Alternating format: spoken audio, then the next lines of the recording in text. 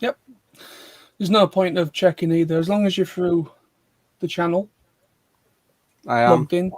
Yep, it works straight away, so we'll be good. good. All right. Well, hello everybody. Anyone that's going to join us tonight, obviously you're welcome to. It's just me and Nosy. We're going to have a bit of a chat, really, just a bit of a conversation. Also, just so I could try out the new headset because I wanted to make sure it works, which I believe it is because you can hear me, Nosy. I knew there was something. I knew there was something. Like, John, can I please host this one, please? I knew there was a reason. Yes. Well, I wanted to test out the new show headset. off his new headset. Hello, Ginger. Hope you're well. Welcome. So, in regards to G5 and the current lack of a trailer, Yep. I am basically I'm in sort of three frames of mind. One, the trailer is going to be released August 23rd, 24th. Two, it's going to be released 2 weeks before the film. Or three, there is no trailer. And, you know, all the little sort of short animation videos that have popped up in the last sort of 2 weeks, basically showing off the characters, the voice actors, that might well be all we're going to get. But I'm beginning to get suspicious that there may be no trailer.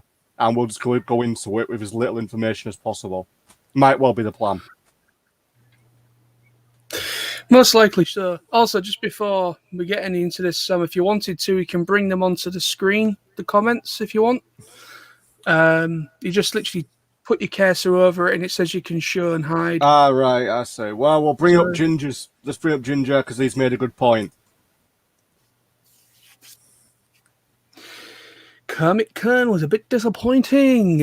It was indeed. I mean, obviously, I did a stream, I think, was it last week or beginning of this week, talking about that, and it was very disappointing. I was really expecting more from Comic Con, but like I said in my stream, I did on my own. I generally think it's in Netflix's ballpark, if you know what I mean. Yeah. I generally likely. think as Netflix are co-producing it or co-making it, I think it's down to Netflix with it going on their service as a worldwide release, except for China. I have to say that because generally we're not getting anything from, they're not getting it because obviously the way China is. So yeah, everywhere but China. But yeah, I don't know if you know about this, Sam. Russia's getting a cinema release for the film. Really? That's interesting. Because of their. Well, I mentioned that in my stream that I do they have Netflix? They have Netflix over in Russia. I believe so. Yes, I believe Russia is on the list of getting it on Netflix, like the rest of the world that has Netflix, basically. Yeah. So unfortunately, so literally the only two countries that don't have Netflix is China and North Korea, which I can understand. So yeah, everywhere that has that has access to Netflix is getting this film on the same day in September 23rd or 24th, or whatever it is. 24th. So yeah, but they're getting a full-on theatrical release in Russia because of the huge fan base over there. I'm like, hello? Oh, yeah, it's what about America? In Russia. What about America and Canada? And yeah, but seriously, the brony movement in Russia is huge. Like, I'm not kidding when I say like 90% of like the top artists, fin fiction writers, custom plushie makers, hell, even the fanfic publish project that's going on, all that's Russia. Like, literally, the pony fan base in Russia is massive. I don't know how big, but yeah, it's very big in Russia. I'd say America's probably second, and I'd probably say third is Canada. I mean, fourth is the UK. Yeah. Well, I can understand America probably being up there because obviously it's an American property to begin with. Um, yeah, so it's an American property to begin with, so I can understand America being up there with a fan base, especially when Gen 4 started. But yeah, I mean, I've been hearing that Russia's very big. Well, yeah, Russia's huge. But what I mean is with the fan base, yeah. But I mean, with Ginger's question here, and maybe Netflix doesn't want to. Yeah, it's quite possible. I mean, I am curious as to whether or not Netflix's entire sort of premise is to sort of keep it a bit as secret as they can, so everybody's going in blind. I mean, realistically, they don't want a repeat of the 2017 fiasco because, in a lot of ways, the 2017 film was damaged at the box office by the leaks and also damaged by the fact that they staggered the release dates too much. There were some countries that were actually going to have to wait almost a year until the film was released for them. Others were having to wait until Christmas or after. So, yeah, again, they might well be staggering things purposely, or at least not giving us any more information. Well, I don't know. I mean, they're not staggering the release date. It's all coming. It's literally going to everywhere. Every country and territory that has access to Netflix are getting this movie on the same day, just at different time zones. Obviously, time zones are a thing. But they're getting it on the same day as everywhere else. But I believe the article that I pulled up on Equestria Daily on my other stream that I did earlier in the week or last week, I basically said, I think it's the 23rd or the 20th. I think it's literally the day of the film releasing on Netflix. They're getting it in cinemas as well. Yeah, well, just to bring up Ginger's question, which I'll give you a good point here. Is it a good idea to release both streaming services for Netflix and theaters at the same time? If that's the case, I don't think so, not because of what happened with Black Widow. That is a really good question, Ginger. The thing is, obviously, technically, with the thing with Disney Plus, just to sort of, since it is a streaming platform, the whole concept with what Disney are doing at the moment with basically releasing films in theaters and also on Disney Plus, yes, it is causing huge problems because a lot of time people are just, paying the 20 quid, watching it on Disney Plus, or just waiting for it to be released on Disney Plus in a month or two, which, as you say, has caused Black Widow to lose a lot of money. With the case of the G5 MLP film, its limited release in Russia probably won't have any effect because I kind of get the impression that, let's be honest here, this film, much like the 86 Transformers film, is largely about creating a new generation and advertising toys. So ultimately, while this film will make some money, the main concept of the film is for Hasbro to say, look, we have new toys. So ultimately, whether or not it's released in the cinemas, even limited, won't affect it too much, because if they did plan to release it in cinemas, let's say, the current situation with the whole COVID and stuff hadn't happened, I don't think they would have released it in cinemas because I just don't think it would have made much money. Even if they were able to not have any leaks, I'm convinced it just wouldn't make enough money. Because again, you are, yes, there is a fan base, but you're still talking about a franchise and a film that is nowhere near as popular as, say, a Marvel film. If you just look at how, I mean, like John, let's use this as an example. Me and you and Tony, we went to see the the midnight showing of Endgame, which also obviously was including Infinity War as well. It was a double feature. If you remember, View had every single screen showing that, and they were packed, absolutely fully booked. We were lucky to get a seat. But that goes to show that something as popular as Marvel will fill seats. With MLP as a whole, yes, it's popular. Yes, it has a big fan base. But from a cinema perspective, it's a very niche thing. So even if they did release the G5 film in the cinemas and it wasn't exclusive to Netflix, it probably wouldn't make that much money. So ultimately, I think Hasbro's ultimate plan is just release it on Netflix, make profit through the toys. And I'm assuming DVD sales, because I'm assuming it will be on DVD at some point. But that's just my 2 cents on the subject. Yeah. Well, yeah. I don't know how it's going to work out. I mean, like you say, I mean, yeah, it is a niche thing, but the problem is, in MLP or Gen 4 specifically, the 2017 film did do relatively quite well because obviously little kids went to see it more than fans in the UK.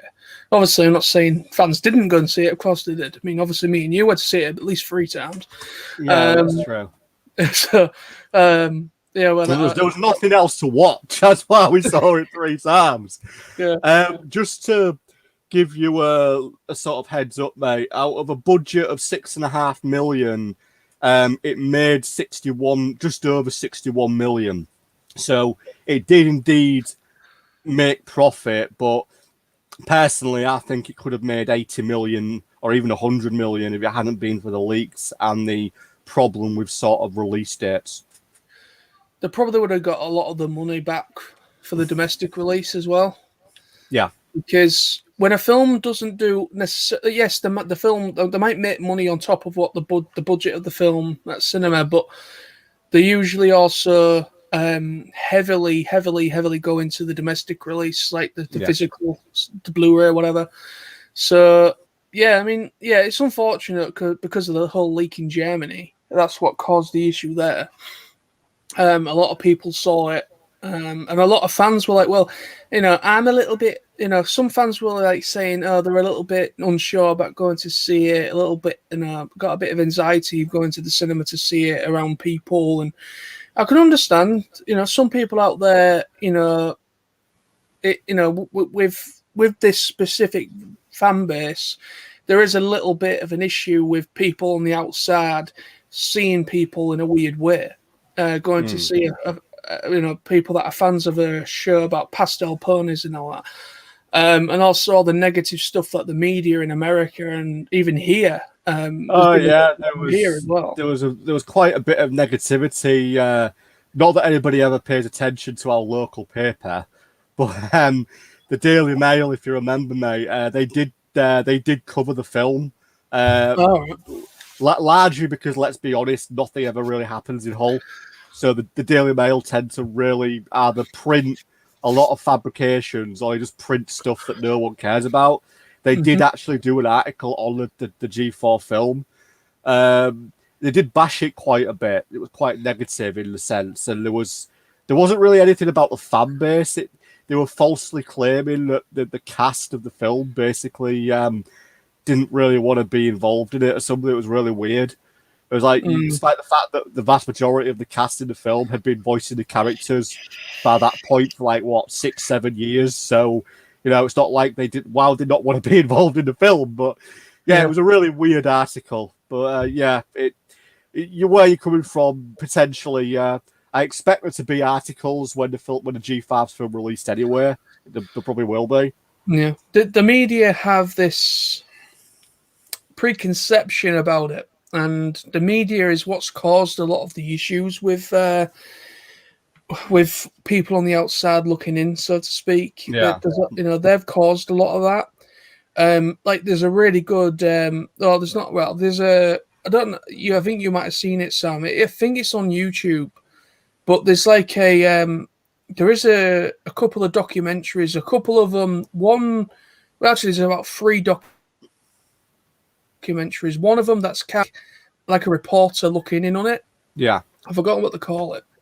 But it's like a reporter looking in on it and going to like BronyCon and like interviewing people that are there and all that, and like what's the whole deal with this kind of phenomenon, and why are grown men and women see it was very much a more of a negative. It kind of was seen more negative, like they were taking the piss out the fans of the people that like the show. But then you've got two other ones, which one I believe is following Tara Strong at a convention, and another one which is Ashley Ball following her at a very, her going to and from work to voice Rainbow Dash and Best Pony, Rainbow Dash and Applejack, and her going back and forth, and and then it kind of followed her going to her very first convention experience, and and she's kind of like quite nervous and not sure how to feel about it. And those two, the one I believe where it's Tara Strong following her, and the one that's following Ashley Ball, they are really good documentaries. Yeah, I've seen one of them and I've watched one of them. Yeah, so but I think that they were made. I think they were done purposely to kind of try and counteract all the negativity. Because you had one side of the divide, which is the media, and I can't stand the media because I generally think the media is just a hypocrisy, load of big figureheads chucking money back and forth, all these big paper outlets and all this, that, and the other, and all these big news networks and that, and they don't necessarily, let's just put it this way, they don't have open minds. No, they really don't, and especially when the whole brony phenomenon, the brony fan base really started to make a noise, and coming out the woodwork, as it were. You really had, it really caused. I mean, obviously, look at Prince. Whatever he did a song, basically bashing a lot of the negativity, especially, and they actually used a voice clip out of one of the news articles that's caused it all. Which you're is about song. Solidarity. No, is it Solidarity? No, it's not Solidarity. Let me just try and find it. He updated it for this year. Oh, it's not. It's not the. Oh, is it? I think I know what you're talking about. Hang on. Is it called Promises? No, I don't think so. Just give me a sec. Because there's a few songs he's updated recently. Breaking Bonds. That's it. Yes. Yeah, Breaking Bonds. He redid it for this year, for last year, 2020, and it's basically a collection of brony musicians coming together from all over the world, from America, Canada, and obviously the UK, and it very much is kind of saying like, just leave us alone. We're not hurting anybody. We all get on with everybody. The people, the fans that like the show are all great people. Just let us be who we want to be and let us enjoy what we want to enjoy. And it's basically trying to convey that message. And it's also one of those, a big middle finger up to the media and to the people that give us all a bad name. And also we're also being called paedophiles a lot as well because of that negative media bullshit. And I don't care if we get some hate, because like in the early days of this channel, we got a lot of trolls. We did, yeah. I remember on one of my videos where I got a comment basically saying like, "Oh, I hope I don't see you around my side, or hope I don't see you around here because I'll knock the seven shits out of you," and all that. I was like, obviously you're from America because you got the American flag on you as a YouTube flag. Yeah, not much chance of you coming across you on the street then. No, you live in a completely different country. Yeah, we're a YouTube name called Bronish UK. I mean, where do you think we live? The Ukraine? That's the other UK. But no, United Kingdom. We can hold our own against a bunch of bloody pansy assholes like that. Especially us from Yorkshire, where the mighty Sean Bean comes from. If you don't know who Sean Bean is, Google it. Yeah, basically, if any film ever where somebody dies, it's normally Sean Bean. Yeah. Yeah, unfortunately, but yeah, he's a bad. Yeah, he's literally made his career out of But being no, killed. yeah, yeah, pretty Like much. every time, it's like And also weird. this character, they had to die in a big fiery explosion in like scene 6. Right, we'll give Sean Bean a call. This character, he's going to get shot. Right, we'll give Sean Bean a call. You know, it's just literally, he's practically to my knowledge, the only like character he's played who hasn't been killed is Sharp. Because he plays Richard Sharp in the Sharp series.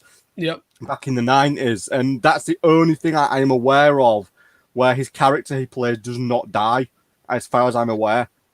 Well, the show's about him.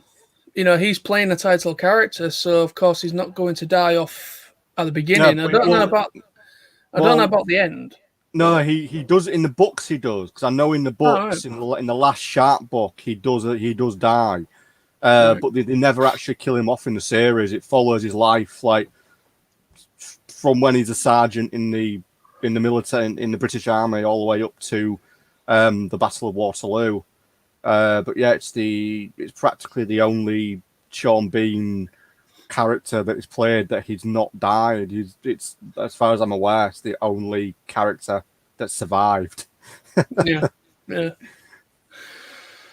But yeah, it's unfortunate, really. Where like I was saying, you know, it's unfortunate when people were commenting like that when the 2017 film came out, unsure about going to see it, so they'd rather have an illegal copy of it, and in doing so, a lot of those people that were like that and don't like going to the cinema for whatever reason,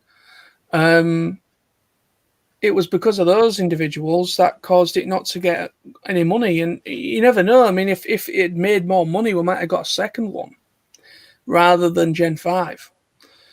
I generally think that was the final nail in the coffin when the money didn't come in because of the hit, how much the leak hurt it, hurt the box office money. And I generally think we would have got a season 10.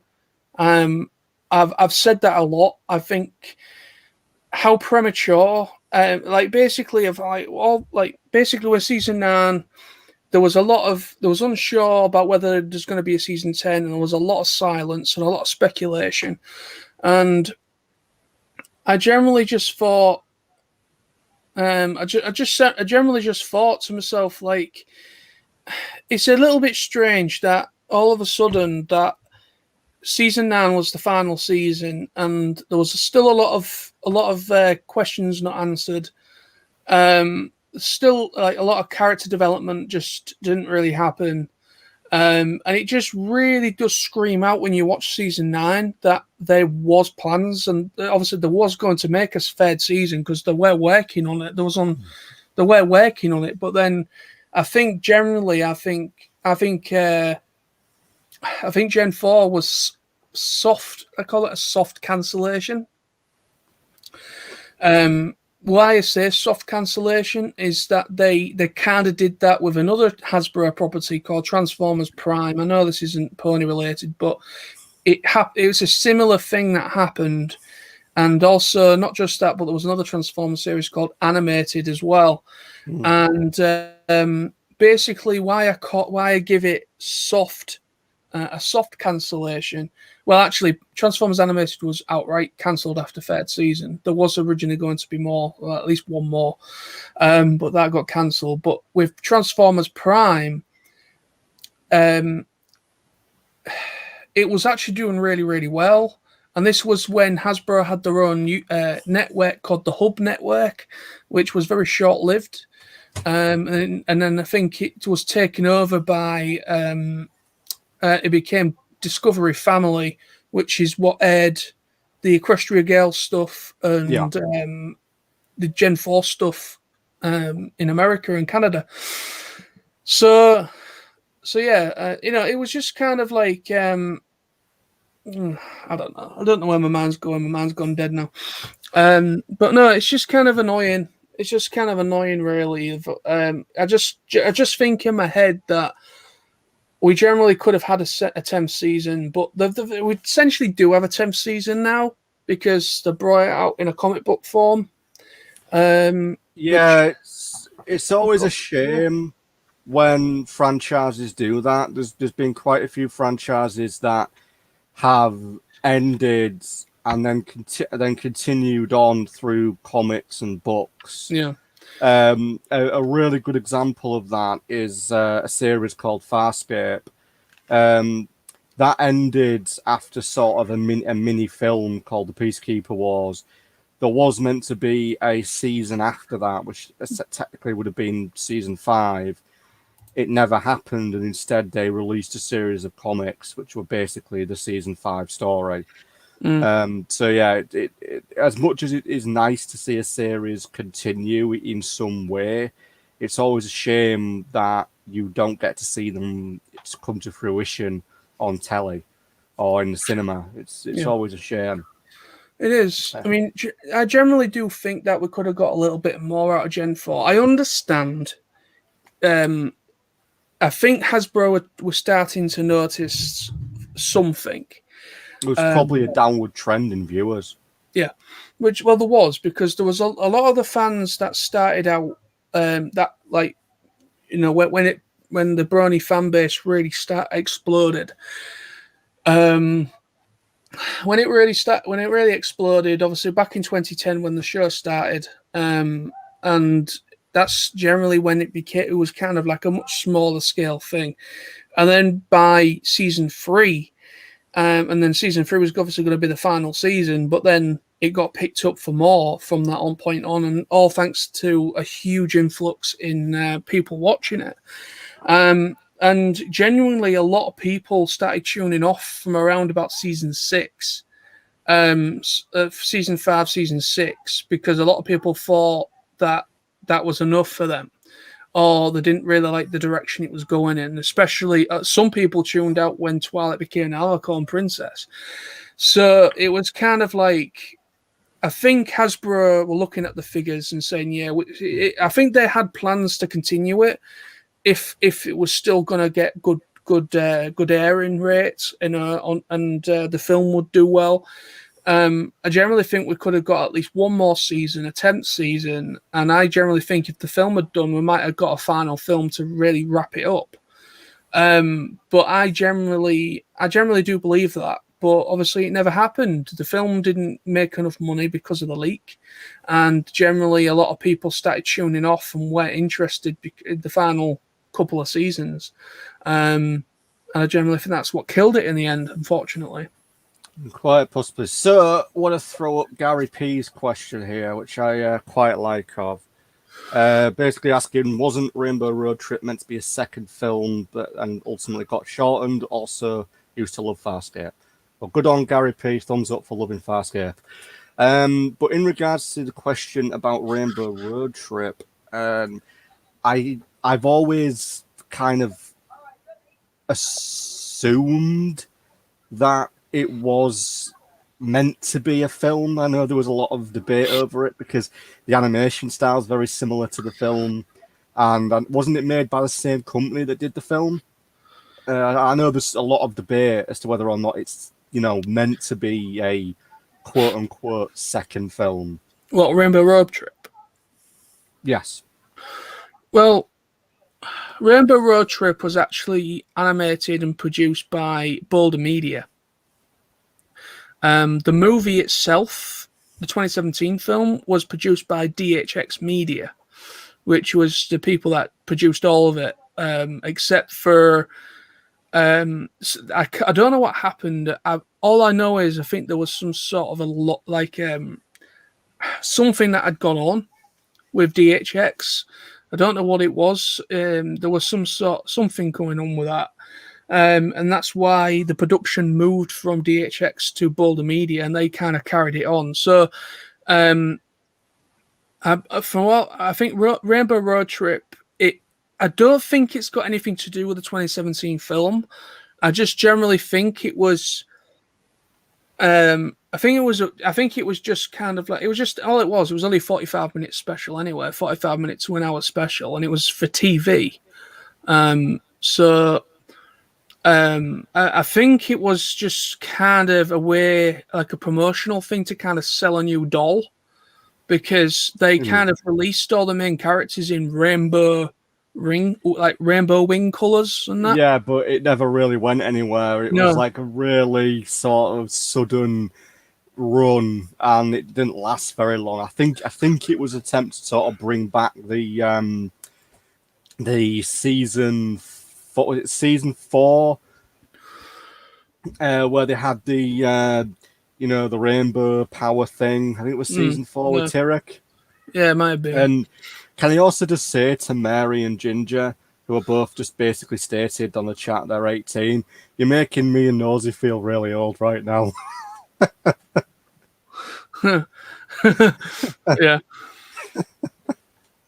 Yeah, I feel old every day, especially when I go online and I know and a band or a song or an album I used to listen to is now 20 years old. Like, Yeah. Like most of the music we listen to is like 20 years old, mate. So yeah. and most of the films as well. Like some of the Yeah. films, I'm like, what? That was 20 years ago. I remember going to see that for the first time. Like, it's I don't know where the time goes, but yeah, I mean, so yeah, but back onto Rainbow Road Trip. I mean, it's been a while since I've watched it. I do own it. I've got it on DVD, but it's been a while since I watched it. But I think it was trying to just be. I think it was just I think it was just like an extra little mission for all the friends to go on, Yeah. because obviously it came out. Did it come out about the same time as season 8, or was it just before? About the same time, I think. So I generally think it was kind of more or less kind of, let's just get this special out, because obviously it's coming to an end with season 9. So 2019, mate. 2019. So yeah, so it was literally just before it all ended. yeah. But yeah, so I mean, I think I don't know what happened. I've heard that there was some issues regarding DHX Media that recorded the voice actors and recorded a lot of the songs and the music and everything. That side of things. Something happened with them, and then it kind of became its own thing. It got moved on to Boulder Media, and they did that special, and they also did the TV series or the YouTube web series for Equestria Girls as well. Can I just point out that Gary P has the greatest pony ever in his thumbnail? Who is that? The greatest pony ever. It's Luna. She's the greatest pony ever. Who's Luna? The greatest pony, mate. I've never heard of Luna. I've heard of Celestia, and I've heard of Cadence. I've heard of Twilight. I've never heard Luna. Oh, you mean that purple one that only has 2 songs? and one of those songs isn't even hers. It's a duet. Well, at least Gary P states, "I'll make you feel young. I'm 43."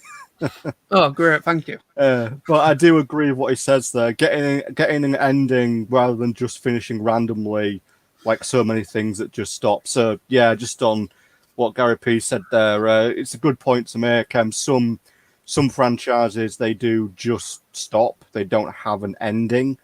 A good example of that would be a series called, obviously you're familiar with sort of Stargate.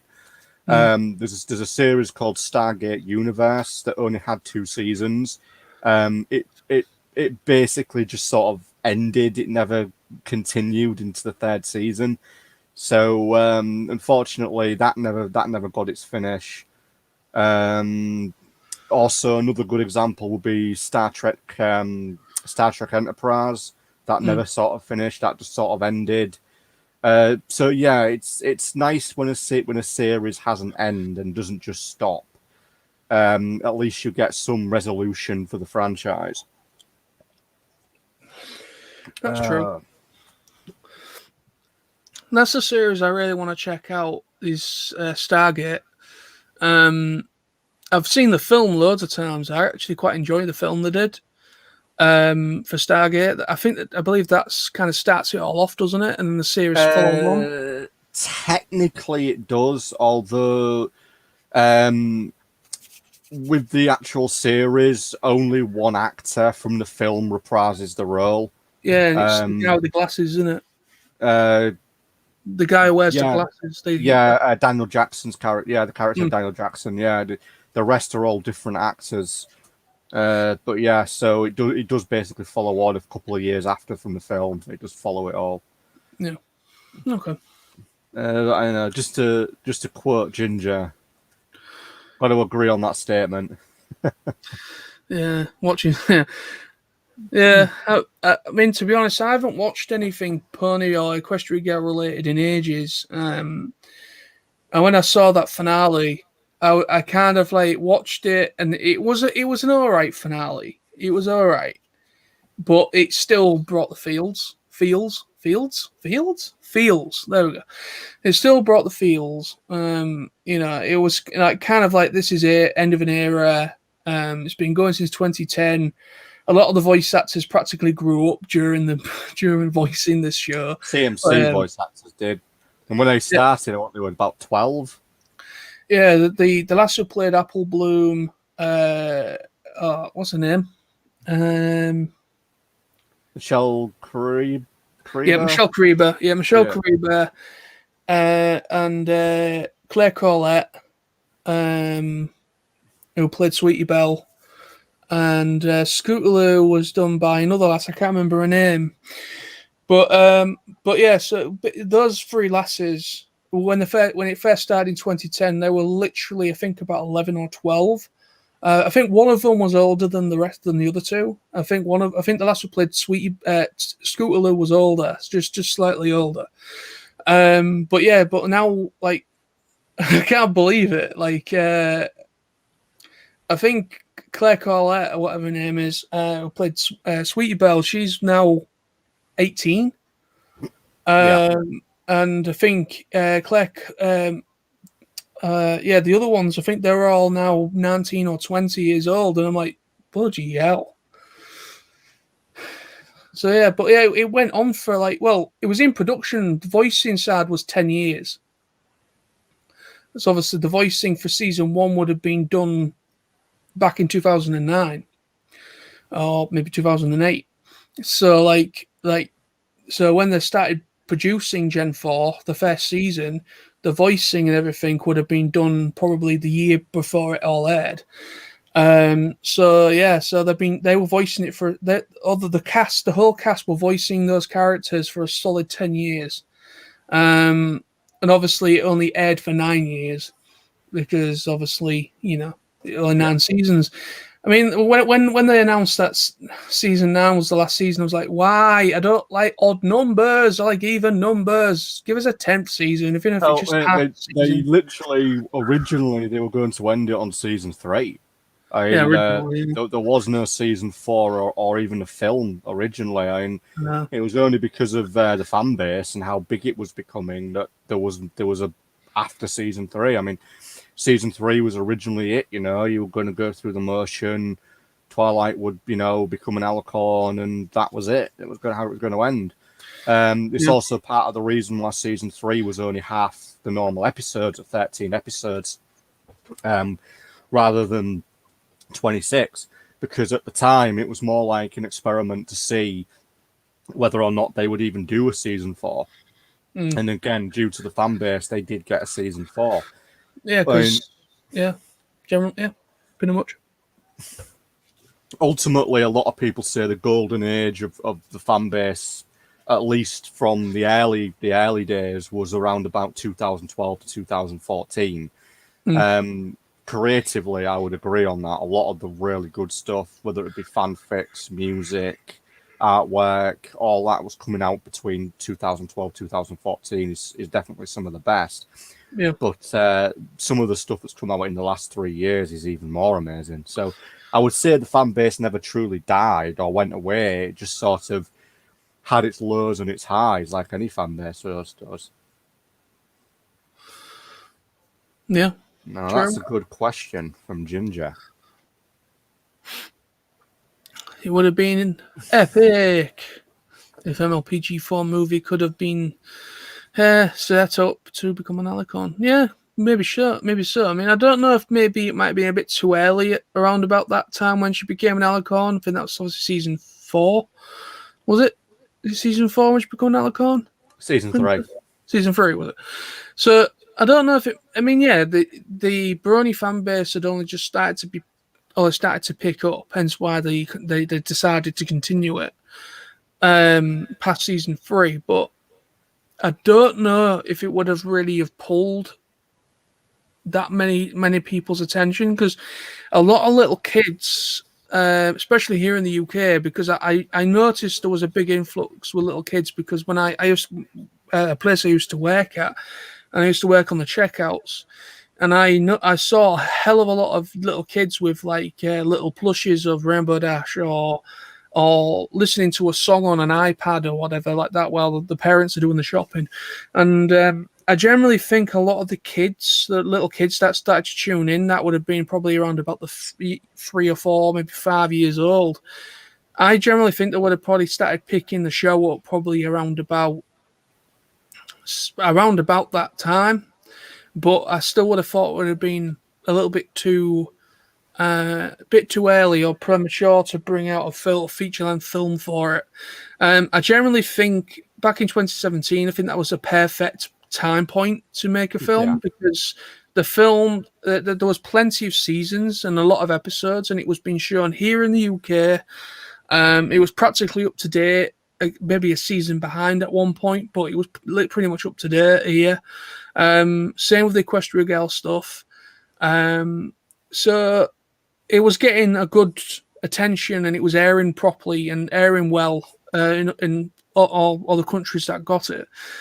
So I don't know. With me personally, I mean, it's a good question by Ginger. That would have been interesting, if that would have happened. But I generally think it might have been a bit too early to do a film at that point in time. I think back in, obviously, with doing it in 2017, they had a lot, a lot of the audience would have had enough time to get to know these characters by that point in time. So, yeah, well, just to cover Gary P's question here, they were saying they've got it covered this time with G5 starting with a movie.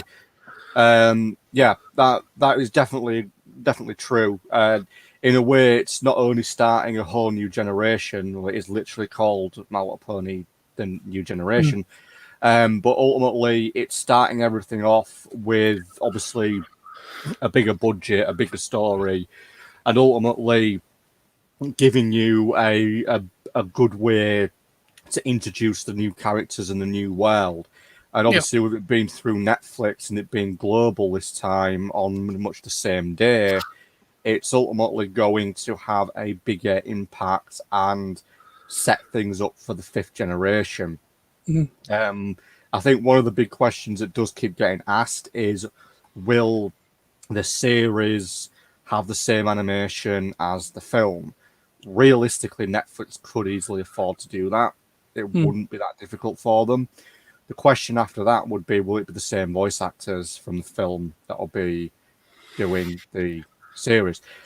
Just to quickly throw in as well, since Ginger's just asking, I hope it's more mature. It will be a little bit more mature, not like too much. Obviously, the 2017 film was rated Universal. I think, was it? Let me check. Yeah, it was. Which basically in the UK means that it's suitable for all audiences, young and old. So you could take a 4-year-old to see it, basically. However, they have confirmed that the G5 film will be rated PG, which for UK, that basically means parental guidance. Basically means that it may not be suitable for really young kids. Yeah, It doesn't mean it's going to be like overly violent. It just sort of means it might be, maybe it might have a little bit of darkness in it. Maybe there might be I don't know, a spooky scene, or there might be a bit of a fight in it. It's stuff like that. It's basically just a PG rating for a kids' film. It kind of gives them a little bit more power, a little bit more like put more in there. Generally with a lot with kids films that are PG, like Sam said, there will be an essence of, you never know, there might be a really cleverly disguised curse word in there. You don't know, do you? The 2017 film was full of hidden innuendos. Oh yeah, there's loads of them. But yeah, they'll probably have stuff like that in the film. I mean, like hell, Toy Story for an example. Toy Story's got that really good subtle joke in it where what is it, where Woody and Buzz are having an argument or something, and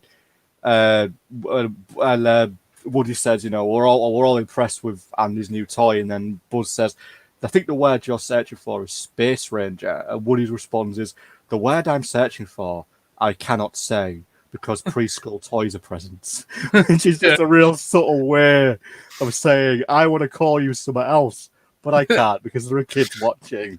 Well, that's it. Yeah. I mean, that's the thing. I mean, obviously they're going down the whole Pixar kind of look with it, with it being that real smooth, hyper realistic art style. So I generally think that a lot of the movies by Pixar and Disney are PG, and they're a pretty dark. And all of them pretty much got a lot of dark elements to them. Got really pretty dark villains. Also, the plot could be quite mature, so there might be an essence of death in there, like the question of death, or something like that, or something happens to a loved one, which does happen quite a lot in the Disney stuff, and especially the Pixar stuff as well. So, with giving it a PG rating for obviously for us UK viewers, it kind of gives them a little bit more free rein, so they can kind of. So with it being PG, I think it could have elements in there that are a little bit more mature, and I hope it is more mature as well. SpongeBob show is good at hiding these jokes. Yeah, the writing on that show really is pretty good.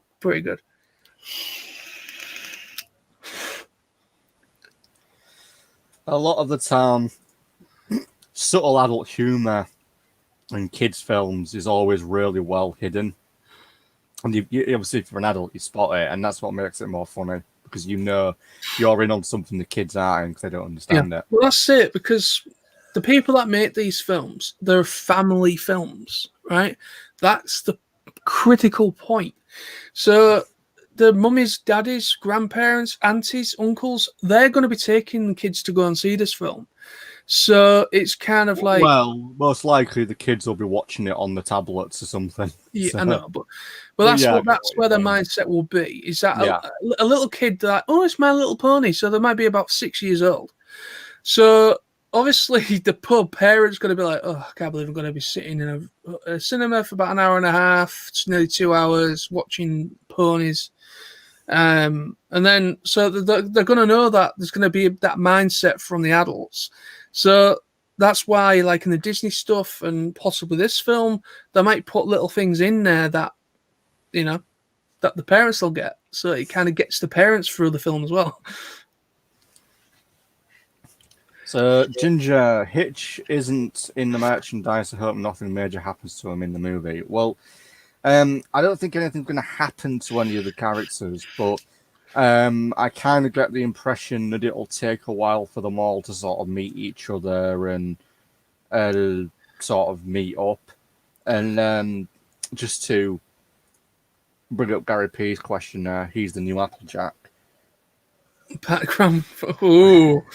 Never say that to Ashley Ball. Oh, Jesus Christ! I remember she was asked that question once, like, or someone said to her that Applejack is like a background pony or something. She was like, I did not like that. And I'll just tell you now, Applejack is not. Applejack's a great character, for crying out loud. I don't know why she gets so much hate.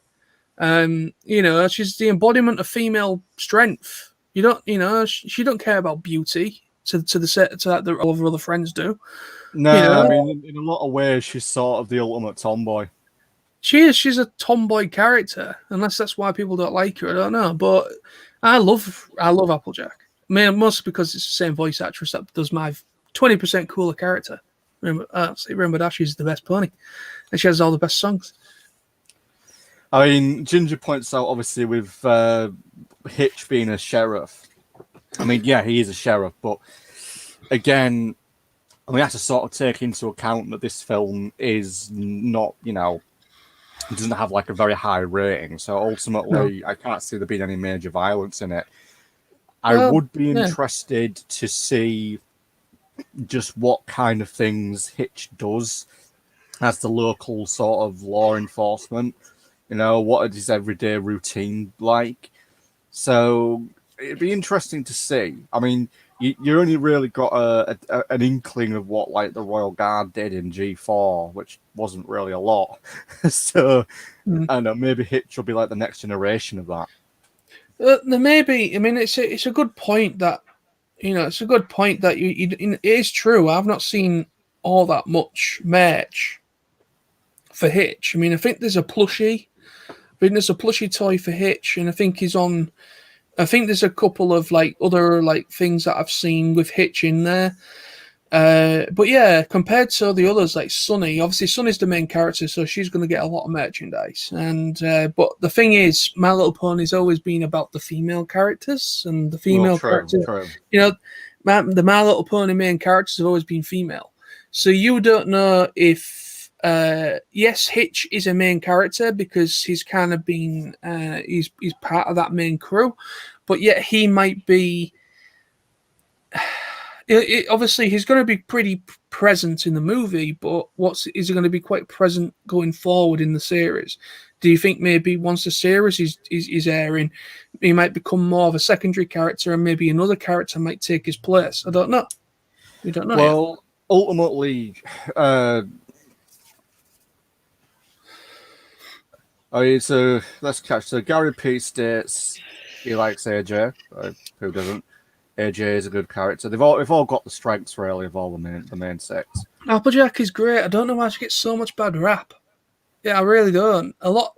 Apparently, someone looked at the stats and there's less fans that like Applejack compared to the rest of them. And I'm like, I really can't see that being true. I really can't, because Applejack's a great character. So Gary's asking, Ginger asks, I mean, like Gary mentioned that he's a background pony. And then Gary responds, he's a deputy, Sprout's a deputy, so, maybe in the terms it's I shot the sheriff, but I didn't shoot the deputy. So, yeah, I mean, they've just sort of more or less revealed Sprout's character, so he may be a minor character. He may well appear when Hitch appears, but he may only be in it for so long. I mean, you don't know. You don't know why he ends up joining them. You don't know. Maybe in the beginning, Hitch is sent to bring them back, because whoever's in the high mighty, whoever's the negative influence in this film, the villain, if you want to call him that, whoever even if there is a villain, I don't know, but whoever is there, that's maybe a bit more of a negative Nancy kind of character.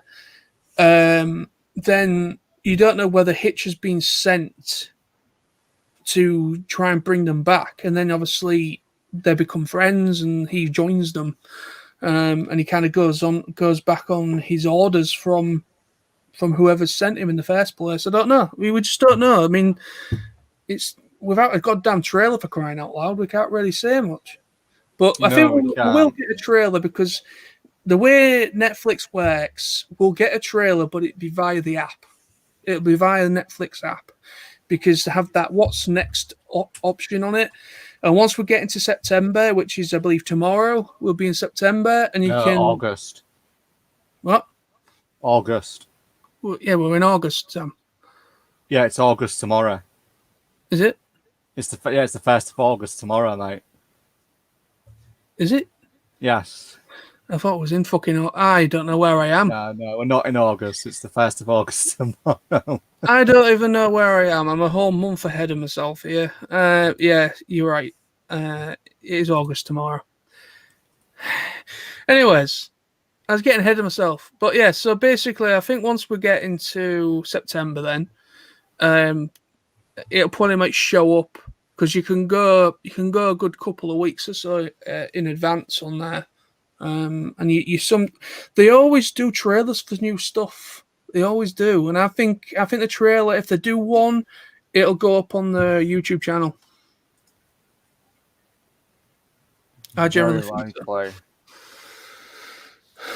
Or maybe because I'm just having a quick browse on sort of like Netflix, like upcoming sort of like news and stuff to see if I could find anything. Usually when there's this much silence and there isn't that much urgency to get stuff out, do you think Hasbro doesn't really have much faith in it? I don't know. I mean, considering how popular G4 was, they must have some faith in G5 and what they've got planned, but there's nothing. They've sunk a lot of money into it to make it CGI, but usually when stuff doesn't really get much publicity or it more of a lousier kind of direction, it sometimes means the people that are producing it maybe don't have as much thingy for it. I mean, I could be wrong, but anyway, at the end of the day, proof is in the watching. I suppose. Yeah, there's nothing really at all that I can find. It's potentially possible we may not have one coming, but we'll see.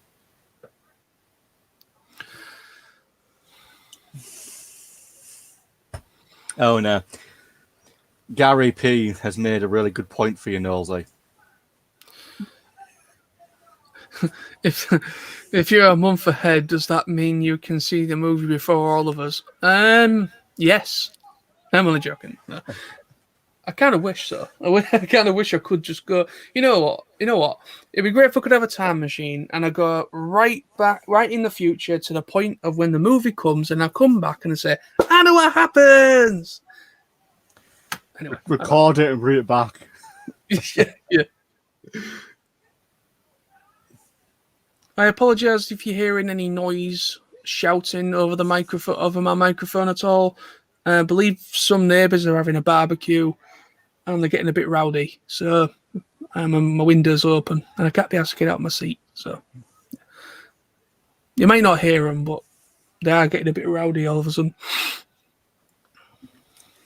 It's just really weird. It's gotta be something. Let's see.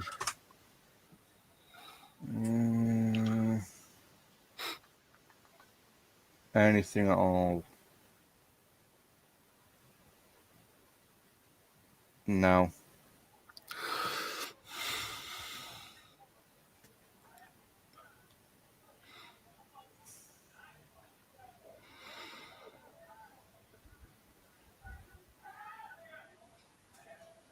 No. There's just nothing. It's all we could do is wait. It is slightly frustrating because we want to know more. Yeah, we just don't know. I mean, the way Netflix works, that they do trailers for stuff, but usually for the app for like what's coming next.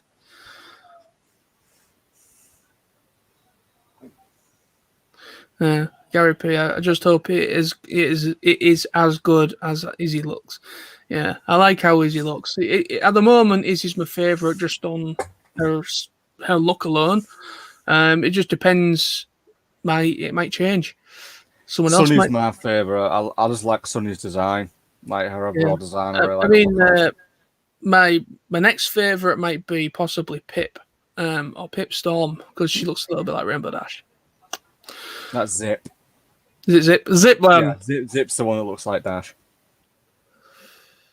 You know what? I'm going. I'm losing my mind. I'm old. I feel like a dinosaur. Dementia's kicking in. I don't feel too bad, mate. I mean, most people. Why call two characters very similar names in the first place? Why call it one Zip and one Pip? Somebody like myself are going to get it mixed up. Why? Anyway. it's equally easy to do, mate. I won't worry about it. But I mean, I just want to know more. I think we all do. We just want to know more. And who knows how long we're gonna. Well, I'm gonna make an assumption that if we haven't got anything by the 24th of August, then we may not get anything at all. We may literally go into it blind, knowing very little. Yeah, maybe. I mean, the thing is, though, going into it blind is probably the best thing, because sometimes trailers give a little bit too much away. Yeah, and sometimes trailers can leave a bad impression. No, let's ask that. So, to everybody watching on the chat, would you be happy without a trailer, or do you really want one? So, would you prefer going in blind, knowing very as little as we already do, or would you want a trailer and be going in knowing at least the basics of the plot, just out of interest? Because, as Nosy says, sometimes a trailer can ruin a film. Hell, a good example of a trailer completely destroying a film at the box office is Terminator Genesis. Because, they gave away the whole plot in that one trailer and just nobody wanted to bother to go and see it. So, I'm just curious. I mean, me, personally, I'm 50-50. I don't mind if we don't get one, but at the same time, I'd love one just to get an idea of to what's kind of going on in the film. I also just want to know what the characters sound like. You kind of know what they sound like because they did that little clip, didn't they, of when they announced the cast.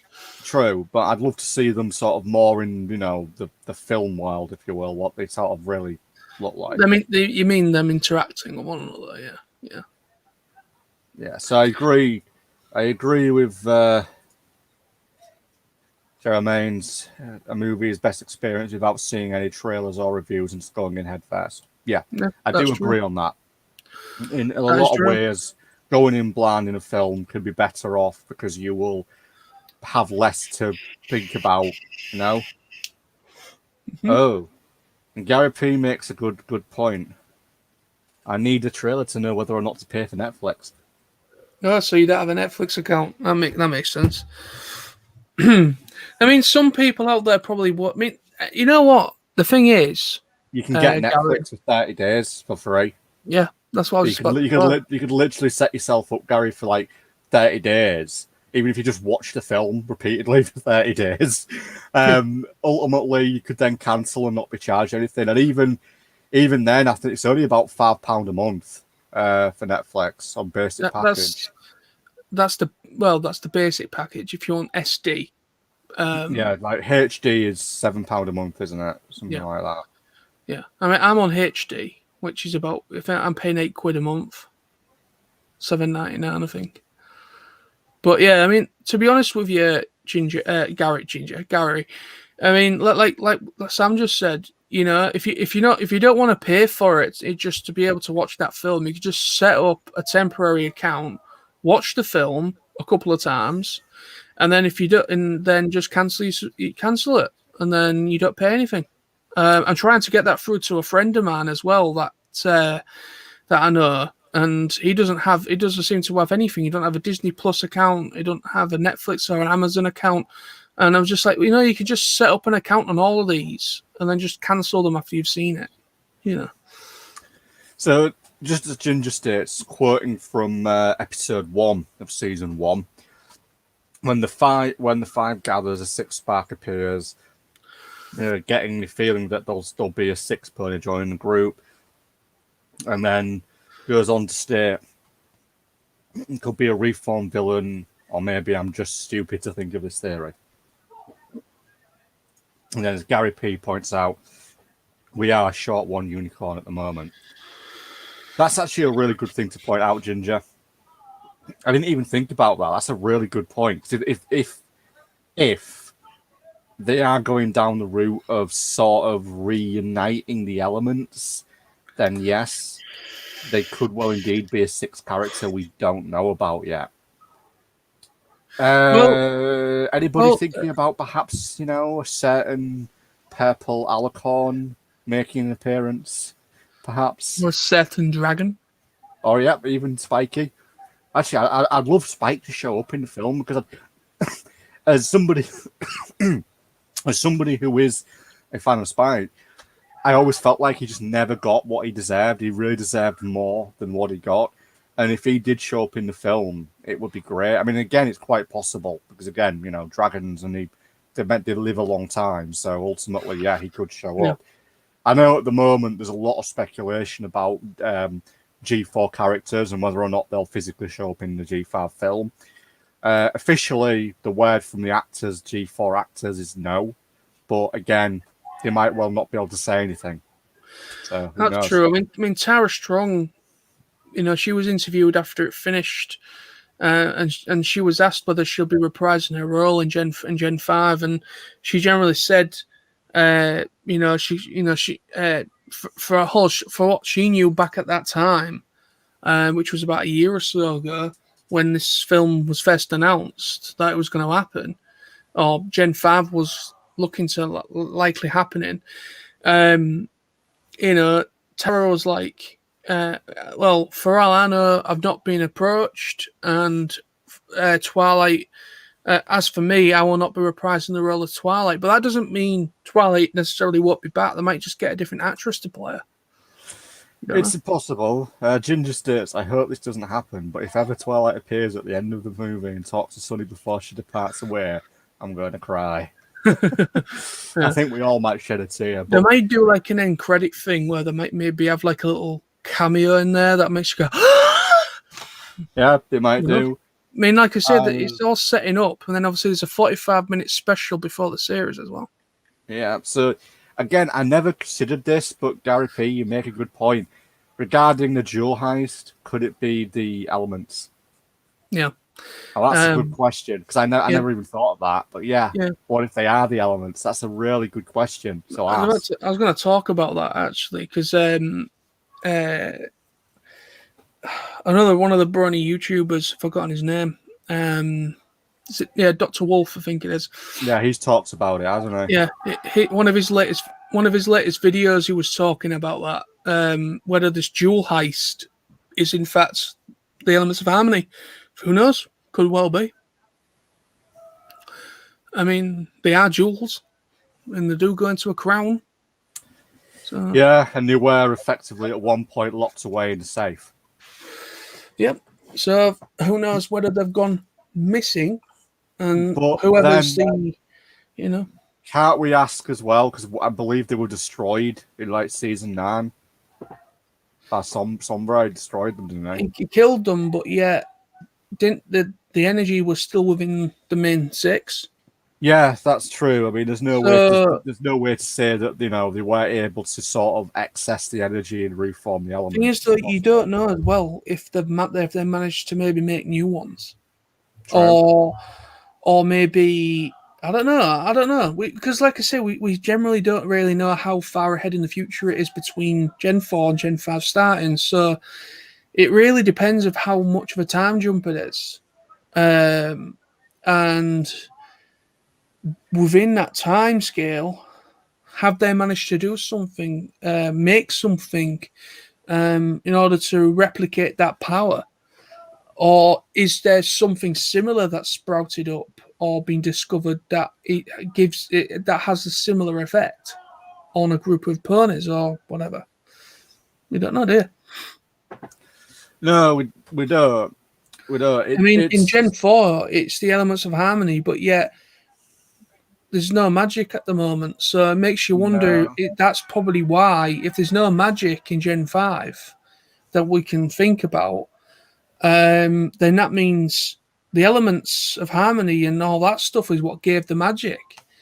Or was probably one of the sources of the magic. So with them living in a world in Gen 5, those characters living in a world where that magic's no longer there and not used, then the elements of harmony might be dead, it might be gone, as you saw in season 9.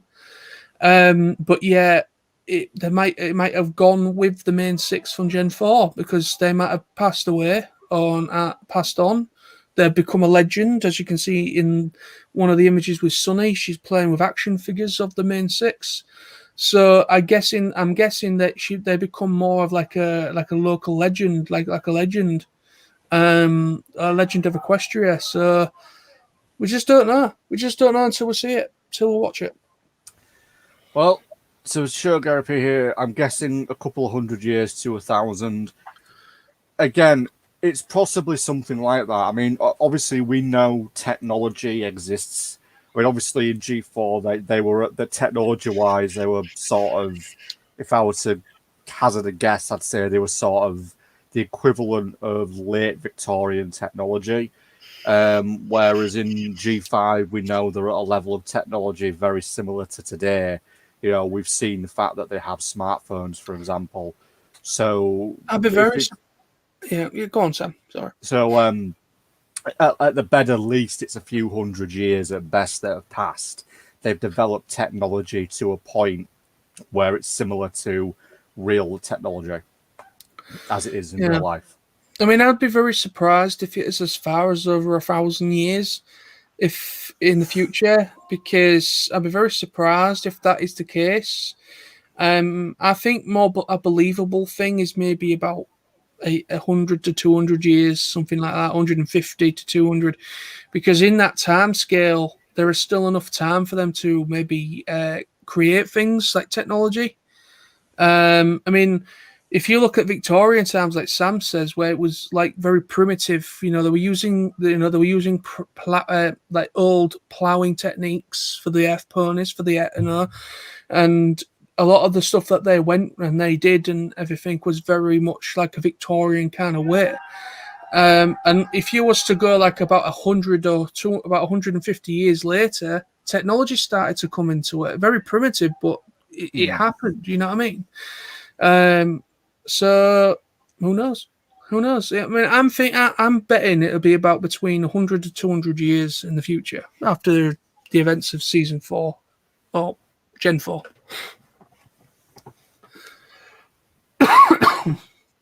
Just to point out, Ginger here, which is a good point. Back at the reveal video, the voice cast, it's seen that Izzy is showing off Pip with an alicorn crown and wings are covered. They might be going to hide their identities as Pegasus and Unicorn. Yeah, that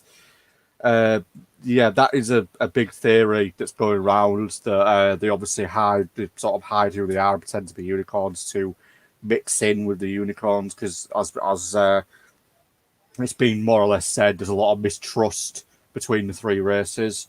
So yeah, that's quite very likely. Yeah, true.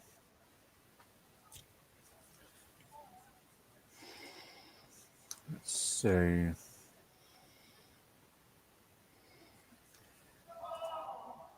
And this thing. Let's see if we can find any other information while we're here. I don't know if there's anything, but how it's worth a look.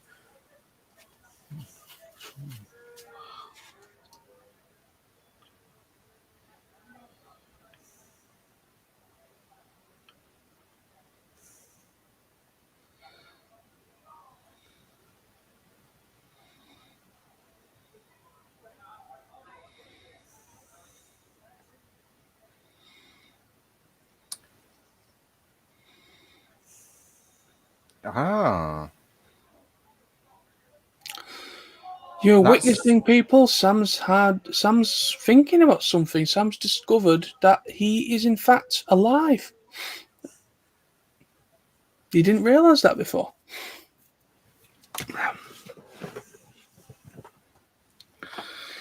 Right, okay, so there is a bit of information here. It's not a lot, but there's a little bit of information we didn't actually know about. So a bit of information about the development of the film, which is quite interesting. So February 2019, it was reported that Hasbro was developing a computer animated My Little Pony film. Reports later said the film would mark the beginning of the 5th generation, which was confirmed by September 17, 2020.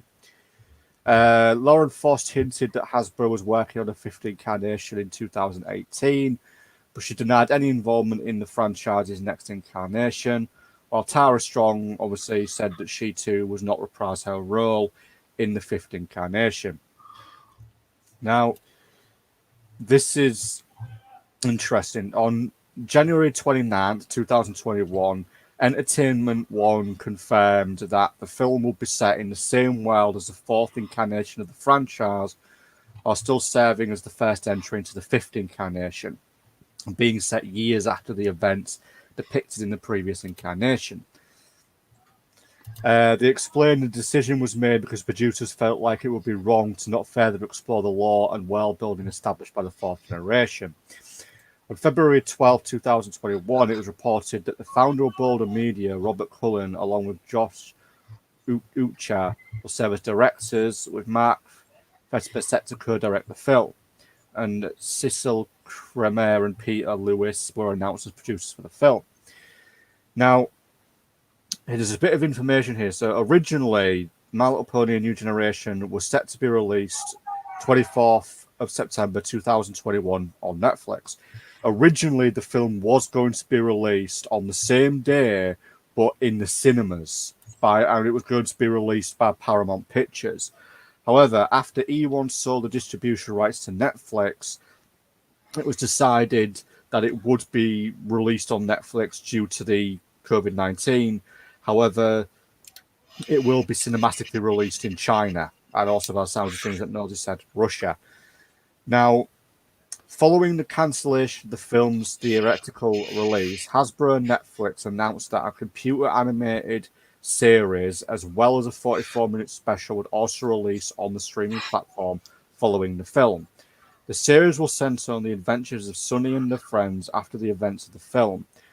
There'll also be a made-for-YouTube original content, which will be released between 2022 and 2023.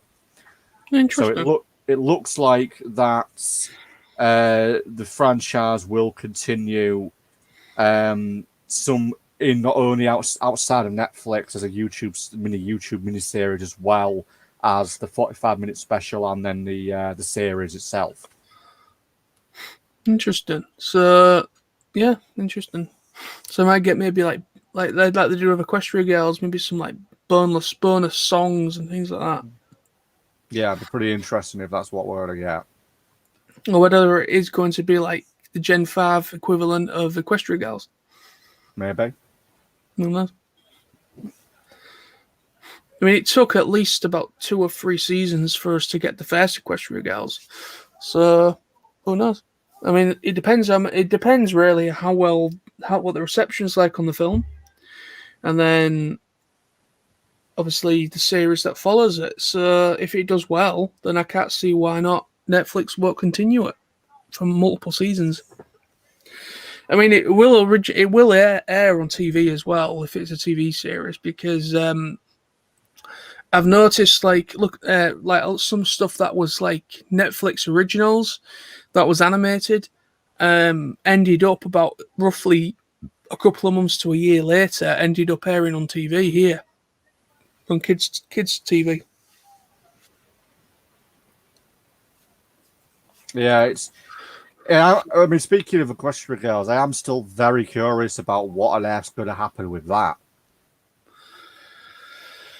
And it's a shame really, because it kind of it's I mean for all I knew there was going to be a lot more with that, but seems it's just been quietly shoved under the rug basically at the moment. I mean, I heard that there was going to be another season of the web series, and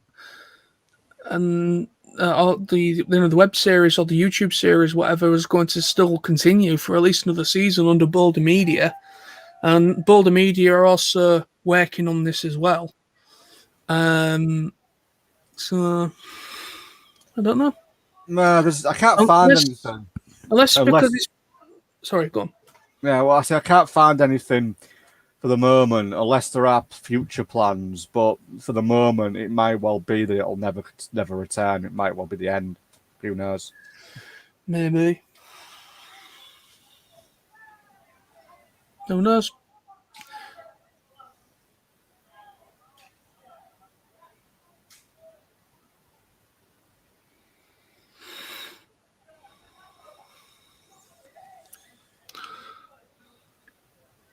some pretty good comments in the comment section, mate. If you want to bring them up. Let's see what I haven't brought up yet.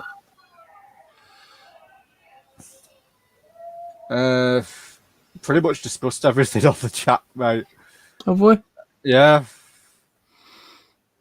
Oh, okay. I thought it was something new. It's it just depends. I mean, yeah, as Gary states in regards to Equestria Girls, there is something that just stopped. Yeah, it did. It sadly did just sort of stop, and I would have liked to have seen it come to an end. I mean, I always sort of imagined it would end with them all graduating and like going off to, I don't know, college, university, jobs, whatever. It's just a shame we never got to see how it all would have ended, because I think there should have been an end. Well, there was going to be an end. I don't know if anybody on the chat knows about this, but we've talked about it, mate. They did confirm that originally they were going to do a special, which sort of would have been the final for it, and you were going to find out just where the sort of human Sunset Shimmer was, because obviously one big question is, you know, where is Sunset's counterpart in the, you know, mirror in the human universe? You know, where is she?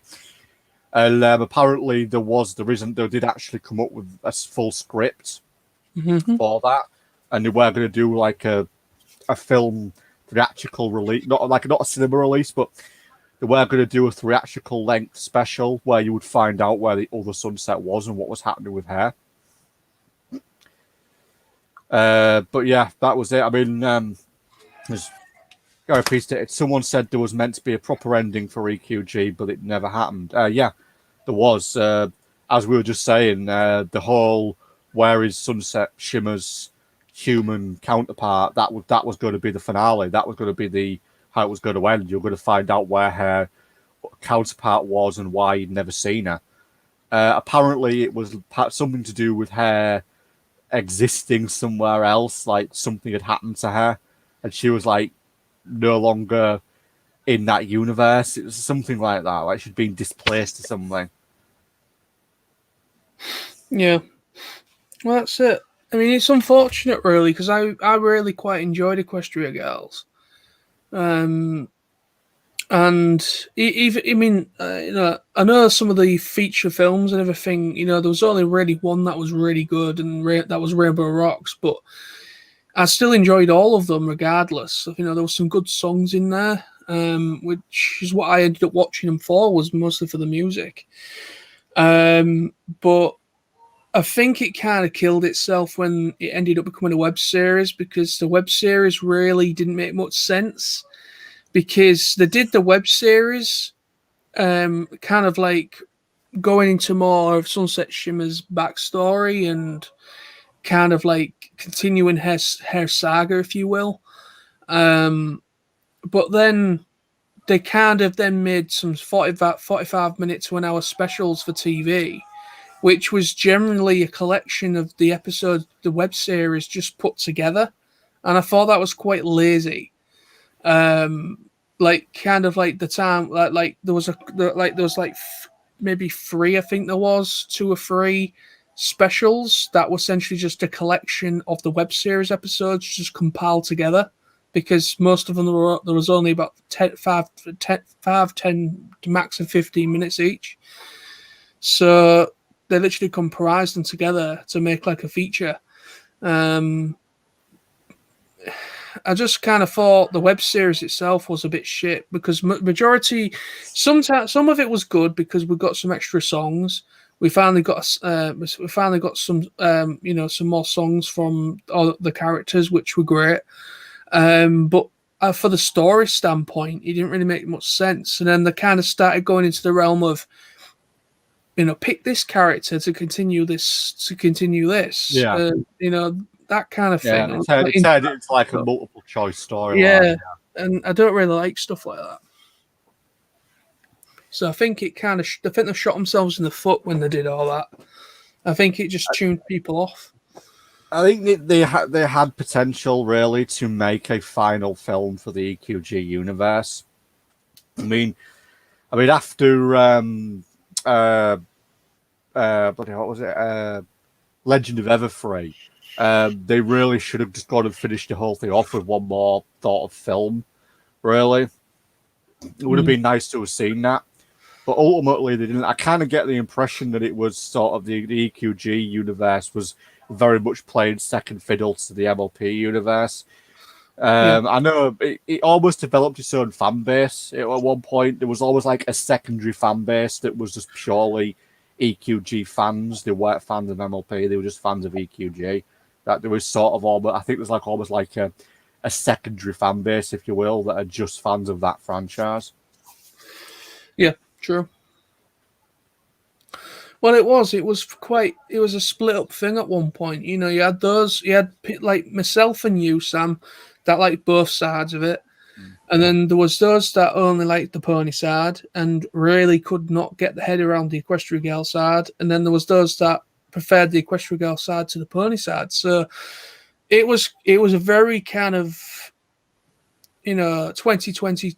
It was kind of like very much split between three groups of people within the fan base, and it kind of didn't really become. It became more or less like everyone bickering at each other. Like, some people that were saying, Equestria Girls is stupid, it's crap. Then you had those that like Equestria Girls fighting back. And it just ended up becoming a negative thing on a lot of social groups. There's no need for any of that in any group, to be honest with you. If you enjoy something, just enjoy it. You don't need that kind of shit. End of the day, it is all kind of connected together. I know in the end it kind of became its own thing, Equestria Girls. That's true. It became its own thing in the end. Well, I mean, just with you mentioning about infighting, interestingly, now I don't know for anybody on the chat if anybody knows if they have brony related groups where they live, but me and Noza here, there used to be a brony fan group where we live. We never went to any of the meetups because literally there was maybe 3 or 4 meetups in the entire existence of this group, and they weren't around for very long, about maybe 3 years. And unfortunately, due to a lot of infighting, and this is going to sound really weird, but this is literally the reason why the group just sort of disbanded. And from what I know, they've never reconnected. Basically, there was a lot of infighting in the group over who was in charge of the Facebook page. Yeah, that's it. That's why the group disbanded, because they couldn't decide on who their administrator was for the group. They had the Facebook page was set up really as public access. It wasn't private or limited or anything.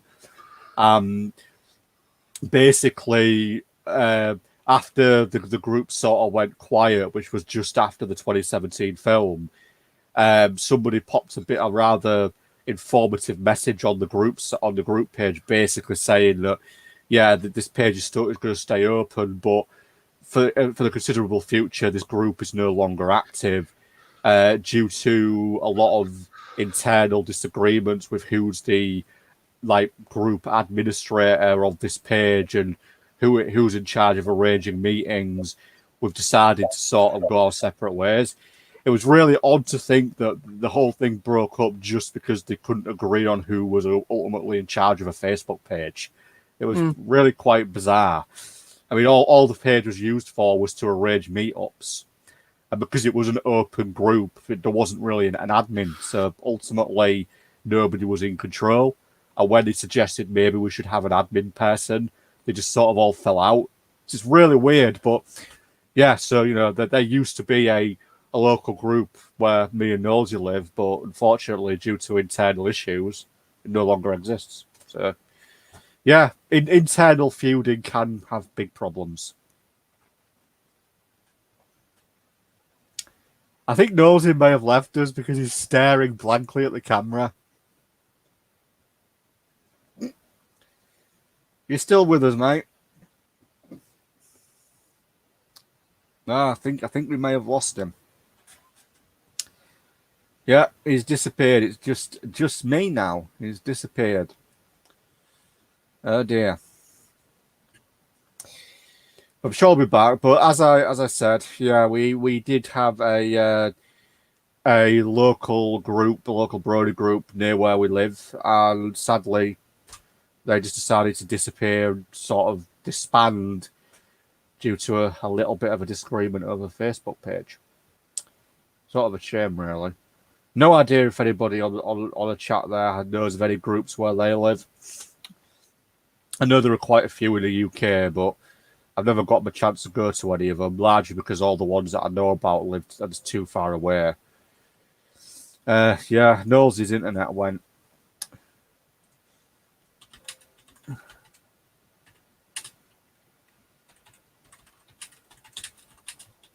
He'll be back in a minute.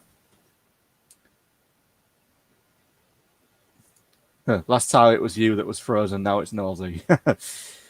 Yeah, it was. Ironically, I was having issues last time. No issues so far for me, touch wood.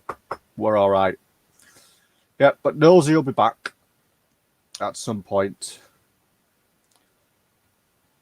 Hopefully. But yeah, I will say this. It is a shame that the trailer hasn't been released yet. Largely because if it did get released, it would give us so much to talk about. Hopefully soon.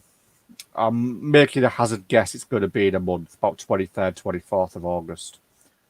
The time will tell on that one.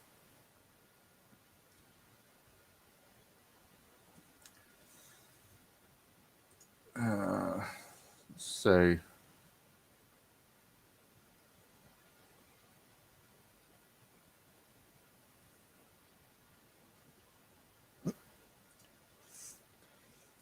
See if I can get Nosy back. All right, hopefully he will be back.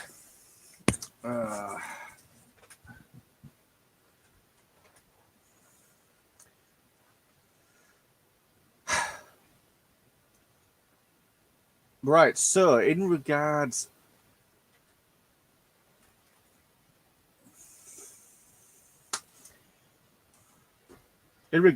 to G5, anybody here think?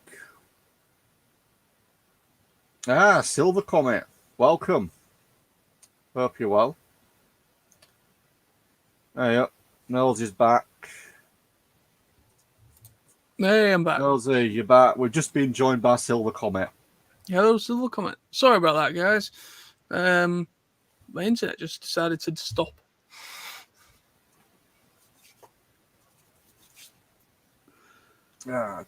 But yeah, Nosy, as I was just mentioning about that local group that used to be around here that sort of split up.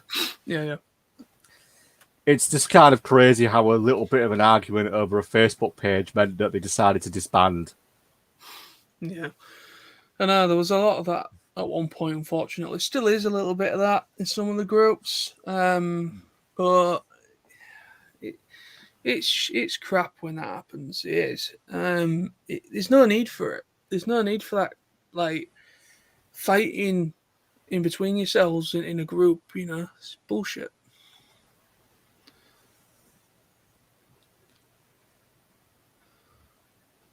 So, according to Silver Comet, I missed the last 90 minutes of the stream, like the whole G5 movie.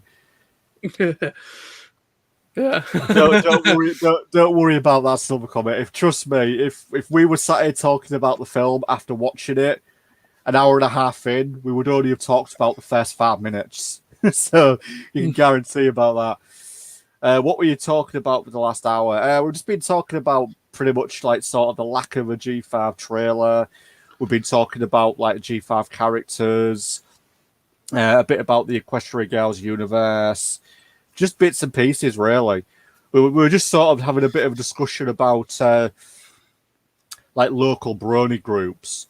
Because me and Knowles are here. There used to be a group where we lived, but they disbanded and split up over an argument about a Facebook page, which may sound really weird, but that is the truth.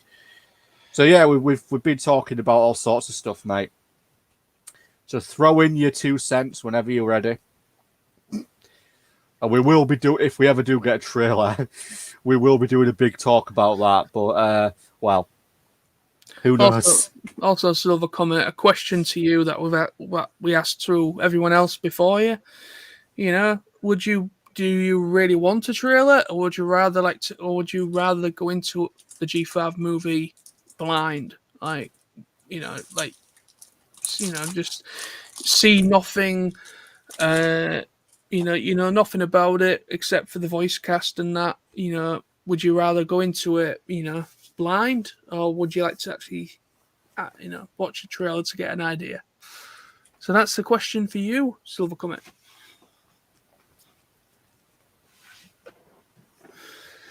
Don't you like technology, people? Don't you love technology? I don't know what it is, but for some reason, now and again, it works fine. You don't even give me any sort of warning that the internet's about to drop on my computer, and then it just drops.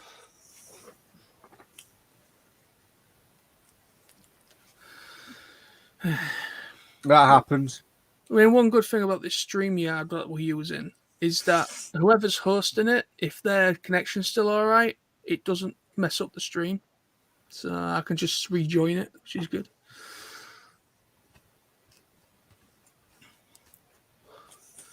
Are you eating cereal, Sam? No. Okay. You're eating something. Yeah. I can't see because there's a comment right in front of your head, of your mouth. Yeah, so Silver Comment says, if there is a trailer, I want one without extensive narration and music. Clips of the film with characters talking, please. So ultimately, Silver Comet just wants something basic that is not going to give too much away. Which, yeah, I'd agree on. I don't want too much to be given away. Yeah, that's what we were saying as well. Because sometimes trailers are a good thing, but they can be quite a bad thing. They can give too much info away that you didn't really want to know about. There's been some really good films that I've seen that I was actually really surprised about after I watched it. Because obviously the trailer just didn't sell it for me. But then once I watched it later on, I was like, wow, I'm kind of like, I wish I went to see this in the cinema because this would have actually been really good. But yeah, each to their own, I guess. I mean, I would like to see a trailer at least. I think we will get one, but I think it'll be on the what's coming next or what's coming up soon in that section on the Netflix app. I generally think that's where we're going to get it. Then they might put it up on their YouTube channel.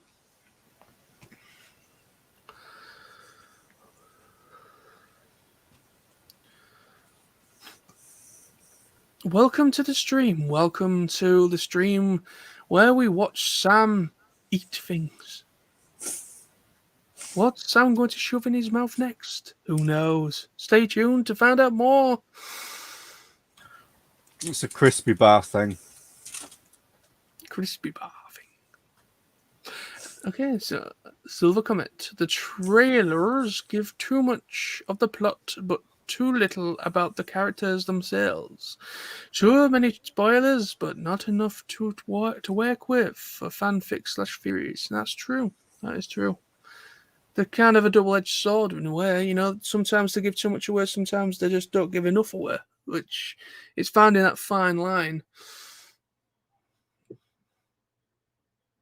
And I think Sam's frozen.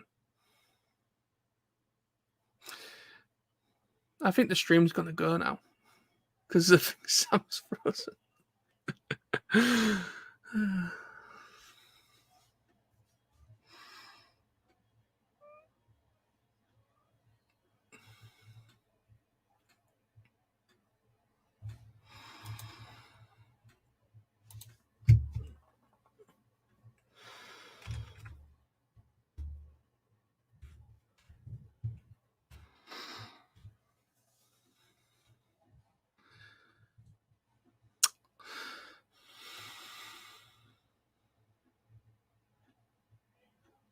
Yeah, I'm still here. It looks like Sam's gone.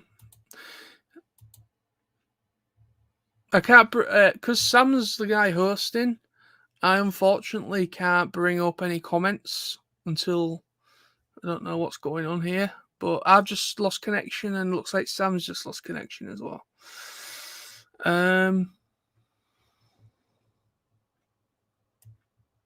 Move that out of the way so I can read that. They wanted the viewers to be very intrigued, I guess. Maybe so. That's from Ginger. That is very maybe sure. Maybe so. Maybe they kind of want to kind of just pour it up when it goes up and just kind of surprise people. Maybe, who knows? Silver comment. We do not know who is the bad guy or the main plot, or the main plot device yet. I say they are doing a good job. Yeah, they are doing a good job, I think. But it's just it would be nice to, it would be nice to kind of have an idea. I mean, who knows? There might not, there might not be a villain per se. There might just be like a negative Nancy, somebody that is not being truthful, maybe. Or someone that maybe doesn't want magic, and they're the ones that are the catalyst for why magic isn't used anymore. We just don't know, do we? Like say, with no trailer, we can't really talk about anything.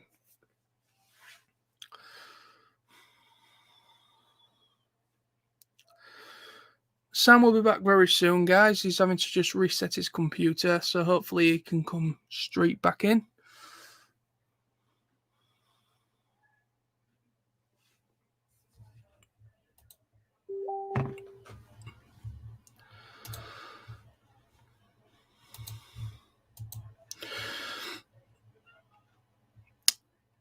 Silver comment again. So far, the toys had not spoiled enough for the storyline beyond the whole group going to Izzy's town for some reason, disguised as unicorns. Yeah. Well, it's a good thing that the toys, because obviously the toys and all the merchandise has been released before the film's even gone up on Netflix. So it is a good idea that the toys haven't really spoiled anything. But at the same time, you don't know whether they are cleverly using the toys and the artwork behind the toys as a way to kind of introduce the landscape and the different towns and places that they might visit on their travels. You just don't know, do you?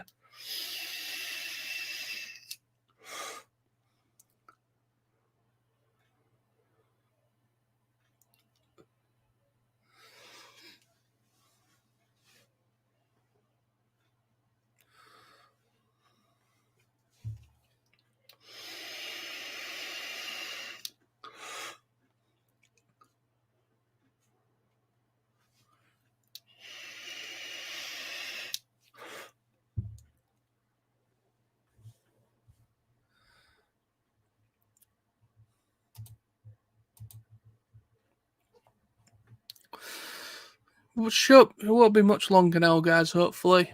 And Sam will rejoin us. I hope he does rejoin us, because otherwise I can't stop the stream. I've literally got no power on my end, because Sam's the host today. And Sam's back. All right. Sorry about that. It's just sort of randomly crashed. Had to reload everything. Right, what have I missed? No, just the last 4 comments. 3 by Silver Comet and 1 by Ginger. If you don't want to read them yourself, I've already commented on them. Have you got them up? Yeah, I've got them, mate. So if you want to bring them on the screen, because I can't do it on my end. I can't even stop the stream either. Everything's on your side, Sam. So let's start here with Silver Comet here. We do not know who the bad guy or main plot device is. I say they're doing a good job, yeah? They are definitely doing a good job by keeping things in the dark about that.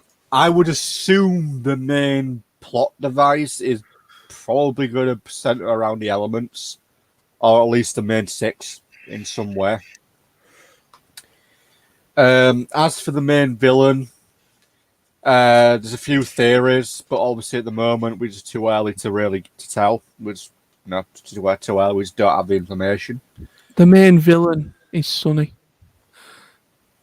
Let's Nah, just, she's no. she's too cute. She's too cute, right? Don't let the innocent, cute facade fool you, people. Nah, she's far too cute, mate. Sunny is the main, bad guy in this, and I generally think that she'll just kill all the rest of them, one by one, starting with Hitch first, and then working her way up Zip and Pip, and then last she'll do a little bit of like a something like probably torture poor Izzy, and yeah, I think that might be it. That's the film. Nah, she's far too cute. She's too cute to do something like that. No way. Yeah, we all thought about that with Pinkie Pie, but look what happened there.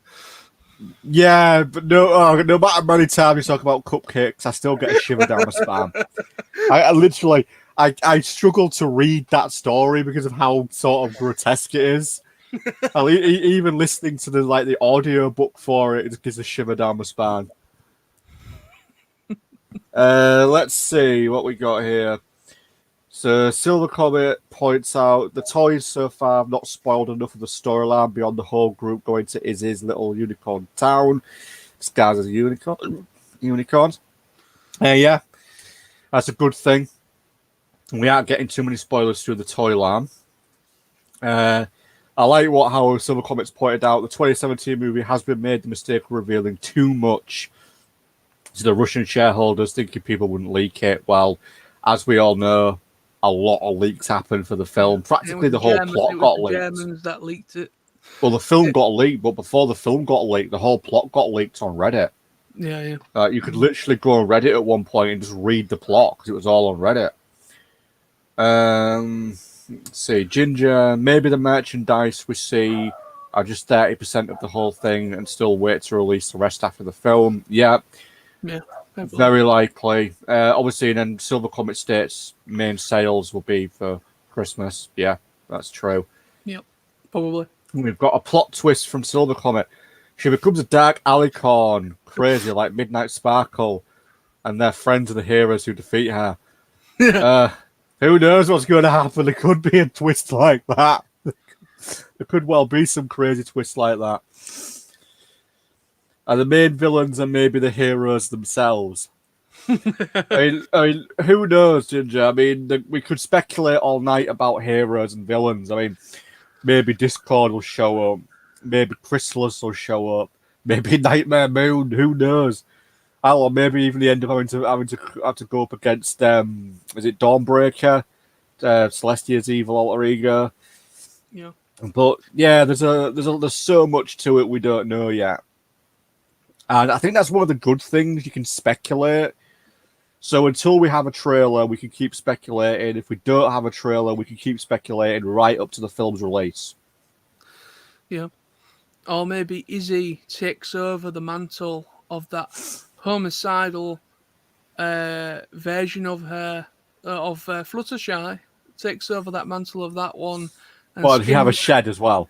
Yeah. So she'll be like, hey. Stay out of my shed. Funnily enough, did you know that fan animation has been used in the past as, weirdly enough, that was part of the evidence that was used by some weird group of people who were trying to get MLP cancelled. It was a couple of years ago, and for some weird reason, there was an actual petition started to try and get MLP cancelled. And they used stuff like cupcakes and that animation you just mentioned and loads of other stuff as evidence. It was sort of like, this is all fan stuff. I mean, you're going to get fan stuff like that. You're not, it was really weird. I mean, let's be honest, over the years, there's been some really weird petitions. And Ginger says, reincarnated main 6 zombies. Halloween special. All for that, Ginger. That'd be a pretty good Halloween special, actually. And also Zombie Rainbow Dash comes back. But regarding oh bloody, I lost my chain of thought there. I've lost my chain of thought, Nosy. What was I just talking about? I'm zoned out as well. Bloody hell. Oh yeah, regarding fan creations, you're always going to get fan creations for a fan base. It doesn't matter what it is. And for some reason, you're always going to get people who try and cancel stuff because of that. It's really weird. I don't think they're actually on YouTube anymore. Let me just have a look out of interest, because I remember a few years ago there was some really bizarre videos on YouTube, basically posted by somebody who was desperately trying to cancel. Basically, they were trying to cancel MLP. Hang on, let me see if the videos are still on here.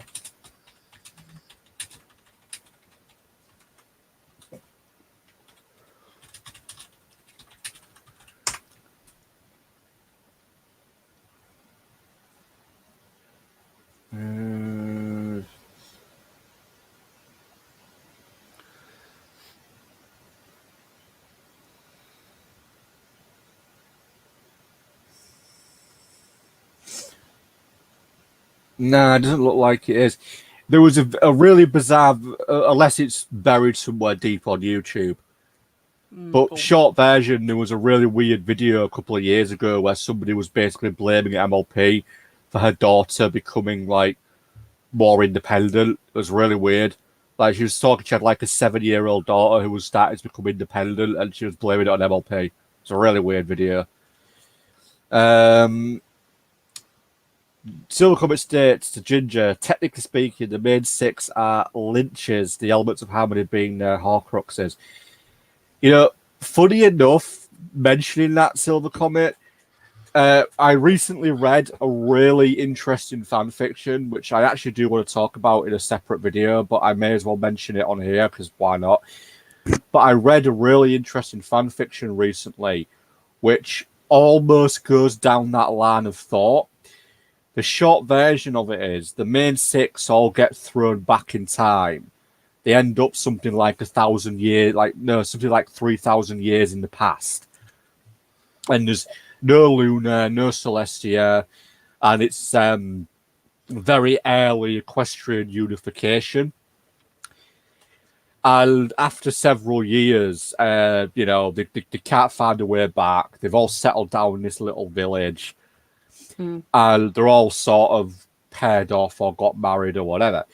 And Twilight ends up having 2 children who turn out to be Luna and Celestia. So Twilight is the mother of Luna and Celestia, which is basically this whole time paradox in the story. Yeah. And the story ends with basically Twilight realizing to preserve the elements of harmony for their future selves, to find them, she basically turns herself and the main 6 into the elements of harmony by using the elements magic within them, and they become the physical elements. And it goes down the route that it's like a time paradox sort of thing where they're always going to go back in time, so Luna and Celestia can be born, and so the elements can be created. It's a really interesting story, really quite clever. But yeah, the whole concept of the main 6 being lynches and the elements of harmony being the Horcruxes, it's a really good theory. And that story I just told you about, that sort of links into that whole idea. And then state Rarity regenerated her whole tail, something otherwise impossible compared to the problems her mane had much later. But yeah, in a sense, yeah, that does make sense. It's not a paradox because Twilight Velvet is the grandmother of Celestia and Luna. In fact, their inability to have children could be the anti-paradox mechanism. Yeah, that's a good point, actually, Silver Comet. That is actually a really good point. Yes. Yes. Yes, that's actually a good point to make. Interesting. Yeah, and then, as he states, as far as you know, Nightlight Velvet had normal ancestry.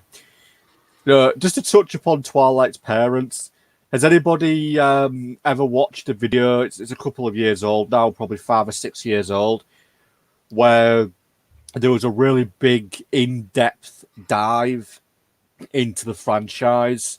This was like season 5, 6 era, and it led to this whole fan theory that Celestia is Twilight's mother. And there is actually some evidence within the show to support this theory. I know there's a lot of theories. There's always been theories knocking around that Twilight is somehow secretly the daughter of Celestia. It kind of works. It does explain a few things. But ultimately, it wouldn't exactly make sense if she was and it was just kept hidden. There is a really, really interesting fan fiction where Twilight is the daughter of Luna, and like Alicorns, she's immortal. And effectively, what's been happening is every few decades, Luna's been purposely wiping Twilight's mind, and then using loads of magics to sort of regress her into being a foal again, and then starting a life anew. And it sort of goes down the route that Twilight's been around for thousands of years, and for whatever reason, Luna's decided she doesn't want her to know that she's an immortal Alicorn. It's really weird. Then Silver comment, it would make more sense if Twilight was the daughter of Luna, not Celestia, precisely. Yeah, I mean, as I just said, there's some fan theories knocking about whether or not she's the daughter of Celestia. There's probably fan theories about Luna as well. There's some well-written fan fictions that cover the aspects of her being Luna's daughter.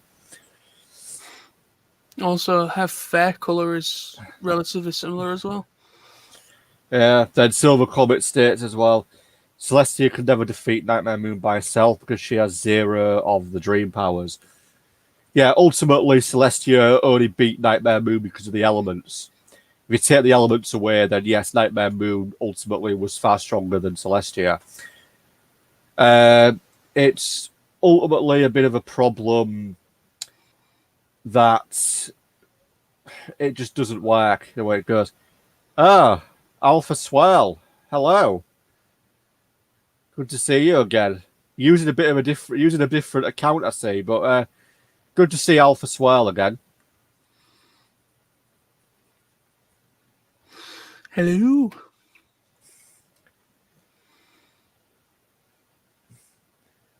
Ah, right. Okay, that explains it. So he's just going to pop there. He's using his dad's phone to chat with us. Obviously, must be having a few connection problems on your end, perhaps.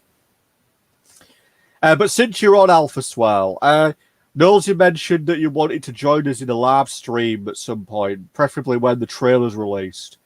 I'm more than happy to do that, mate. As I said, we'll sort something out nearer the time. When the trailer's out, we will do a big live stream for it, and we'll have you on as a guest speaker. But yeah, I'm more than happy to do that. Yes, that'd be good. Let's look into it, see how many people can have on one stream at any one time with the free. I think it's about 6 people. Let me have a look. I'm fairly certain it's 6 people.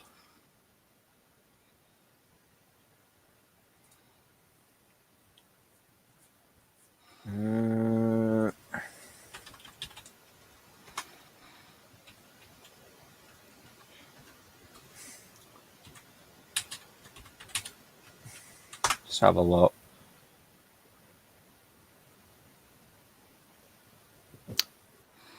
Yeah, we could have 6 people on the free plan.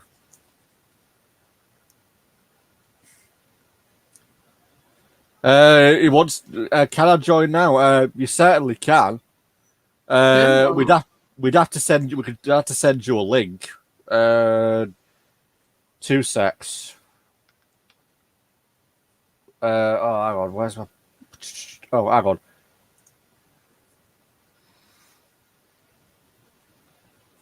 Right. I'll throw a link into the chat. Yeah, so you can join through this link, Alpha Swell, if you want to. We should be able to add you to the stream. The thing put it in there. Anyone might join. True, but I can delete it if need to. True.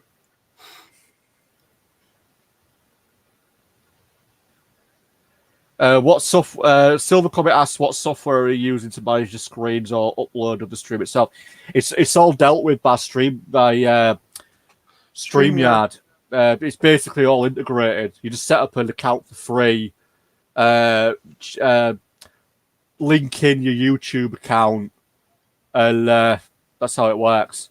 Yeah, it's really simple. 2 secs. Let me just add Alpha Swell to the stream. There you go, Alpha Swell. You are now on the stream. We should be able to hear you and see you. Good. Hey, how's it going? Going well. How are you, mate? Yeah, doing good. Good. Well, welcome to the stream. The stage is yours. If you want to have a chat about anything, mate, feel free. Yeah, so I'm gonna be looking at the chat.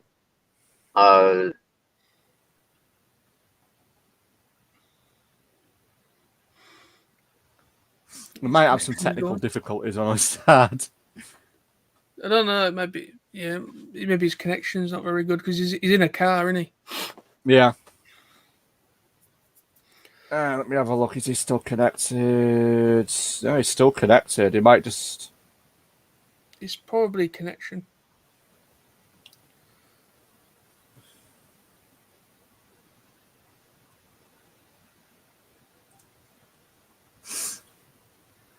Silver Comet asks, does it ask for some credentials from a YouTube channel? Be careful if it needs the ability to edit and delete videos. Not that I'm aware of. It did. It didn't ask anything like that. It's not too invasive.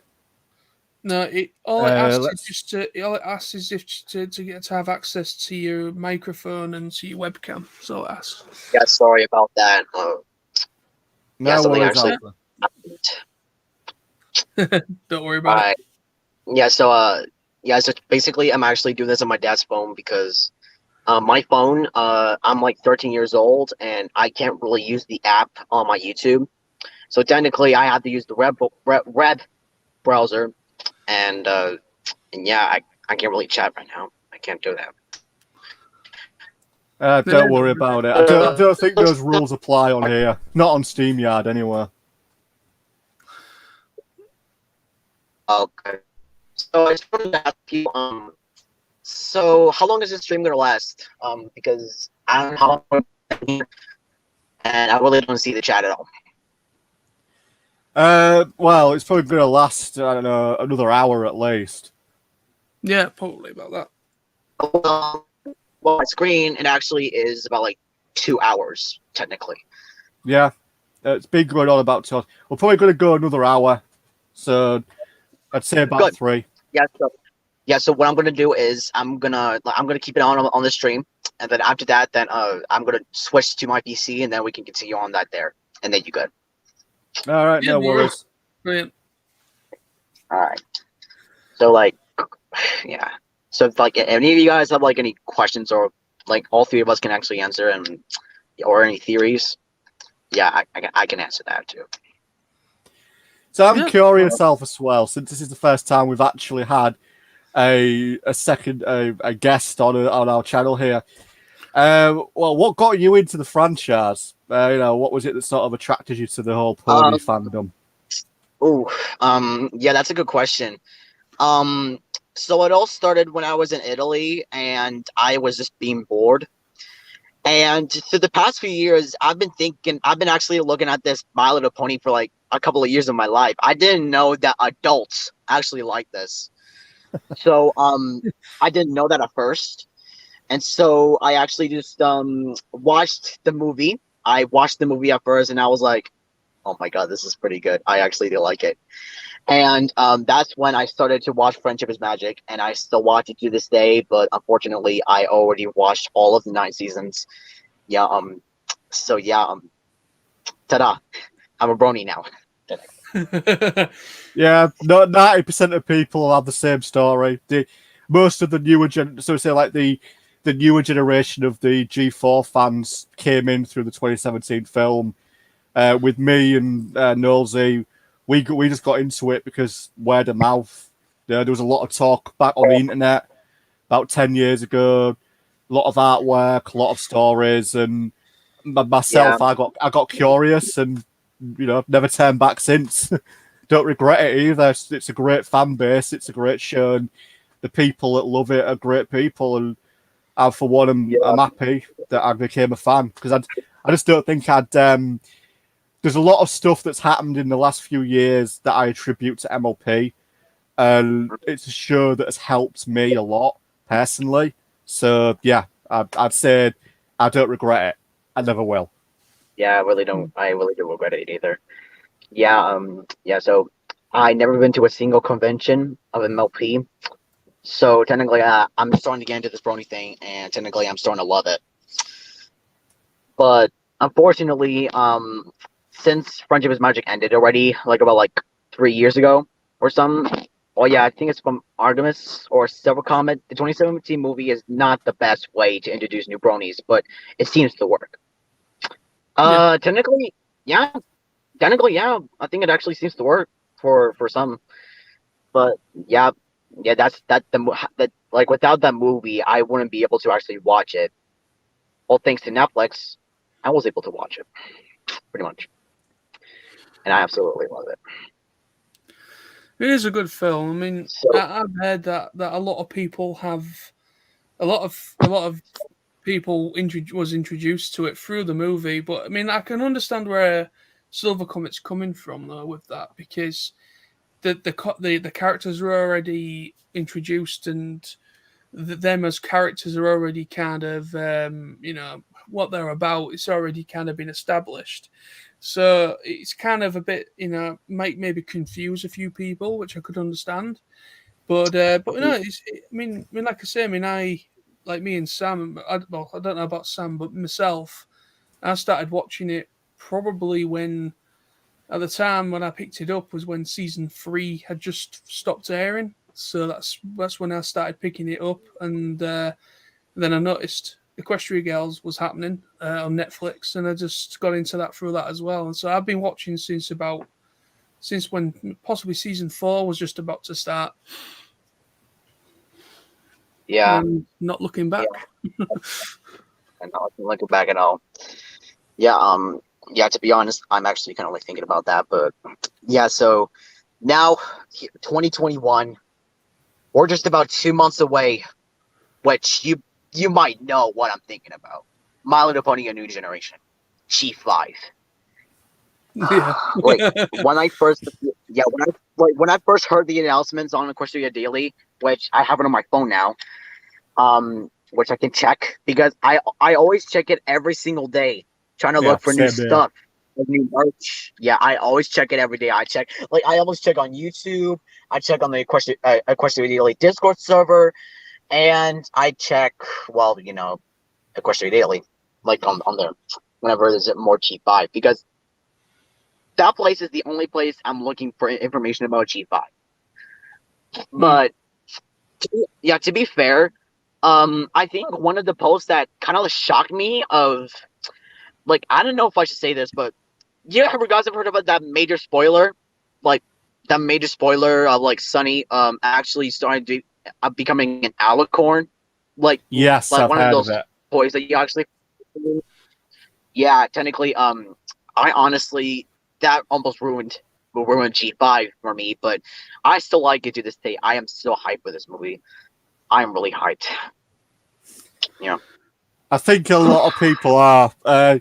It's in a lot of ways. Yes, it's going to continue the franchise, but also it's bringing in a whole new generation of ponies, and more ponies mean more fans, more artwork, more stories, more music, everything. Yeah, I honestly really do like this new generation.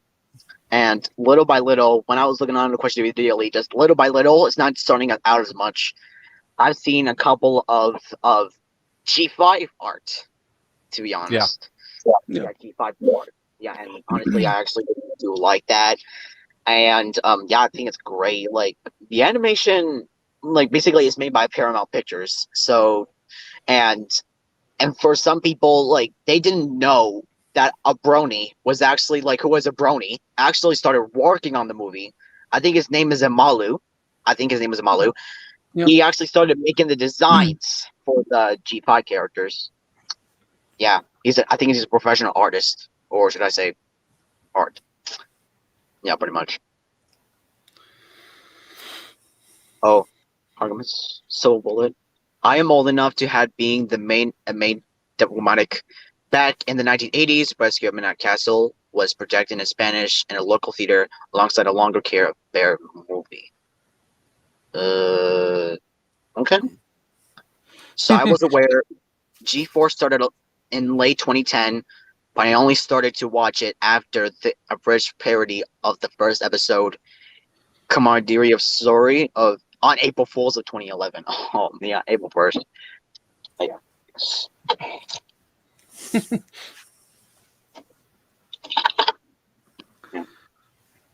So like, yeah. So my thoughts about it. The one thing I'm saying is this is actually my most anticipated movie. This is actually my most anticipated. To be fair. I think, to be honest, I think a lot of people are in the same mindset. We've been talking about it soon. In another couple of weeks, then we'll get the trailer. Another couple of weeks, doesn't happen. Another couple of weeks. Well, it's ultimately, I think, to look forward to it largely is because so far it's the only film that is going to be released on time and it hasn't been delayed. But I think apart from that, it's just a franchise that we're all deeply passionate about, and we're all going to enjoy this film no matter what. And we don't have that No matter same what. that same link that we have with any other franchise. So yeah, I think no matter what, we're all going to enjoy it because we've been waiting for it since 2019, so like 2.5 years almost. So yeah, I'll say yeah, I'm highly anticipating the arrival of the film. Yeah, definitely.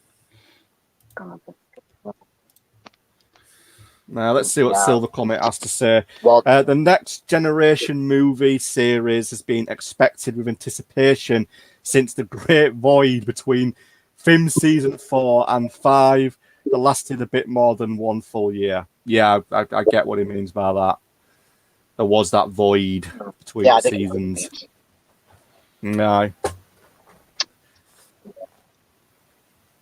Yeah, I think it's kind of like right. I don't know, but I think when the first leaks first came out, which is several months ago, or February starting this year, there were some mixed reactions that see here, that this movie is actually kind of like in 3D, and technically yes, it is in 3D, and unfortunately, I'm actually not. I'm actually pretty impressed with the designs. Malu, you're good. Good one. I actually like the mixed feelings. I think that really concerned me.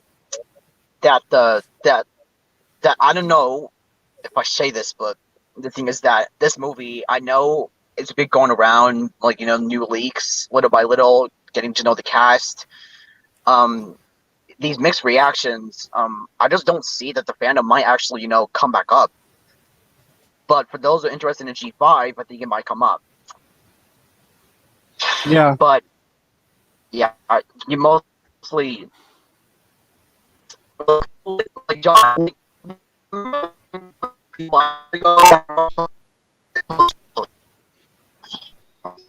Like remember I told you like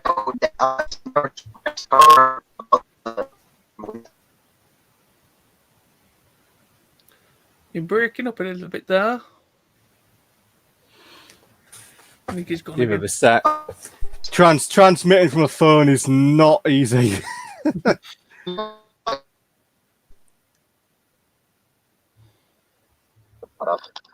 Ooh, yeah, it's been working now. I don't know what's going on. So I was about to say, so John, remember like a few live streams ago, I actually said that to never judge a book by its cover because since a lot of the Brony community, I was thinking mixed reactions. Um, like you never judge it before you need to get to see it first.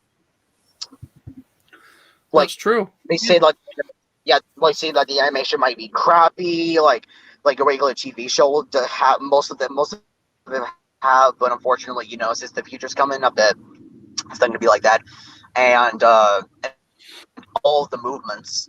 By looking at the movements, I definitely like all the movements that pictures did a really nice job with taking Amalu's designs and putting them like on the ponies itself. If it wasn't for Amalu, these designs would not exist. Yeah. Technically. Mm. Yeah, technically. But to be fair, like there was also a spark in the Brony community that like we all know what their key marks are gonna look like, but basically maybe people might say that it's gonna appear on one side of their flanks or the two sides of their flanks. Or should I say a butt, technically. So what do you guys think of that? Yeah. I know there's been a lot of talk about, as you say, the side, the cutie marks, and what sides of flanks both or just one. I know that's largely coming from a lot of the earlier artwork reveals. As some of the pictures they had no cutie mark, some of the pictures they did. So I know it led to the initial theory was that they didn't have cutie marks and they were going to end them in the film. And then obviously the later theory that they already had them, they just weren't showing them off fully. If they were just on one flank, that'd be pretty interesting. It would be very different. But I'm kind of going with the theory for the moment that they don't have them at the start of the film and they earn them later on. Because it's sort of linked into how the magic of Equestria is gone. So perhaps cutie marks have disappeared as well. Yeah, I think the same thing. Wow. I mean, Technically, yeah. Yeah, I think that might be true. Like, since the Equestria has lost its magic, technically, I think that could be true. Like, for one thing, but I am not really certain if they're going to actually, that the cutie marks are not going to be there. But I think I might have one thing. So, like, remember from about the episodes of Frederick's Magic of Twilight's Kingdom from part 1 to part 2, when T-Rex was actually just going through every single pony, just draining their magic from them, and actually, putting it up. Yeah. Yeah, and to be honest, when I see that, I close, and I just not only did they lost their magic, they also lost their cutie mark. Like, they also lost it. Yeah, so technically, the cutie mark, they represent who they are, but I just don't think that the magic in them, like, without their cutie marks, they can't even, like, if they're a Pegasus, they can't fly. If they're a unicorn, they can't use magic if they have their cutie mark. But there could be possibilities. So technically, I would say that Zipstorm, Pit Petals, Izzy Moonbow, I think those three, they might actually, like, that the princesses might fly, but they use zip lines, I think, and the which is calling one of the play sets, I'm thinking. So technically, I'm not really certain if they're going to fly or they're going to use their magic. So maybe the unicorn's magic will be gone, while the Pegasus can have the ability to fly, basically. Yeah, potentially. Just going to throw up Silver Comet's comment here. It's quite interesting in regards to cutie marks. So he states the disadvantage of having cutie marks on both sides is the mirror effect, limiting certain shapes and symbols that are not symmetrical. That is a good point to make. That's a really good point. Honestly, I think so. Yeah, I think that's pretty true.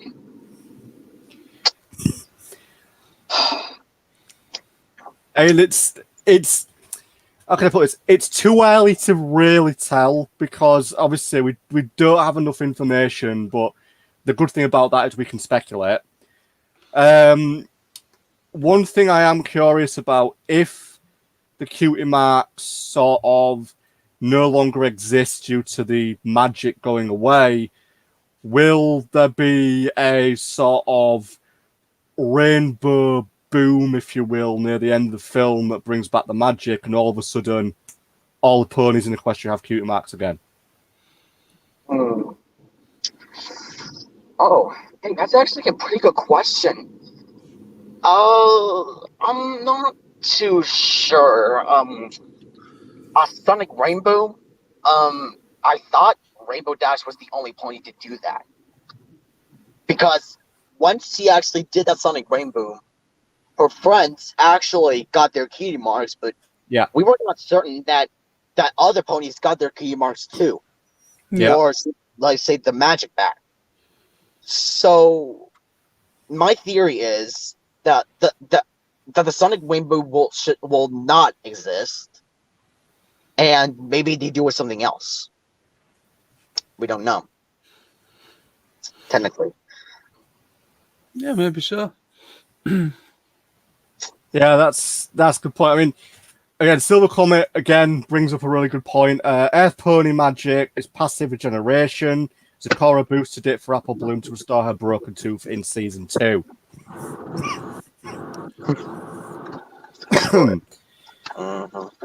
So ultimately, we could say that perhaps Earth Ponies aren't as heavily affected as unicorns and Pegasi. Yeah, I know. Like the main 6 to be exact. I think it's nice to actually know what their abilities are. Like Applejack, she has the ability to buck apples and just hit them really hard. Like she is a strong pony. You don't want to mess with her. You literally don't. Yeah. And Rainbow Dash, she's known for being a daredevil, and yeah, she can do the Sonic Rainbow, so she has the ability to go really fast. That's her name. Fluttershy has the ability to talk to animals. Rarity, make designs. Twilight Sparkle, no idea. Read books. Read books. Yeah. I'm not really too sure, but yeah. So I also have to ask you both a question really quick. So about the main 5, they're actually getting a lot of similarities from the main 6. So what do you guys think about like the main 5? Like, what do you think in your guys' opinions of what their main 5's references or vibes to some of the main 6? I would definitely agree that they are heavily inspired by the main 6. I think then possibly they might have some sort of descendancy to the main 6. For example, Hitch could well be a descendant of the Applejack family. Izzy, for example, I think it's safe to say Izzy's definitely takes after Pinkie Pie, so potentially she may well be linked into Pinkie Pie's lineage.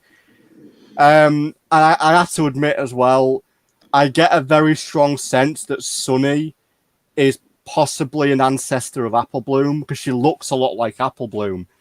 So yeah, I think it's potentially possible that they are in some way the descendants of the main 6 in some way. Yeah, well, I think the same way as Sam. There's definitely something there. I mean, like when you got like for Zip, for instance, the hairstyle and everything, you very much get a Rainbow Dash vibe from her. So unless she's kind of styled her image on Rainbow Dash because she maybe idolizes her to some extent, maybe. Who knows? I mean, there's definitely something in there where they all have a common interest in the main 6 and the legend of who they were, how much they've done for the world and Equestria. helping all the other, bringing everyone together, not just ponies, but other species. So I mean, we just don't know how far it's going to really connect. I mean, I do see a lot in them, especially like what Sam said with Izzy. I do get a big Pinkie Pie vibe from her because of how hyperactive and very bouncy kind of character. And then obviously Sunny, I like with some like Apple Bloom, she does kind of share that kind of skin tone, but I think she takes after more Twilight because of how much she's very much invested in stories and books. But who knows? We're just like I say, with no trailer, we can't really see the characters, them interacting a bit more. True. Just to bring up, I mean, we've got a few comments here. One I want to quickly bring up from Silver Comet because it does actually link into ancestry, which is quite a good point he's making. So he states, we do know for sure that Pinkie Pie has descendants, obviously Little Cheese. Twilight doesn't age and the rest probably not. So, yeah, we know that there is some ancestry through Pinkie Pie at least. Well, yeah, there will be because obviously she does have a kid, which I believe you see in the season 9 finale.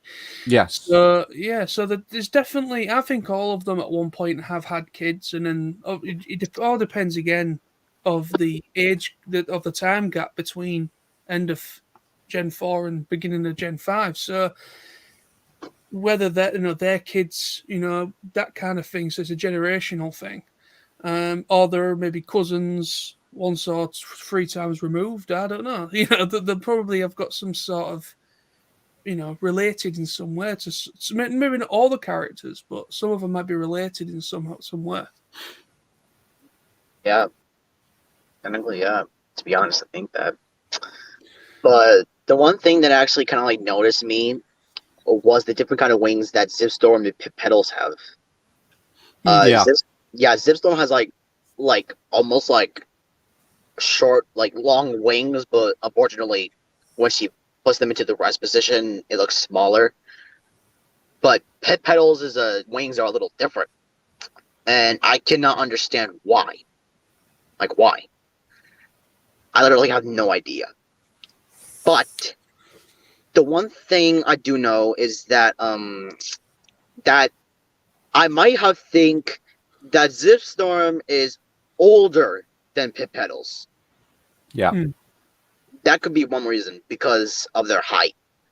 I just recognized it because of their necks for a second there. Yeah, that's a good point. Good point to make, actually. Age could well be a factor for wingspan and development. Yeah, I mean that definitely does kind of make some sense because we might be dealing with with Gen 4, there was all relatively the same age as each other, roughly. So with this series, like some of the characters do look a little bit younger compared to the others. So, I mean, I think I've got a feeling it might be the eldest out of all of them, maybe. Yeah, because she generally does look a little bit more mature in how she looks. But who knows? Like I say, I mean, it's probably just their style of animation, their character designs. Maybe they've made them look different to be, different. But I've got a feeling that there's going to be a bit of a jump gap, like with ages. Maybe because I think Izzy, with the way Izzy is, with how hyperactive she is, she seems quite, young. Quite young, yeah. And then Sunny, she's relatively young as well. To bring up another comment from Silver Comet, because Silver Comet definitely has some interesting ideas. Yeah. The time skip of season 9, episode 26, implies that the main six are too old to re-evolve simply because of their age. Unless there is rejuvenation magic, they simply do not have children of their own. Again, it's a good point to make. I mean, as we said, only one Pinkie Pie does have a child. The rest don't, or at least that we don't see of. But yeah, it's a good point to make. Potentially, Pinkie Pie may be the only one with a descendant. Hey guys, just give me 1 second. I'm gonna leave for a second. Okay. Alright, just give me 1 second. No worries. Let me just quickly. I just wanted to nip back nosy real quick to an earlier thing that Silver Comet said, because I just want to quickly chat about that. He states, my headcanon is that the process of getting a cutie mark still happens subconsciously, but without magic. There is no obvious flash. The humans of Equestria Gale seem to have the mark too. So we could simply say that from a subconscious level, the ponies in G5 will still have, shall we say, earned the cutie marks, but perhaps they're no longer visible. Maybe they're not aware of that part of them. Yeah, maybe so. I mean, what comes with a cutie mark is kind of who they're destined to be as well. You know? Sorry about that. No, no worries.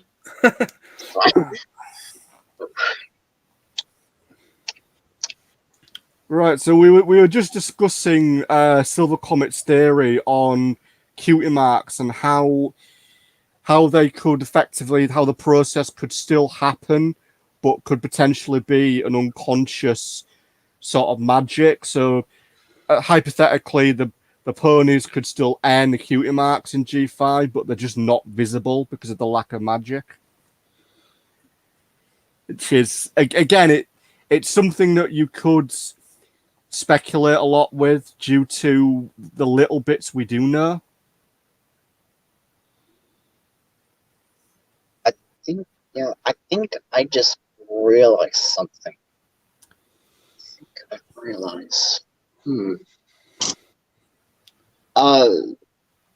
So don't mean to interrupt. Nah, don't worry. Go ahead. Sorry. So I think I just realized something. So remember a while back when My Little Pony, the My Little Pony Facebook page, or I don't know, of course, a daily, they said that they actually just announced what their new cast are. Like, they have like short clips of the movie. And to be fair, I think I might know that the Kingdom Hearts might still exist. Like, might. Because I actually looked at Sunny roller skating like down where like coming out of her home. I looked very closely on her flank and I just realized that her Kingdom mark is visible. Like it might be visible. Like I literally just saw that. So technically, my theory is that the Kingdom marks will still exist, but their abilities will not exist. Well, they will do their abilities, but unfortunately, they cannot do like what Pegasi cannot use they cannot fly, or they can't, unicorns can do the same thing. They cannot do magic, basically. An interesting theory. That's interesting. Yeah. It's, you know what, 2 sets. I'm just going to double check that clip actually, because I never noticed a cutie mark. I don't know if there's a cutie mark, but I'm just saying there might be. Because it appears on one side. I don't know. I'm not pretty much that much. Jeez. See if I can just bring that video up there. Like, you both didn't know how to show it. Maybe you can just double check that. Maybe. Right, let's have a look. Right, see.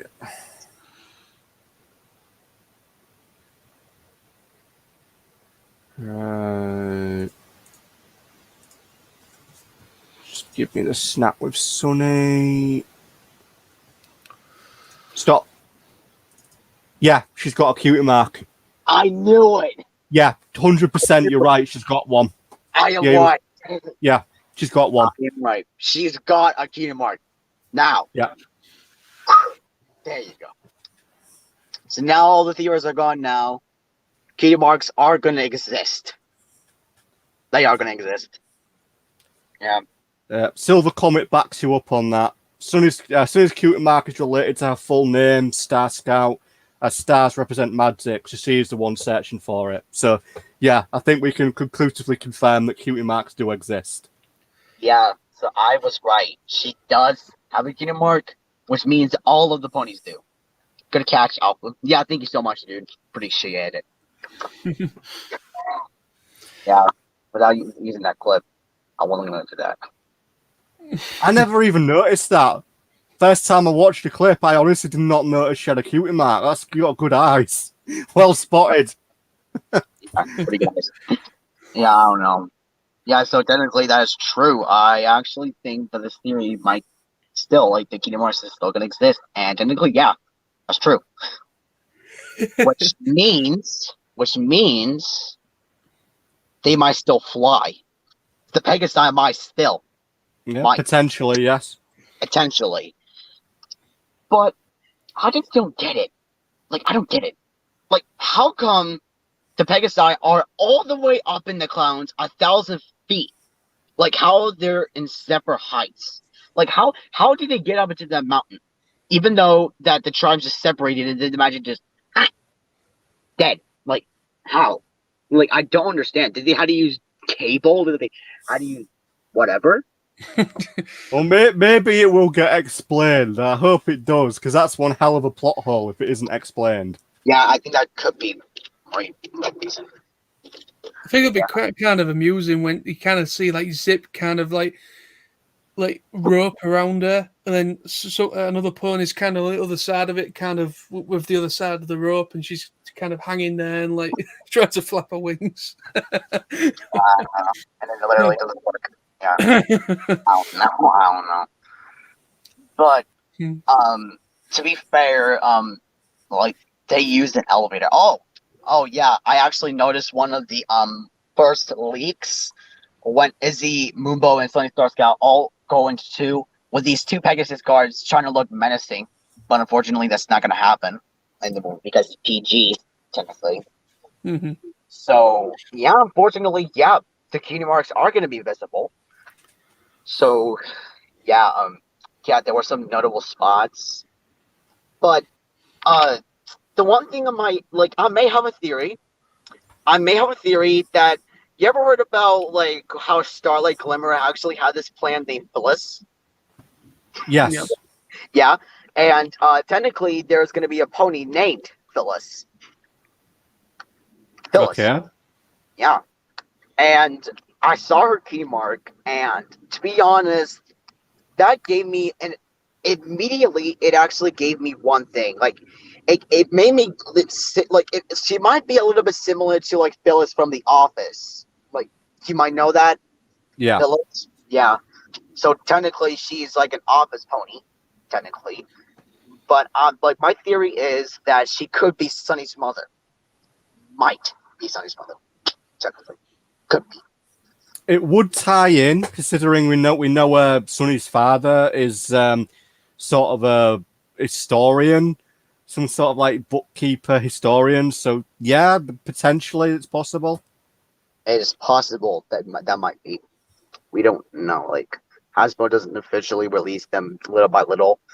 I don't know why these leaks just rarely come out. To be honest, so Silver Comet said is the Stonks pony. Kingdom Mark is about finances. Yeah, finances. Yeah, I think she likes to do finances. Like, she appears right next to Sunny's father in the art for the toys. Okay, so I think my theory is starting to go ahead. I think she might be Sunny's mother. Might be. It could be. It's. I know there's a lot of theories about because we know the unicorns live in some sort of secret like town in the middle of a forest, and there's two theories. There's one theory that they're hidden deep in the Everfree forest.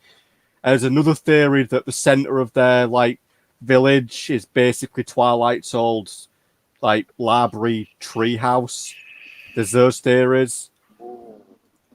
I think you're forgetting something because remember season 5 when the treehouse got destroyed? Remember that?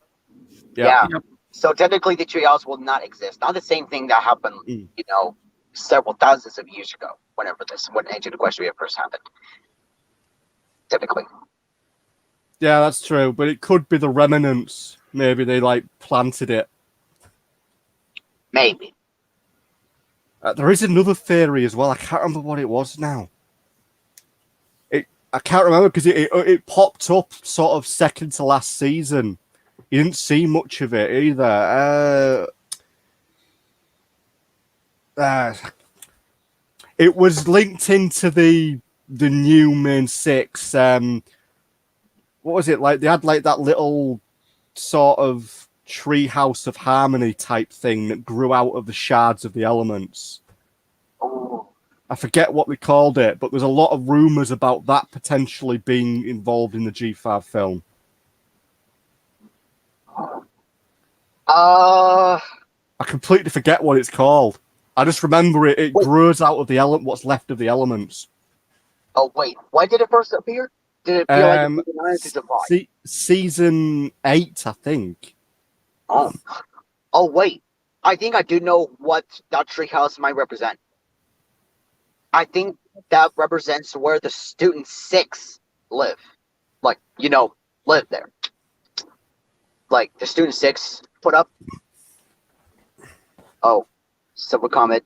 My headcanon is that the unicorns lost their own magic, but managed to preserve small amounts inside artifacts or harvesting it from the remains of the Tree of Harmony to power their stuff. That's a good point. Like my theory is that they're using the magic, not by using it, for levitating or moving stuff. They're using that to actually create power. Because, it's the modern era, technically. That could be one thing. It goes with the lore explained by Naysay in the season 8. Oh, okay.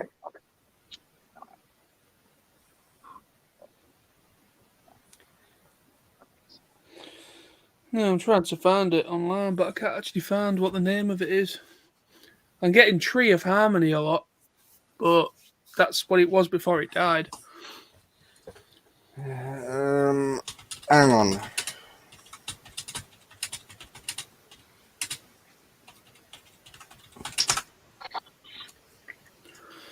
I know what you're talking about because it's like the new characters, isn't it? In the school, that they kind of come across it, don't they? They do. I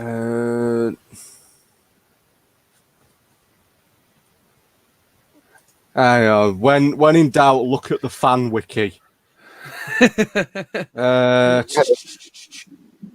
Probably in here somewhere.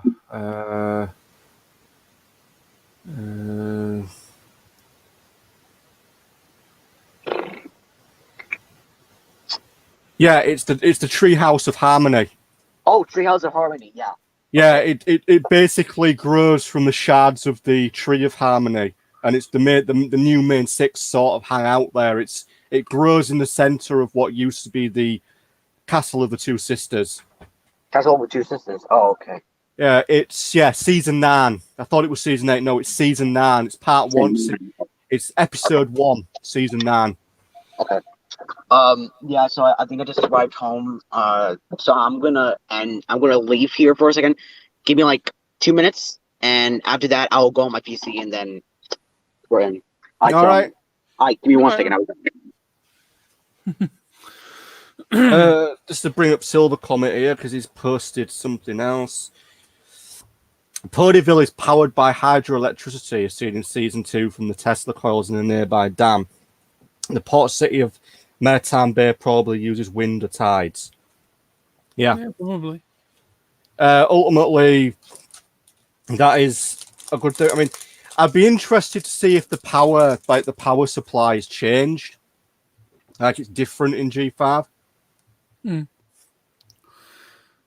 Just quickly before Alpha comes I back hate on, these things, by the way. They're awful. then why are you eating them? Because I've got one left, so I'm going to eat it. But I ate them. Before Alpha comes back on, Sam, I don't know if you wanted to change the arrangement of how we're done. Because instead of kind of being stacked up next to each other, I think you can do it so that we're in our own little windows. That's that? Yeah. So when Alpha comes back on, he should be in his own little window. He just kind of looked a little bit weird, squashed up like that. Imagine having 20 people all in a row like that. Imagine having 6 people like this.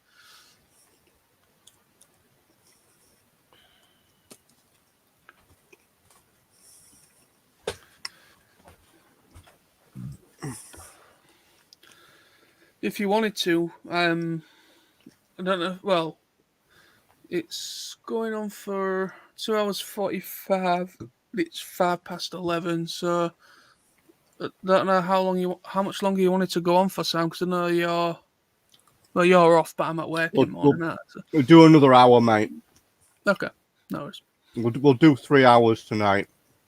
Well, we're like 15 minutes away from 3 hours. Okay, we'll do 4 then. Jesus Christ. We'll just do 1 more hour, yeah? Okay. Bring it to midnight then. Like about all midnight. Right. About midnight to half midnight, whatever it is, whatever it works out at. And Ginger says, having many people would be fun, just like a class in Zoom, but loud. And so come at 4 hours. Yeah, we are 2 hours 45 minutes at the moment. 4 hours is actually quite normal for us on these live streams. Usually, yeah. Hell, last year in March time when we had the whole big shutdown, there were people doing like 20-hour live streams on YouTube where they were just doing like virtual tournaments and stuff.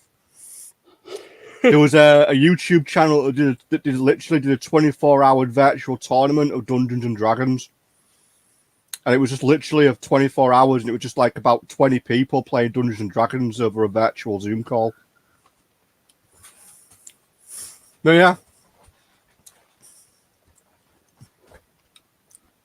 We will be doing a special one if there is a trailer. If there isn't, we'll be doing one for the film. But we'll leave it a day or two, yeah, just so people can watch it.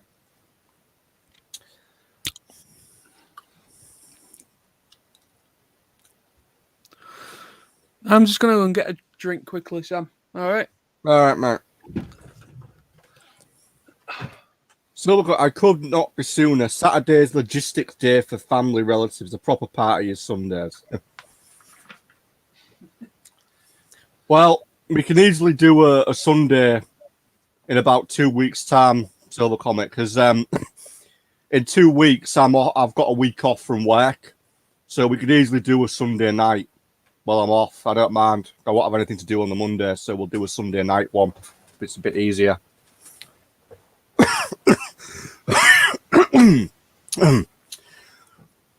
Yes, that would be interesting. Right.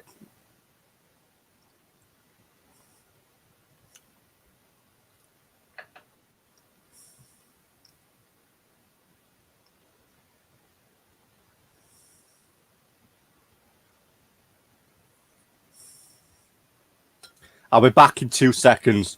Going to get a refill. Talk amongst yourselves. I'll be back in about 30 seconds.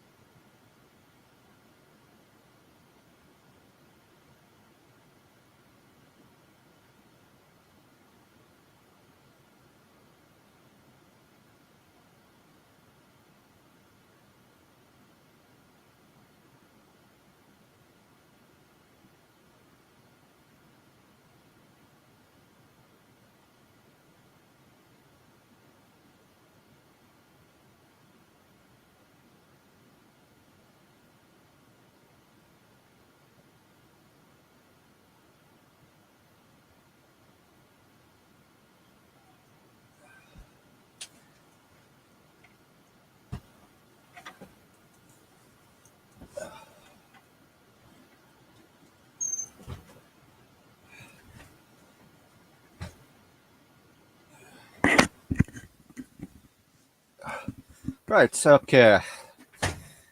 Got a drink. Right. Is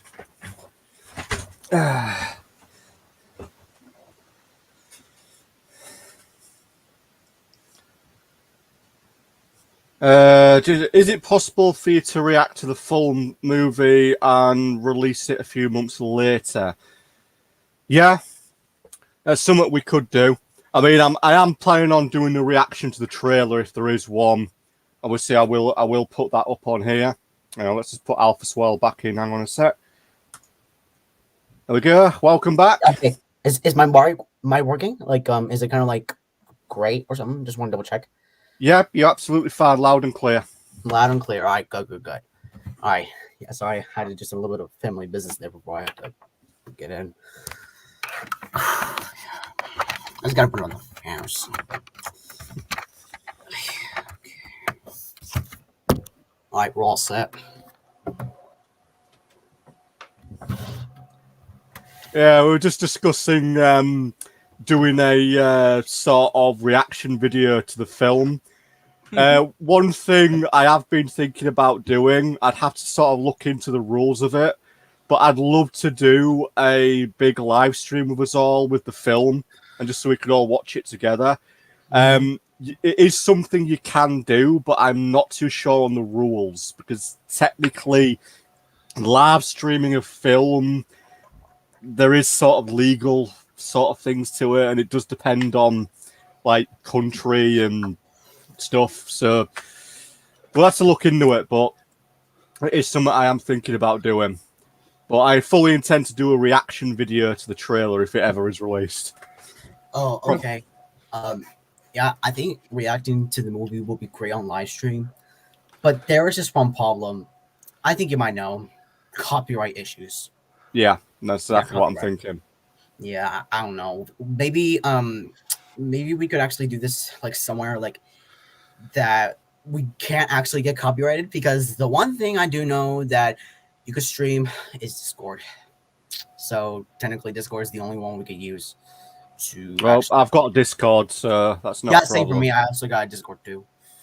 Same. But well, in that case, we could probably try and sort something out through Discord. Yeah. Yeah. Oh, there is another option as well. I'd have to see. Because basically, Silver Comet obviously mentioned doing like a real time live stream of a film through Netflix. There are legal repercussions to that. I was thinking I'd have to look into it.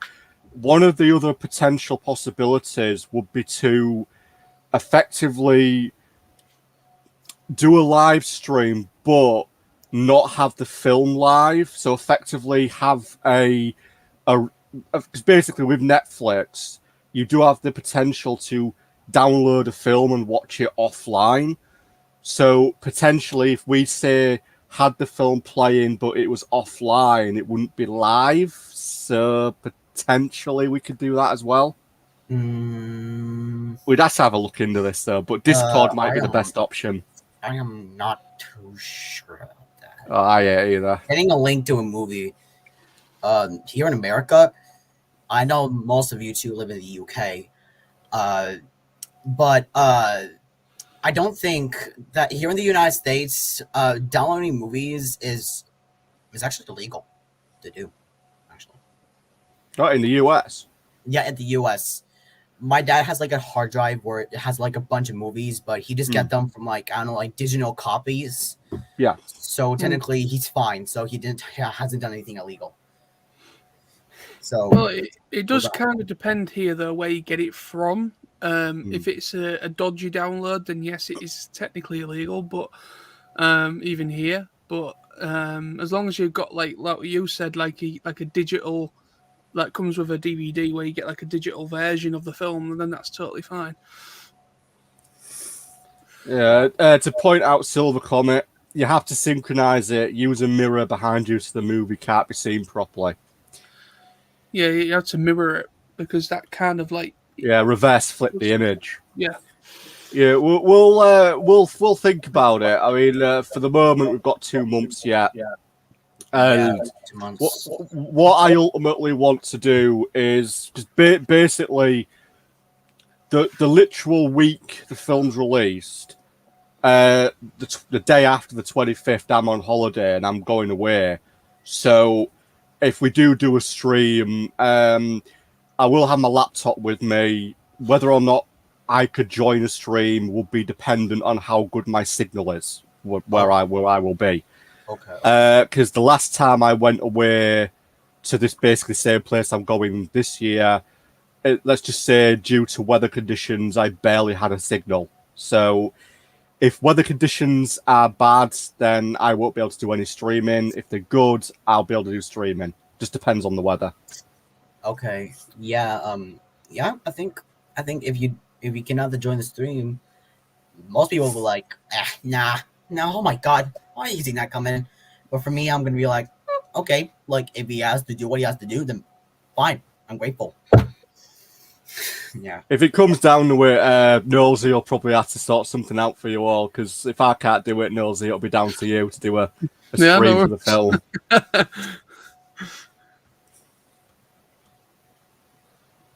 Oh, now that's interesting. I didn't know that. Hang on, let me just pop this up from Silver Comet. It's an interesting little fact. Oh. Let me read this. If the people watching a live stream have their own account of Netflix, playing start in their TVs at the same time, they can watch the movie together. This is 100% legal. That's actually technically true, yeah. So yeah, I've been doing this. I've been doing that last time, and we had no problems. But if we stream it on Discord, I think Discord doesn't mind it if we live stream, maybe because Drumstick Pony, I think you guys might know who he is. Basically, he did a couple of movies that like people react to, like Luca, different kind of movies without any copyright issues. Discord doesn't monitor what you see, like they can't stalk you because they don't want to see your porn or something like that. Like I'm not mentioning about you guys. It's just an example. Yeah. Well, what I'll do, I'll set Discord up on my laptop because I don't actually have it on my laptop, but I'll set that up. And then the week I'm away, if all goes according to plan, and I've got a good enough signal, we might actually be able to do a live stream for the film. We'll just see. We'll just see what happens on that week. Yeah, sounds good. And just a comment with Silver Comet states, Netflix does not like it when someone streams their films but silences the ads. It states each person can do it on their own TVs, but no intermediary is removing ads for others. So that means you cannot live streaming on Discord. Is that true? Let's check, because let's have a look. Oh. And to be fair, like, do any of you have like Netflix or something? Yeah, got Netflix. Yeah, we do. Yeah. Same for me. Yeah.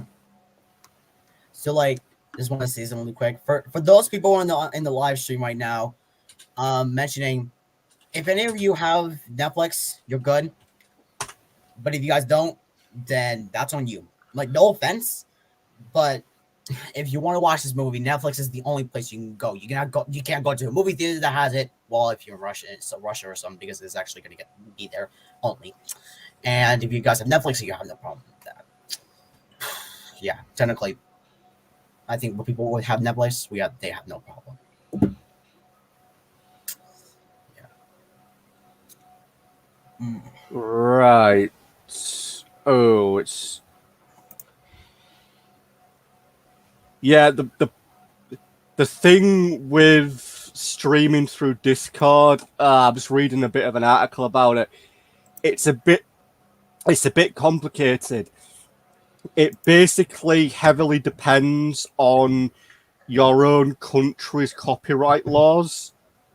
So it's different. It's obviously different for each country. Let's see.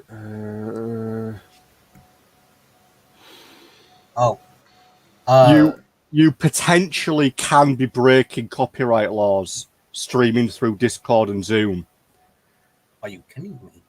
But the problem is, it depends on the copyright laws of the individual person's country. You could have like a dozen people, for example, on Discord or Zoom watching the same film. 3 of them could be perfectly fine. 6 of them could be breaking the law because of their country's copyright laws. So it's really a grey area. It really depends on your own country's copyright laws, and I'm not too sure how it works in the States. Is it different within each state, or is it the same across each state? Because technically in the UK, copyright laws are all the same in England, Scotland, or Wales. I ain't got a clue what it's like in America. I know. Is it different for the States, or is it all the same? I ain't got a clue. Yeah, I'm looking, and to be honest, by looking at this, is streaming a movie on Discord illegal? And this from GameSpot.com, they said Zoom, which has traditionally been focused on business and functionally like video conference meetings, declined to comments, while Discord, generally a platform for gamers to organize and chat while they play online together, provided a statement through a spokesperson indicating that streaming copyright content on Discord is illegal. What? So that means we cannot do that. That's an issue. Yeah, you've got to have the proper rights to do it. Yeah, proper. Yeah. It might just have to be something simple where we just do a post thoughts, just talking on the film. And I think you can bring in like little stills of the film if you wanted to talk about the specific scene. Right, like that. Might just do that. Yeah, it's using this. You can actually bring stuff in using like a. It's too much of a risk, I would say, at the moment, because ultimately the problem with sort of live streaming a film to an audience through, say, Discord, Zoom, what we're on now, Streamlabs, StreamYard, it's very similar, I believe, to when you show a film at, say, Comic-Con. They have to actually have legal permission of whoever owns the film. A classic example of this is me and John. We've been going to conventions on and off for like 10 years. Mm-hmm. One of the conventions we used to go to, they used to show the 1986 Transformers film every year. Interestingly, we found out from a friend of ours who was part of this convention committee, they never had permission from Hasbro to show the film. And if a Hasbro representative had walked into that convention while the film was showing, they could have shut the whole place down instantly for breaking copyright laws. So, technically speaking, there's a really big grey area when it comes to copyright and live streaming. Right, just to quickly look, because we've got a few bits and people. And so Silver Comet's got a few things to say. Right, so just to go in order, so you can live stream through YouTube, Twitch, Google Hangouts, Discord, etc. The important thing is to follow Netflix rules. The other problem, we'd have to look it up. The other problem is how to comply with all laws of each country on top of Netflix general rules. And that there is the real problem, because right now on the chat, we've got at least half a dozen people from half a dozen different countries with different copyright laws and digital streaming laws. Damn, it's complicated. To be honest with you, it might just be easier for us to not bother streaming the actual film as we watch it. It might just be easier for us to kind of maybe do something after watching it, and then maybe try and get some screenshots, something like that, because you can bring stuff like that in real time and talk about certain scenes and what, that kind of thing.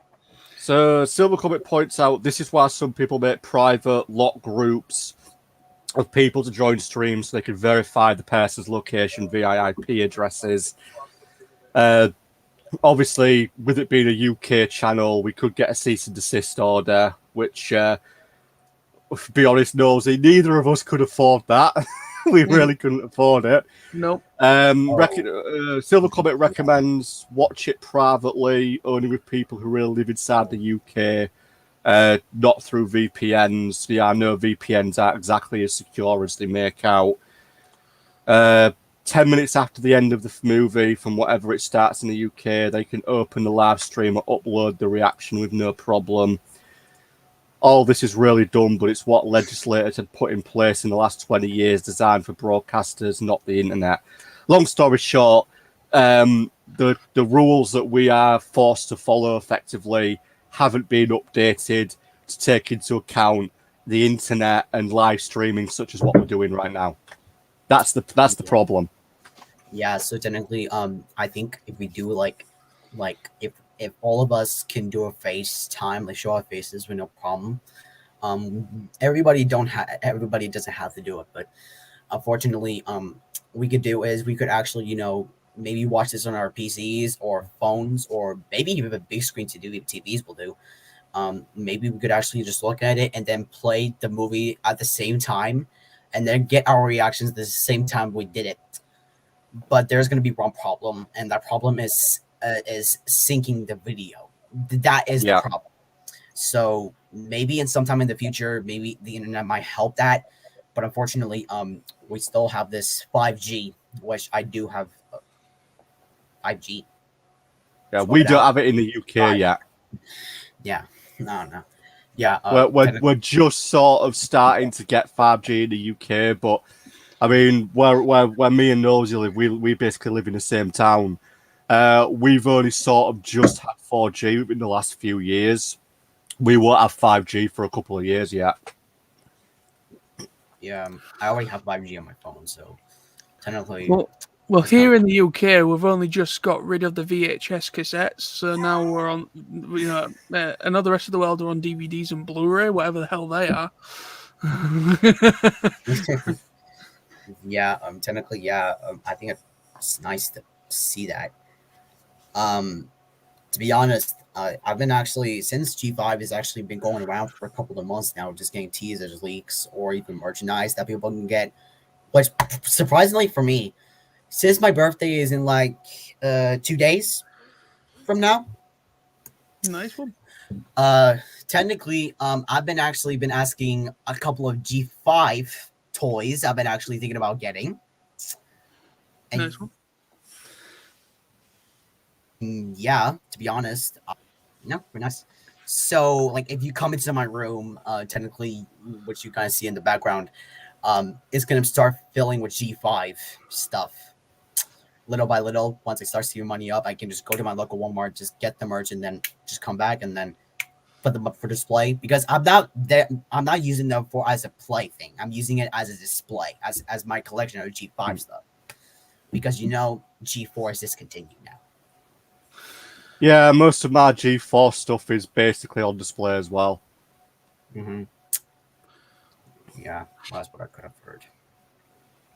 Yeah, but most of my stuff's like off camera, except for a couple of posters that you might see just up there. Yeah, I really don't see it. Well, barely. Yeah, I can see it. I yeah, there's a couple of posters up there. But yeah. The only MLP things I've got in here, which basically, long story short, this is a converted shed.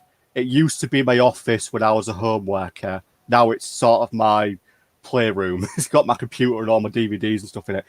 I've only got 3 things in here that are pony related. The rest's all in my bedroom. So I've got a Chrysalis plushie. Cool. And I also have a little Scootaloo figurine that I got from a convention a couple of years ago. Scootaloo. And I've got this really nice little carved Princess Luna sleeping on a cloud. Oh my gosh, Dave, that is awesome, dude. I wish that's I could just hand carved. Yeah. Yeah, that's a beautiful little thing. That. Yeah, like I think I might have one thing. Well, I think you guys know.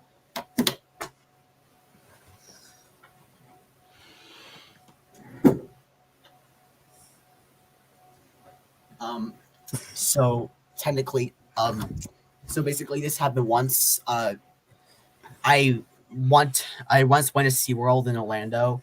While I was there, basically we had to stop at CVS to get something, and guess what I found? I found this. 4.5. Yeah, so I'm gonna be keeping that as a display for now. Hope the hand sanitizer doesn't run out. Yeah, and this has a little bit of a lip balm I can use, which I'm gonna use now. Luna Yeah. tattoo as well. Oh, you're gonna keep that? Cool. Yeah. That was my official initiation into the Brony fan base. So third tattoo I had. When I was having it done, one of the tattooists sort of walked by, saw it being done, and was like, "Are you a Brony?" It's like, "Yeah, Brony for life." Yeah. Yeah. Yeah, I don't know, because basically I really do like the Brony community. Like, they're awesome. I really appreciate that. But there are some haters out there that I really don't like, to be honest. Oh, you're always gonna get haters, mate. Always. I mean, always. I mean, I go back to my high school days. You know, I mean, obviously, G4 didn't exist back then, but as somebody who was very vocal about his love for Star Wars, I got a hell of a lot of negative feedback about that. I mean, ultimately, I never got my head around it. I mean, it's like, come on, it's Star Wars. Everybody likes Star Wars. Everybody's watched Star Wars. And yeah, so I always got a lot of backlash about that. Oddly enough, people used to think because I watched Star Wars, it meant I was really smart. And I used to get people asking me like science questions. Like, you know, oh, do you know what this is? No, I haven't got a clue. But you watch Star Wars and Star Trek. Yeah, but that doesn't mean I understand physics. I just like to watch those shows. I don't understand physics because I watch Star Trek. So, yeah, it was really weird. Like Star Trek, there used to be conventions back then. So technically, I didn't go to them. I'm not a fan of Star Trek. Well, I do like it, but I just don't watch it. It's not. I'm not interested in that. Silver Comet asked, that was before the prequels of Star Wars. Yeah, it was before the prequels. Sort of my high school for me was sort of the prequels were just sort of coming out when I was just sort of finishing high school. So most people that saw the prequels, sort of episode 1 came out when I was just finishing junior school. High school was episode 2 and 3. Yeah, okay. All right, nice. Yeah, Silver Comet states, being a fan of Star Trek is usually related with science fiction and smartness in a similar way that Rick and Morty is, but in the 90s. Yeah, I know what he means by that. I know exactly what he means. As I said, people used to think I was real sciencey. Like, I'm not. I just watch Star Trek and Star Wars. I don't know the first thing about physics. Don't ask me about physics. The thing is, what I find interesting is like when we think about when we go back in our heads thinking about school when we were kids, Sam, me and you, and like back then it was kind of not okay to be a geek or a nerd, whatever you want to label it as. But now coming back now, like it seems to be kind of a little bit more.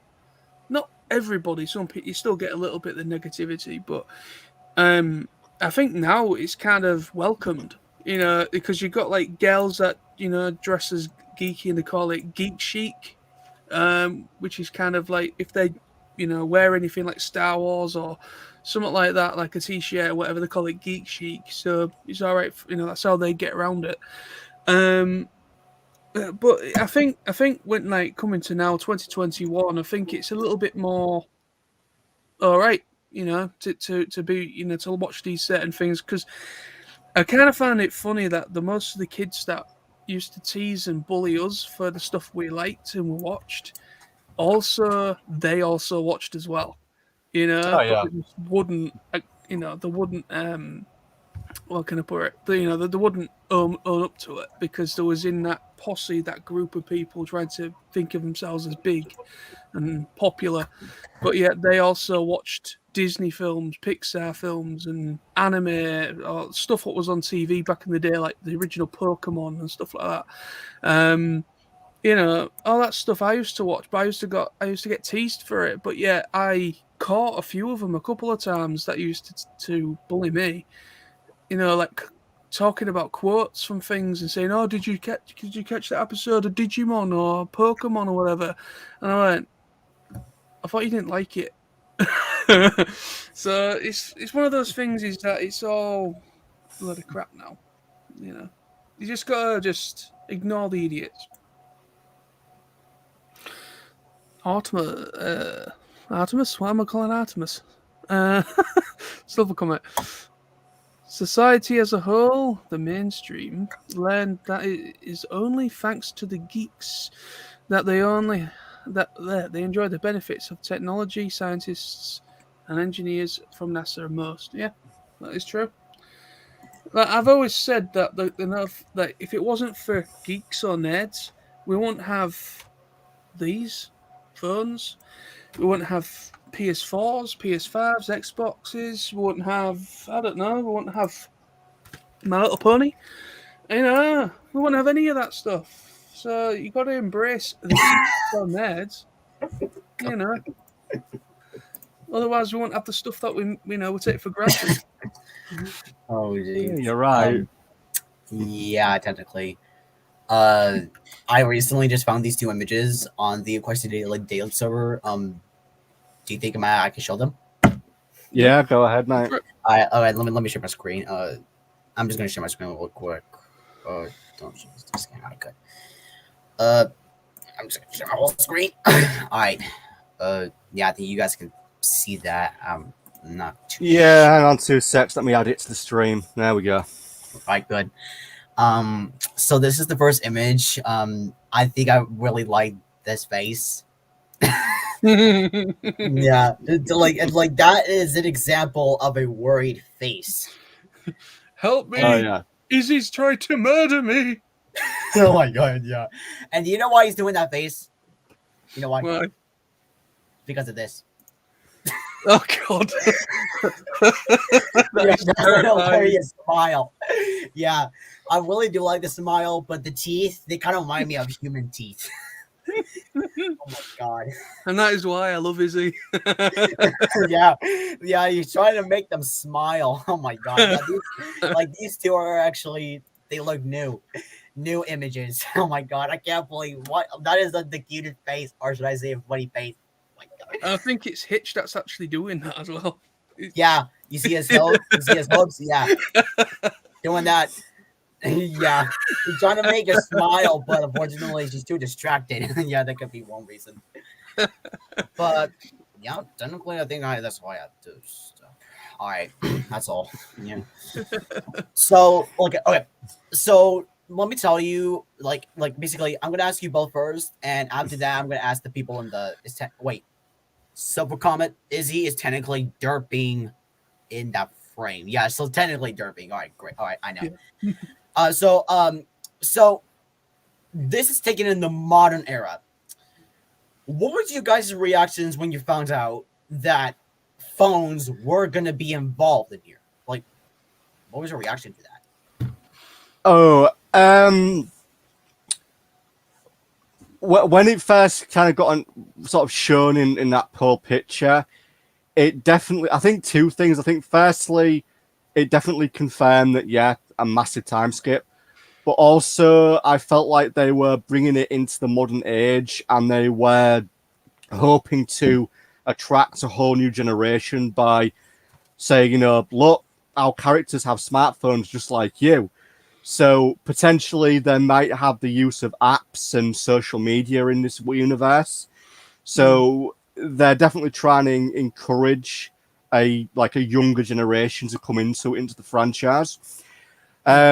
Ultimately, though, I see it as a very clever idea because it's sort of embracing the modern age, and it's sort of saying this Gen 5 MLP is the modern MLP. That's sort of how I see it. Yeah, even though that there's some G4 references in there because Sunny's father, he actually knows the main six, even though that they're legend. Technically, like I may have a theory that even though like, let me see this real quick. All right, let me see it. All right, look at it. All right. So according to the cast here, let me see. Okay, I got that. Oh, wait, so comment. We already know from the first two official photos from the movie, Sunny's bedroom and in the elevator. Yeah, technically, yeah. So technically, yeah, we all know in the modern. Some elevators were invented, even lamps, pianos, or what pianos were back then, and other stuff were invented. But to be fair, electricity actually first came in. Like remember in Manhattan, or known as in the Pony universe, Manhattan. Yeah, and also Candlelight or and stuff. Basically, they had a couple of lights involved, so they didn't use lamps like with a little torch. No, they actually use that. Let me just get that down. Let me just get that. So, to my surprise, I've been looking. It's like, yeah, thanks, Sam. Really appreciate it. I looked in here, and basically the cast over here it says it's all of these, but they didn't say anything about they didn't say anything about Tara Strong being here because unfortunately I don't think that that this movie actually is gonna feature Twilight Sparkle herself like being alive. Yeah, But that is potentially possible. that is potentially impossible that she might come back in this movie. There's no way that she's gonna be it. But if it was, I will be shocked if I see that. But unfortunately, that's never gonna happen. No. It'd be a well hidden secret if she did, and they were able to keep it that tightly kept. Yeah. You know, to hard things like that. I mean, these days it's very hard for studios to hard things like that. Yeah, but there's just one problem. What would Twilight Sparkle look like in G5? Like, I'd probably say. I mean, we get an idea. I mean, like at the end of G4, she sort of looks a little kind of like Celestia. Yeah, so like Celestia, but with a different I would argue she'd just look like Celestia, but bigger. That's the only way I can see it. Well, looking at it, she's actually the same size because after the events, when the villains actually got turned into statues, it was 50 years later that happened. 50 years later. So then Celestia and Luna was hired. Twilight Sparkle became the new ruler of Equestria now. And then she started ruling for more years and years and years, and her friends got older. And now this is what they look like now. They still look like their young selves, but they're starting to age a bit because they have like a little bit of this thing on their eyes, though, technically.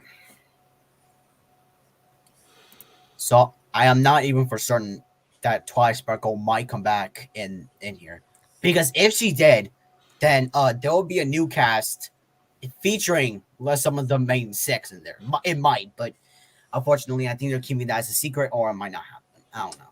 We absolutely don't even know. No, we don't. So I'm just going to bring up a question Ginger's posted, which I think is definitely worth mentioning because it's an interesting topic, considering we know about the passage of time in G5 and the a development of technologies. So this is a good question. What do you say? Oh, would vehicles also be possible in G5 too? Are you serious? It's an interesting thing. If you think about it, if we've had like mobile phones, we've got radios, elevators, why not vehicles?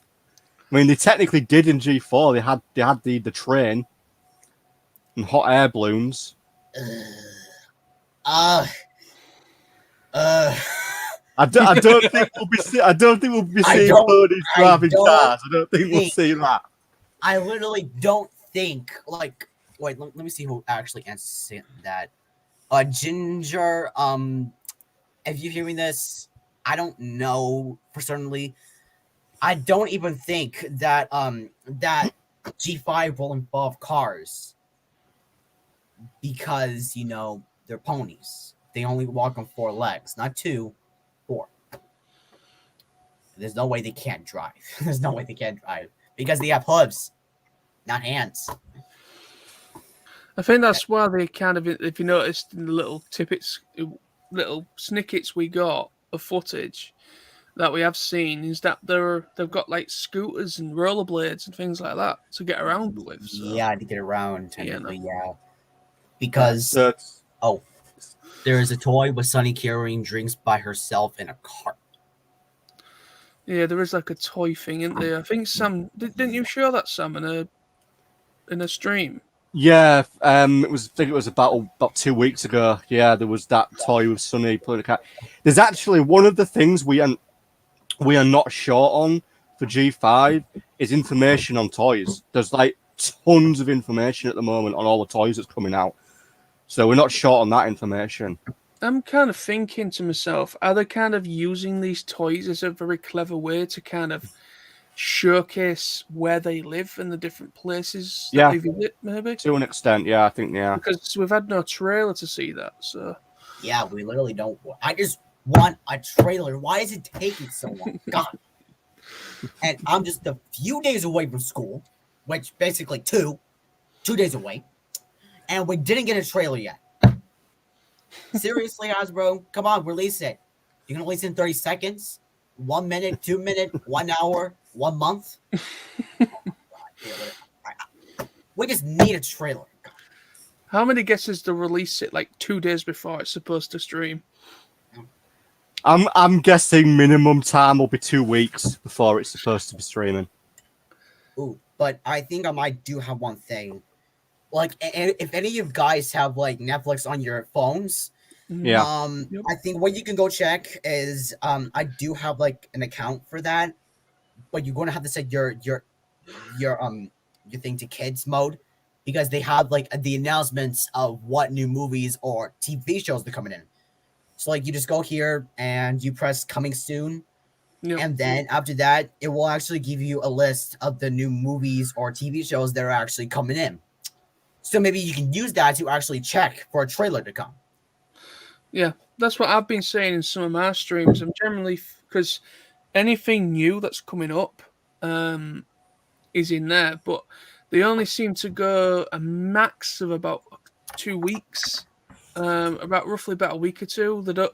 So I'm thinking that obviously we're already, we're coming into August now. So I'm generally thinking we might maybe get, it might pop up on what you're saying there. Probably the first week of September. Well, Silver Comet states Netflix should release the trailer before August 24th, given their modus operandi, as this is actually required by advertisement overseas. Oh, okay. And that's because it's a worldwide release. Oh, okay. I do have another thing here. This is from like onceonnetflix.com. Let me get that. Yeah. So I'm looking at this right now. Hang on, I can bring it up on the stream for you. There you go. Yep. Thank you so much.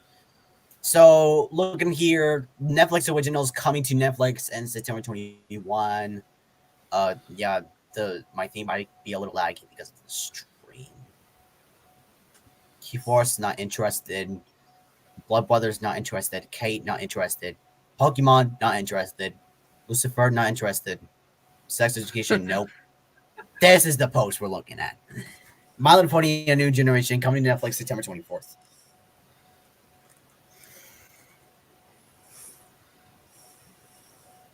Yeah. So this is the post that we've seen, and this was one of the few images we've seen. So technically, this is what it's going to look like. Like they actually have it a long list, so that you really don't need it. So that's what the link said. Silver Comet states the real problem is that there are no specifics on what the trailer has to show only duration of it and elements that it must contain. So obviously, not necessarily will it contain anything of any like vital information, and it could be less than 30 seconds long. It could give us absolutely nothing. Yeah, because the trailer usually lasts about 2 minutes long, basically. Yeah, I don't know. Because we got a couple of teasers. So yeah, it's fine. Technically. Yeah, I'm gonna look on YouTube. Yeah. So if any of you guys have like thinking about getting G5 stuff, don't be afraid. I'm looking at them right now. I'm planning of getting them soon, and yeah, I think they look great. Yeah, I'm gonna try to. I'm gonna see what I could do. Yeah, because I can also get the news from YouTube, but yeah, I think I could look at that. I'm not too sure. Well, unfortunately, we don't have 5G where we are yet. Yeah, I haven't got a clue when it'll come, but I'm sure it'll be here at some point. It will do because a lot of the phones that are coming out this year have got 5G capabilities, so it'll get here eventually.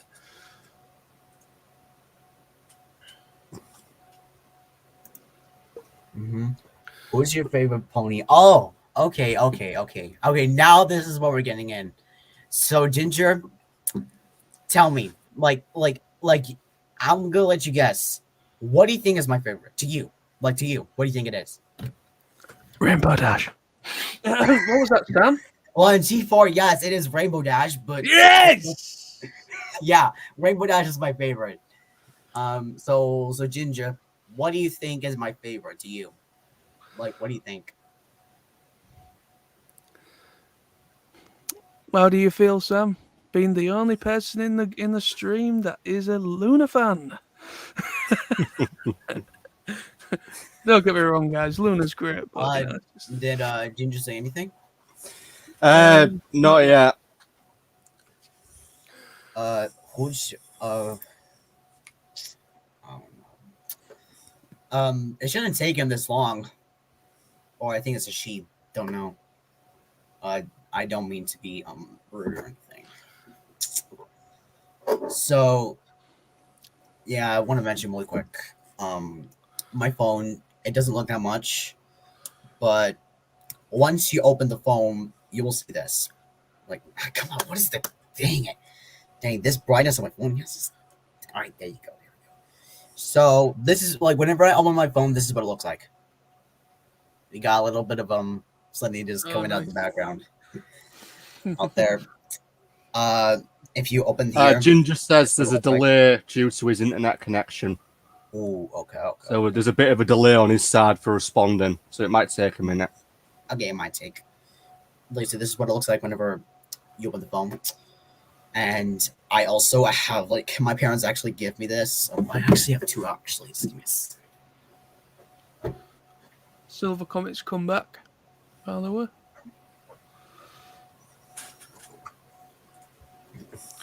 I mean, the character Argyle Starshine was inspired on me. Okay. So you guys it was Rainbow Dash. So technically, yes, I do. Oh, yeah, because this is a pop socket, and I also have. I typed in zip, by the way. Oh, I didn't even see that. So do you think this storm is my favorite? Jeez. Actually, no. It isn't my favorite. My favorite is actually Izzy Moonbo, technically. Yes! Izzy Moonbo. Yeah, Izzy Moonbo is my favorite pony. And the reason why I like her so much is because of her hyperactive, energetic level. Yeah, I just wish that maybe whoever the companies are making these pop sockets, or should I say pop socket, they should actually make one of these. Like, this is kind of like a Celestia and Luna. It's the cosmic pop socket, which I could put it on my phone with no problem. And if you actually see very closely, you see who is down there, right? Ah, yes, I see. Oh, yeah. You see there? Yeah, G5. Yeah. G5. But I think G5 is better than G4. So the main screen on my phone is Luna, And then the background image is Little Pip from Fallout Equestria. Fallout Equestria, nice. Fallout, which is my all-time favorite fanfic or pony fanfic. Absolutely love it. Yeah, I think my favorite like fan-made pony, I want to say is Flufflepuff. Technically, Fluffle. Yeah. I don't know. It's like whenever I hear the song "Pink Fluffy Unicorn Standing on Rainbows," yeah, technically, like something. Wait, what did she say? Like I had to remind everyone that we had not heard the voice of Sunny, the protagonist. Technically, we haven't.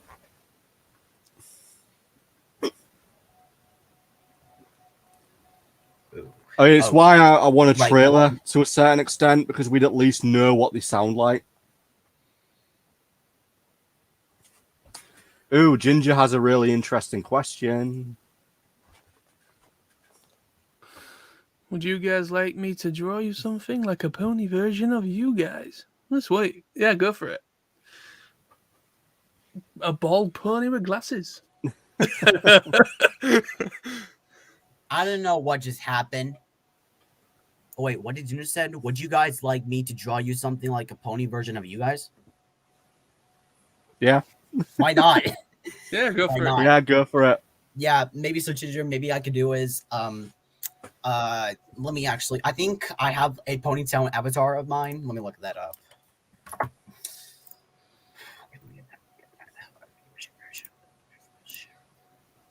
All right, good.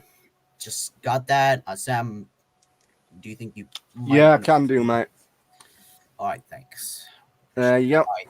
So this is what my avatar actually looks like. Forget all that chunk. All right. So this is what my avatar looks like. Ah, Ponytown. Yeah. I've heard of it. I'm not actually on it, but I've heard of it. Yeah, this is what it looks like. The horn is actually invisible, so you can't see it. But if you look very closely, there is. And there's also wings. So technically, I'm an alicorn.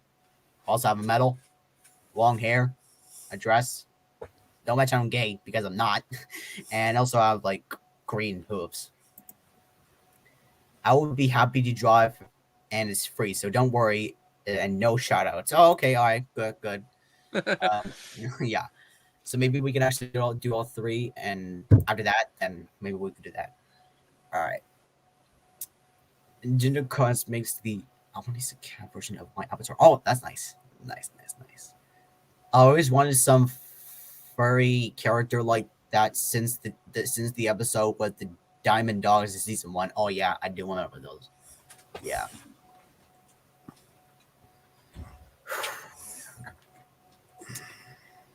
Because unfortunately, the Diamond Dogs themselves, I think, during the shorts of the Rainbow Box, basically each of the rarity one, that one technically, the Diamond Dogs were human. So technically, basically, I was shocked to see that.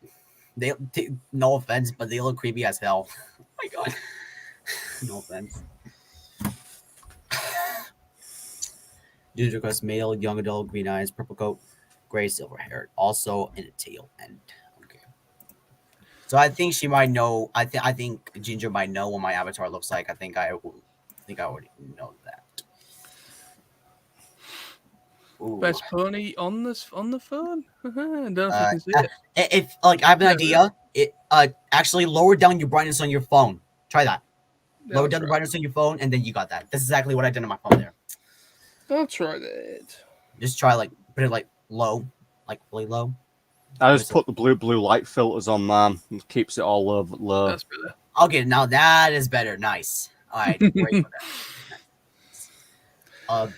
Yeah. Also, I want to mention this. Like, this is what the PC of my computer actually looks like whenever I actually open it. All right. So this is what it actually looks like.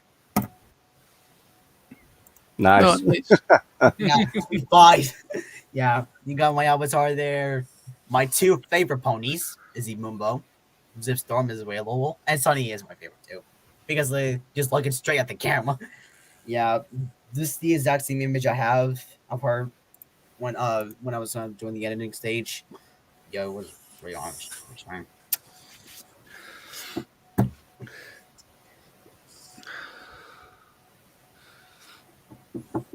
I'm I'm kind of interested to see what I look like as a pony. That should be quite interesting. Will I be a unicorn or will I be? I'll be an Alicorn OC. You I don't know. already know that. I think many ponies hate Alicorn OCs. No offense.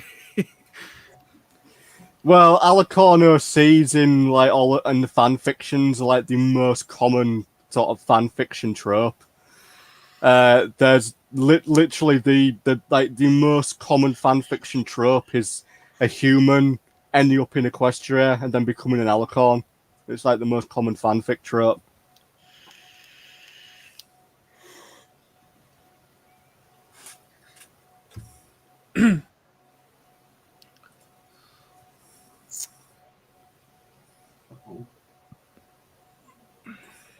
What is this? Did you like send a link or something? Deviant art or something.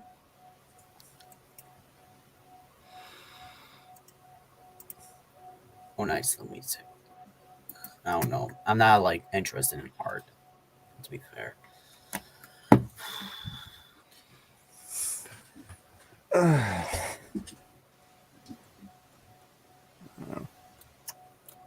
Yeah, I don't know how this movie is gonna go. I just don't think they might restore it. But most movies, I think they do.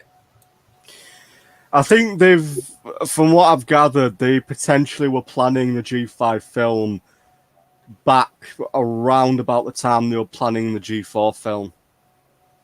So I think it's been in development for about the same amount of time or longer. Yeah. Yeah, pretty much. Yeah. I'm telling you, when I saw the first episode of Pony Life, I honestly, I looked at it and I immediately just ended the episode right there. I only watched about 2 episodes of Pony Life. I couldn't get into it. Yeah, like to be honest, I do like Pony Life, but the one thing that kind of messed me up was it got the Teen Titans Go treatment, which many people were saying.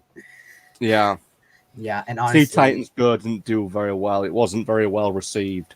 Yeah, because of the what happened. Like the original Teen Titans, it still has a really good popularity to this day. Still, it was the original that first happened. The original is great, but the sequel, no. I honestly don't like it. Pony Life, I don't like it. I don't like it. No, I don't like it. Yeah, honestly. Oh. So for comment, the first episode of Pony Life is chaotic, not a good example since it happens in media's res rather than presenting the characters. Well, to be honest, we already know who the characters in, but basically, I think that they didn't introduce them at first. But on the first episode, I immediately found out that I like when I saw that first episode, Princess Probes Part 1 of that part, I just immediately stopped there. I saw that Applejack actually broke the fourth wall. She actually looked straight at the camera saying, "Did I miss this? I missed this." Yeah. Yeah. She literally just broke the, 1, 2, 3, fourth wall. There's another where we see Pinky got Sugar Cube corner from the cakes. What? Yeah, Sugar Cube Corner doesn't even look like from G4. It just looks like cheap art, just trying to get there and just put it all in one. I honestly, that is a little bit of a difference there. No, Pony Life was just too different from G4 for my taste. It was too if I just be honest, it was far too kidified. It felt like they were like really aiming it at like sort of 4-year-olds, and it just felt like because with G4, yeah, it was aimed at a young audience, but it had pretty serious stories and a very strong message, whereas Pony Life just felt like, I don't know, just a surreal thing that didn't really have anything in common with the show. Yeah. Yeah. So there is an internal continuity of Pony Life, but it was fragmented through the season 1 of that show. That's it. I know like a lot of people sort of class Pony Life as like MLP Generation 4.5, but and I know when Pony Life was first announced, a lot of people sort of panicked and thought, is this going to be the future of MLP? Is this what Gen 5 is going to be? Yeah. Which obviously it wasn't, but a lot of people were quite worried for a while that Gen 5 was going to be basically what Pony Life was. But it wasn't. No. And that's when the leak started to came in.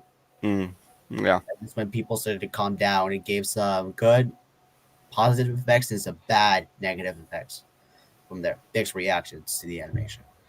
Even though that there have been an animation GIF that lasted for like 50 seconds long. Sorry. I think technically I think it's just kind of like a little bit of a difference to see that, but yeah, I do like the animation in G4. G5 is way better. Like, you might thinking it's because of 3D. Well, technically, yes, it is 3D because they're more realistic, more cuter, and yeah, G4.5. I honestly, I think G4.5 is kind of like not worse than G3.5. Yeah. Yeah. A lot of people are getting a lot of nightmares by the time they watch G3. I thought it wasn't bad at first, but when I watched a couple more episodes, I was like, oh my I've God, tried this is so G3. I cannot. it was so terrible. I've tried. I It just was can't. like G3 was for a younger audience, but G2 was a little bit of a different story. They actually represented gender roles. So technically, I didn't really care about that. Yeah, G2, G1 was the first that started it all. G2, it's not bad. G3, no, I don't like it. G3.5, get a double thumbs down. It's too much worse to see. The animation is bad. The animation of babies, that is bad. And third, most of all, the popularity of Brony just declined drastically. But when G4 came out, that's when the Brody fandom started to pop out. It's like started to revive again.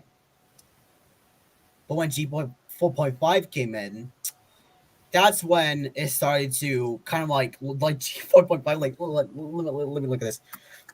Let me see here.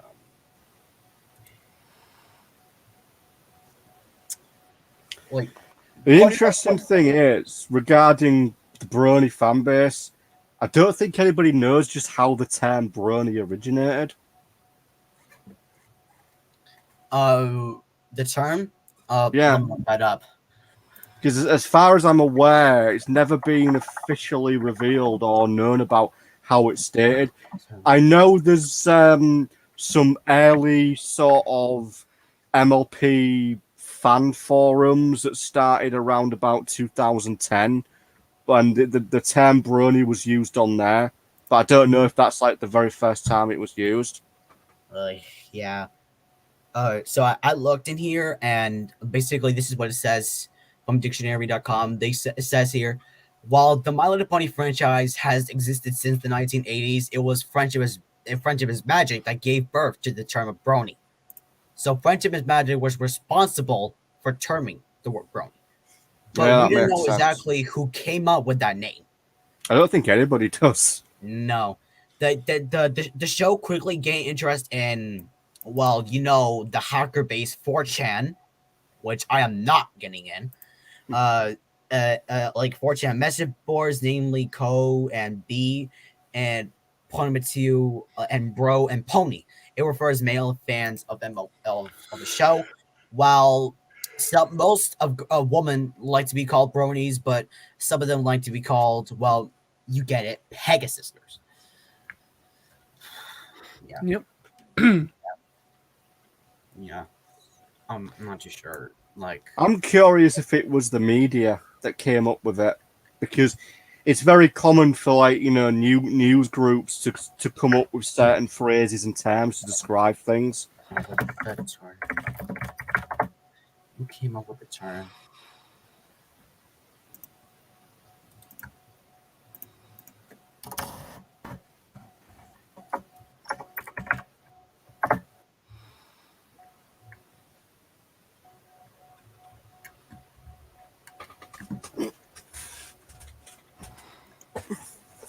Oh, I'm sorry, but I'll be back. There's something I have to do real quick, and after that, then I'll come back into the stream. So I'm gonna pause my music, my I'm gonna mute my mic, and I'm gonna set All the right. camera, and after that, then I can answer more questions, and I'll be back in a second. Yeah, no worries.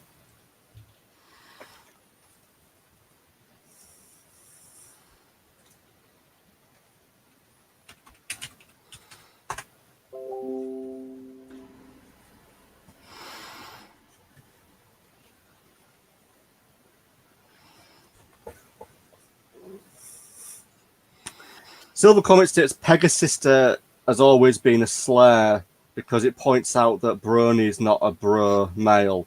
This is why most female bronies just prefer to be called bronies without sex discrimination. Yeah. I mean, I know the term Pegasister was sort of very sparsely used. A lot of times, conventions and stuff just referred to the whole group as bronies.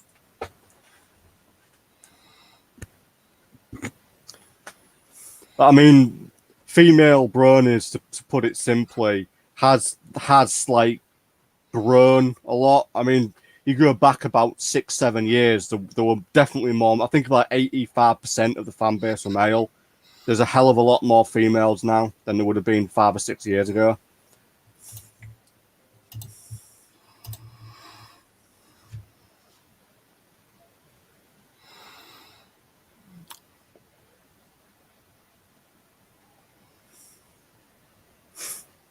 Once Alpha Swell comes back, we'll very likely start to round things off for the night. Largely just because it's getting on now. It's like gone midnight, and John's got work in a couple of hours. Yeah.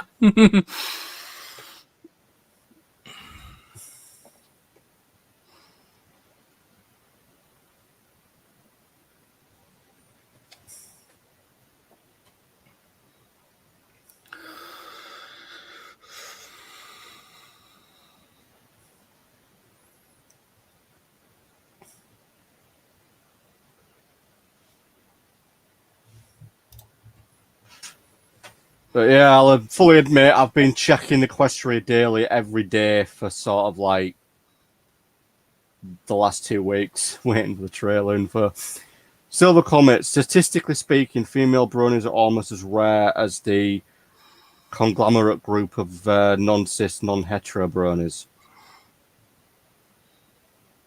Interesting. Very interesting. Ginger asks, how's it been over the last few weeks all? Not bad, mate. Can't complain. Not bad. Just waiting for holiday time. I need a holiday. So yeah, waiting for that to come up. Same here. I'm off in literally now in a week's time myself. It's about 2 weeks. A week and a half for me, mate. And Silver Comet states mostly this trend is more. Mostly this is because the trend to be more silent, aka lurkers, rather than it being involved with the community. Basically, a lot of the lady bronies tend to be sitting in the background quite a lot. I mean, to be fair, outside of PonyCon, which was obviously the only MLP convention I've ever been to, at normal comic cons, you tend to see more. You do see more male bronies. You might see the odd, female brony dressed up as a pony character, but yeah, you'll see like 90% of them are bronies. But I just think, in a way, that, as I said, the demographic of the brony community is about 85% male anyway. Probably about 15% female. But then, as Silver Comet says, a lot of background lurkers. But, a lot of people like that. I mean, I'm pretty much a background kind of person for a lot of stuff that I'm into. Like MLP is probably the biggest thing where I've got a louder voice. But there's other franchises I'm into where I've just sit in the background and have done for years. Alpha Swell, you have returned. Okay. Right, mate. We're just going to let you know, in about 25, 30 minutes, we're going to start wrapping it up for the night. John's got work in a couple of hours, so he can't really stay. It's all right. It doesn't matter. All right. So yeah, we're gonna keep it going for about 30 minutes, and we're gonna call it a night, mate. Well, all right. So like it says over here, like 4 hours and like 30 minutes. Yeah. So about 30 minutes. Yeah. So we're up to about 4 hours now. So about 4.5 hours. So about 30 minutes. All right. Good. All right. We still got plenty of time. Oh. So it'll be about 1:45. I think it'll be here. Yeah, so 35 minutes from now, yeah, it's 1:45 for us. Yeah, that'll do.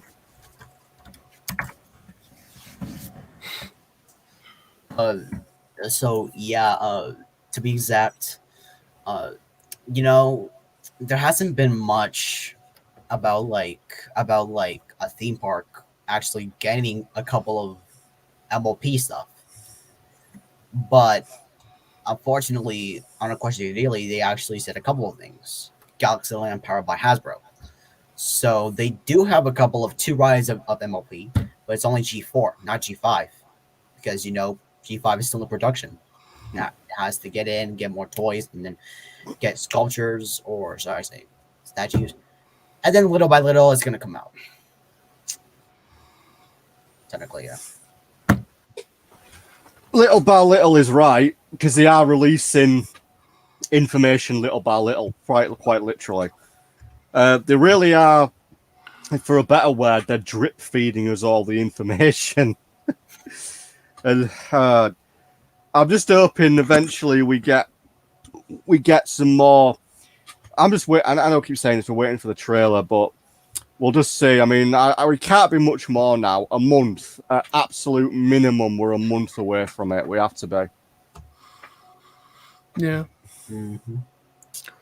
Well, like Silver Comet said, because it's a worldwide release practically, they're going to have to do it around about I don't know, 20-something, I'd say, of August. An interesting comment.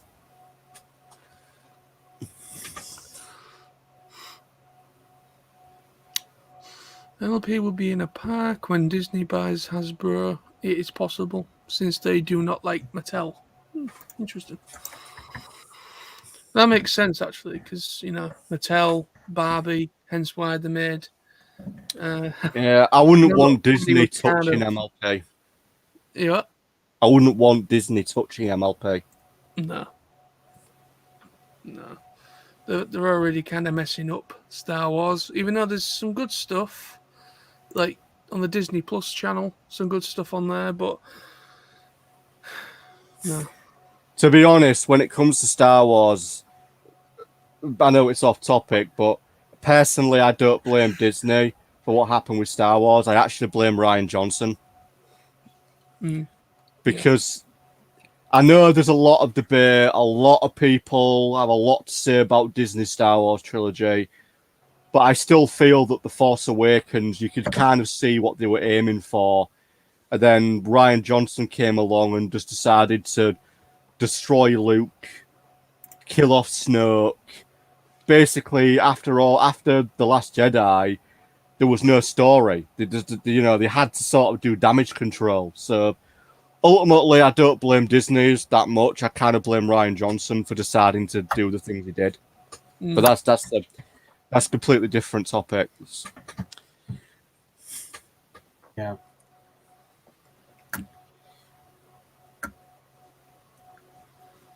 I mean, there is one thing. I mean, thinking of G5, I'd be very curious about. Will there be any mention of the new main six, with them being obviously the students of sort of the main six?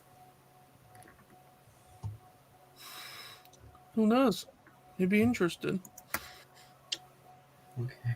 I mean, obviously the new main six, obviously they were much younger than, much younger. So, like again, it depends of how much time there is in between Gen 4 ending and Gen 5 starting.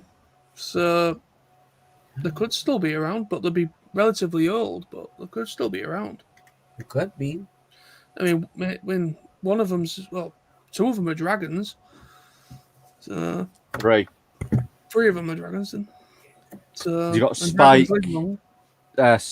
Smolder, and Ember. Yep.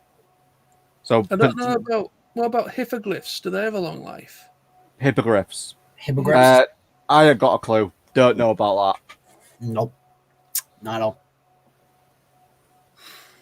I mean, dragons do. Dragons can live for centuries, even thousands of years. So, realistically, Spike. I know again, this is something that gets brought up a lot, but Spike could potentially be in G5. It's very possible. Yeah, it could be.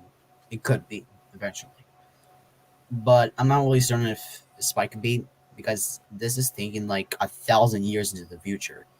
So we don't know exactly like if it's gonna be possible, but to be honest, could be. Yeah. I mean, I'd be very surprised if it does go as far as that 1,000 years. But I mean, I could possibly see it between 100 to 200 bracket, because 100 years, I could say that there's enough between 100 and 200 years. That's enough time for change to happen. But So Silver Comet points out that Kieran have longer lifespans than ponies than being half dragon and half unicorn. Oh, okay. okay.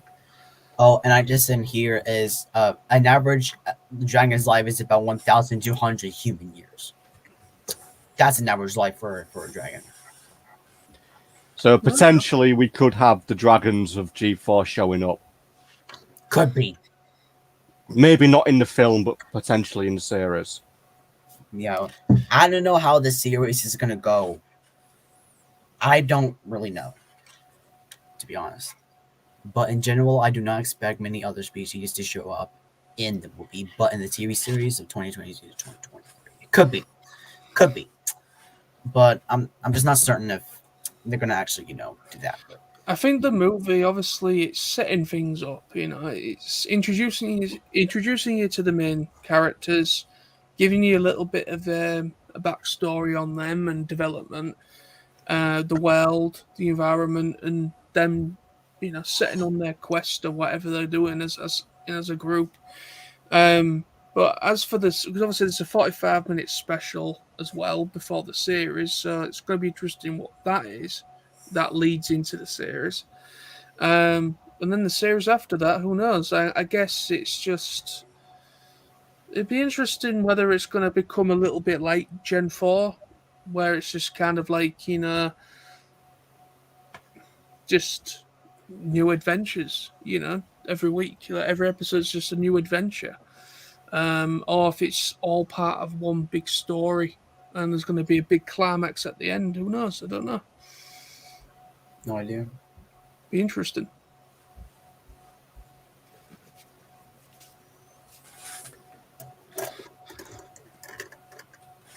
It's I think with a series, I feel like what we'd have to do for the G5 anyway is probably focus more on reuniting Equestria.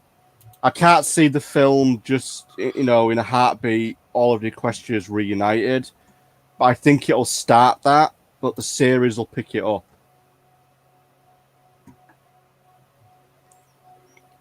And Silver Comet states the TV special is due to be released, obviously after the film, some months after the film's release. So this 45-minute special, it's been mentioned quite a lot. If the film's out in September, maybe the special will be out in December or January at the latest. The Mandalorian season 2 finale had so many spoilers that if we say anything else, Whoops, sorry about that. What was that? I clicked on an ad by accident and it started playing. Yeah.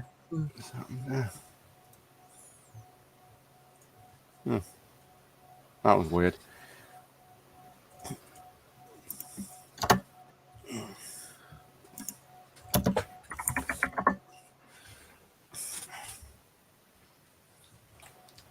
So, Alpha Swell, got a question, if you don't mind. Yeah, it's okay. What is it? I'm rather curious here. I get the impression that your parents are aware you're into MLP. Are they not all bothered by that? Are you serious, bro? Oh my god. Yeah, that's a good question. Actually, they don't even mind. I like G5, or should I say My Little Pony. Because my stepmom, when I told her about the news, when she saw these new ponies, she instantly fell in love with the new cast. And she said she wants to watch the movie with me. Wow. So my parents, they accept me for who I am. So technically, yeah. And actually, my parents actually gave me this. They knew I like MLP. So they gave me a pop song as a present. For most of the part.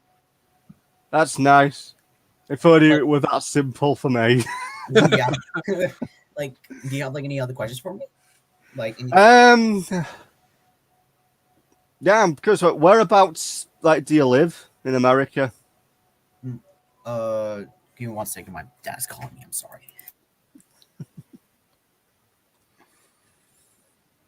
Ideally, the TV special should drop before Christmas to boost the toy sales, but it could be delayed for next year to avoid the Void Pony content before the series.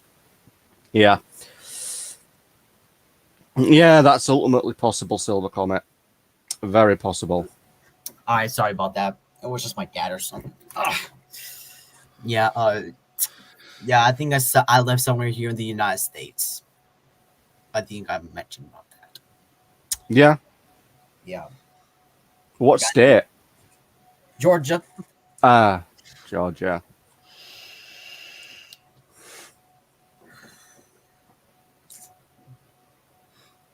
Silver Comet states, it is the advantage of having non-boomers in your family. Non-boomers? What do you mean non-boomers? What do you mean non-boomers? I don't get it. Boomers is a reference, basically anybody, I believe, born sort of around about sort of the 60s to sort of mid-70s. So, like, a millennial is somebody born between 1979 to 1989. Gen Z or Gen Z, I think is anybody born within like the last 20 years. It's sort of how, it's sort of how generations are defined. I don't really follow it myself, but basically, like, I'd be classed as a millennial because I was born at the end of the 80s, so I was sort of born coming into the next millennium.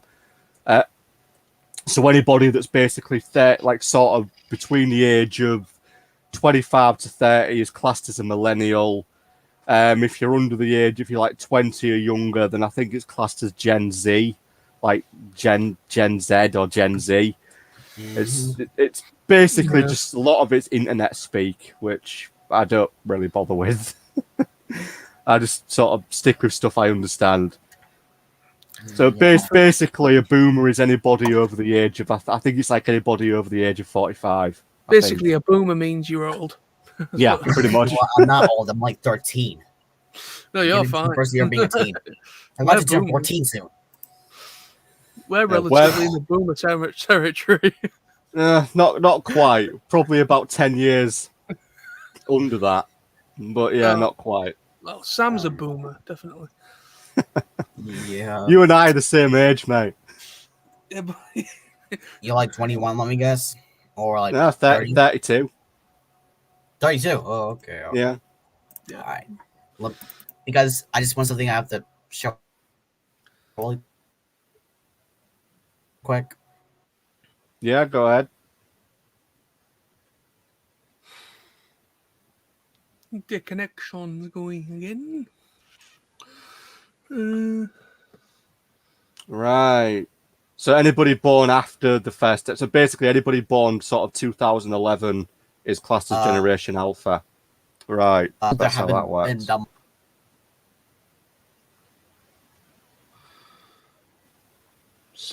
Silver Comments put on there's a TV special says the prequels for the series will also be released on Netflix. Alpha Swell appears to have frozen. Yep. There's a lot of comments coming in. I'm going to shut down a few tabs on my side just in case that might be causing a bit of backlog.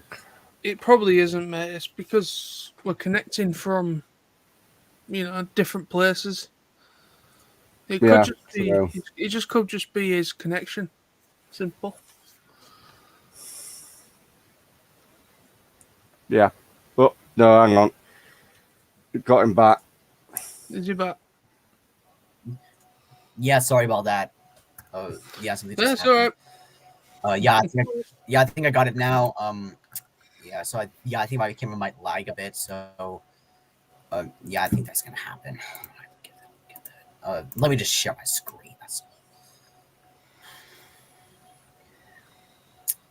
So, if you guys want to see this, this is perfectly fine. I just want, yeah, like I said, my stream might lag. So, yeah, let me do that. All right. So I have been working on this coaster project for a couple of while now, and by looking at the color scheme, what do you think it looks like to you?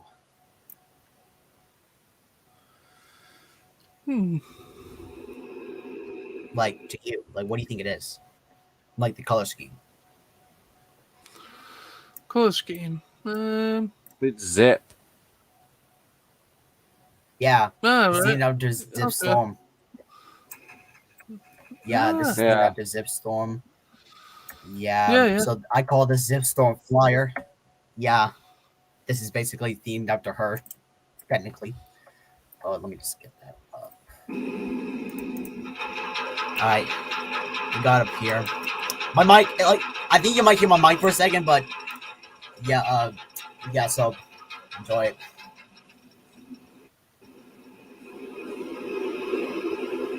If you really like G-Forces a lot, you'll definitely like this one because it actually pulls about like 4 Gs.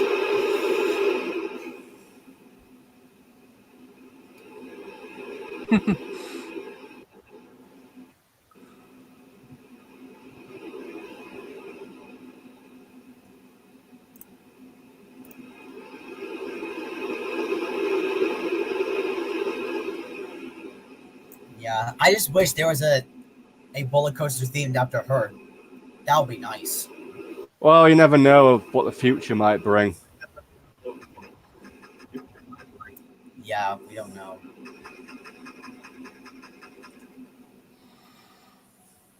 Then you slow down quite a bit, and you speed up. I think it's kind of like the flapping of wings and stuff. Just try to do that, and then you'll be a while last the version, and then you're done. It's pretty long for a coaster this size.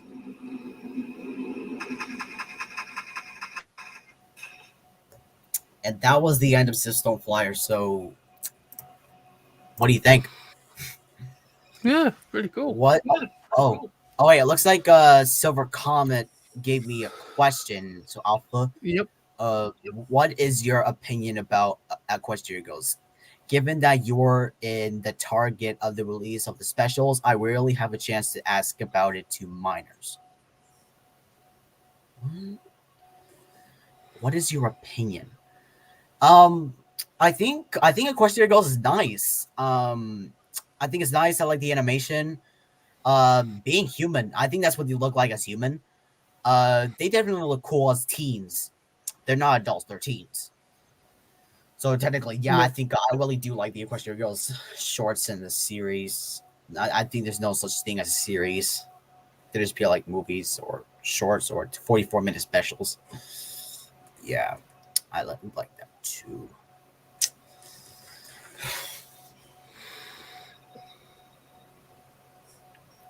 Like, if anybody from the chat, if you guys want to ask me questions or just for Sam or John or me, you guys can ask me that. And by the way, if you see me like where my finger is, that's my name. Alvaro. Yeah, that is my name. It's a Spanish name. Ah, right.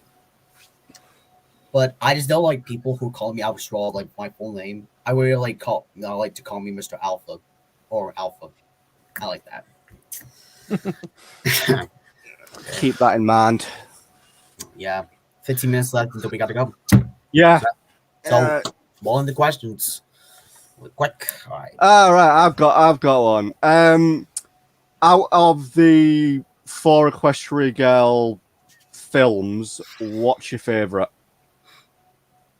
You serious? Oh yeah.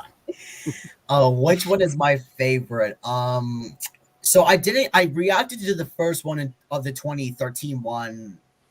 Not that one. Rainbow Rocks. I'll hold that for last.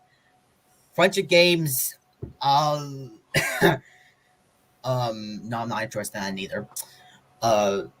What about Legend of Everfree? All right, Legend of Everfree.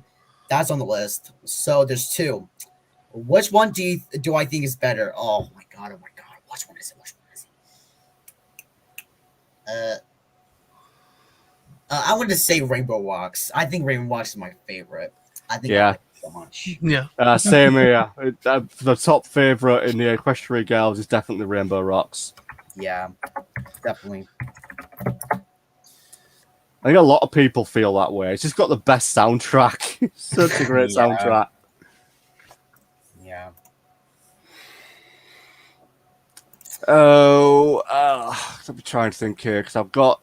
Oh, I know this one. This one's going to. This one will probably keep you thinking for a while. What's your favourite season? Oh no! You've got 9 seasons to think of. What's your favourite? My favorite season. Oh my gosh! I literally have so many favorites of almost all the episodes. Oh my god! I don't absolutely know. No, I absolutely don't know. What about the specials, not movies of Equestria Girls? Not really too sure. What is my favorite? What was my favorite special? Definitely. So technically, I'm a roller coaster enthusiast. So technically, roller coaster of friendship. That one is my favorite. Yeah, that was my favorite so far. Okay, now what's my favorite season of Friendship is Magic? I literally have no idea. So I don't even consider this, but which one is my favorite? I'm gonna say season 5 because season 5 has a good finale.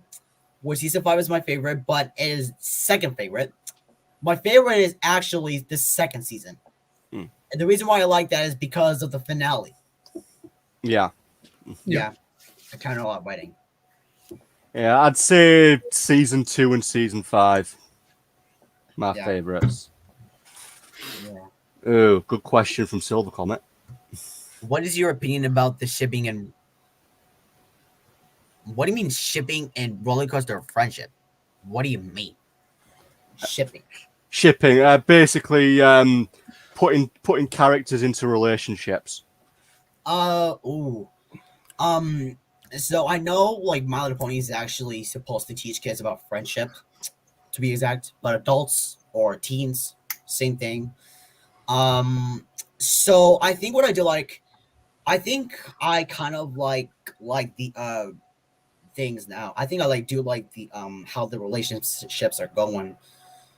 Like my most favorite relationship is between Sunset Shimmer and Pinkie Pie once.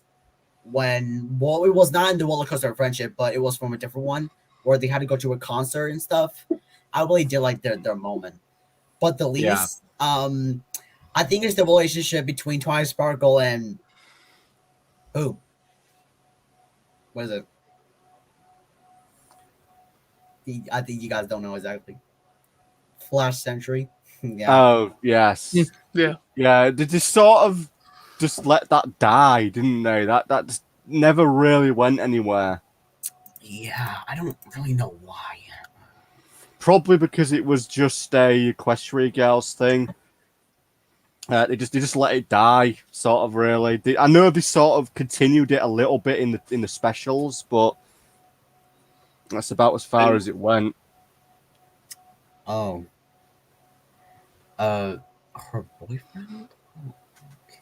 What is your so like if anyone has like other questions, I will answer that. I've got one. This is going to this is probably going to make you think. Do you have a least favorite episode?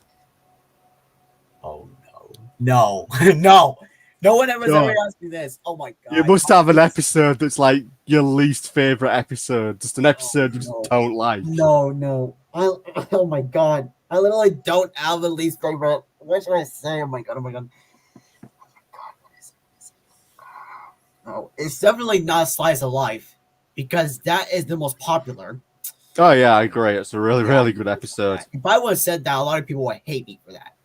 What is it? Honestly, I have no idea. I have no idea. Oh no! Oh my god! Why are people telling me what is my least favorite? Hey Alpha, who is your least favorite character? Oh my god! If I answer with Pinkie Pie, if people are still gonna hate me because I like Izzy Moonbo. God, what is it? What is it?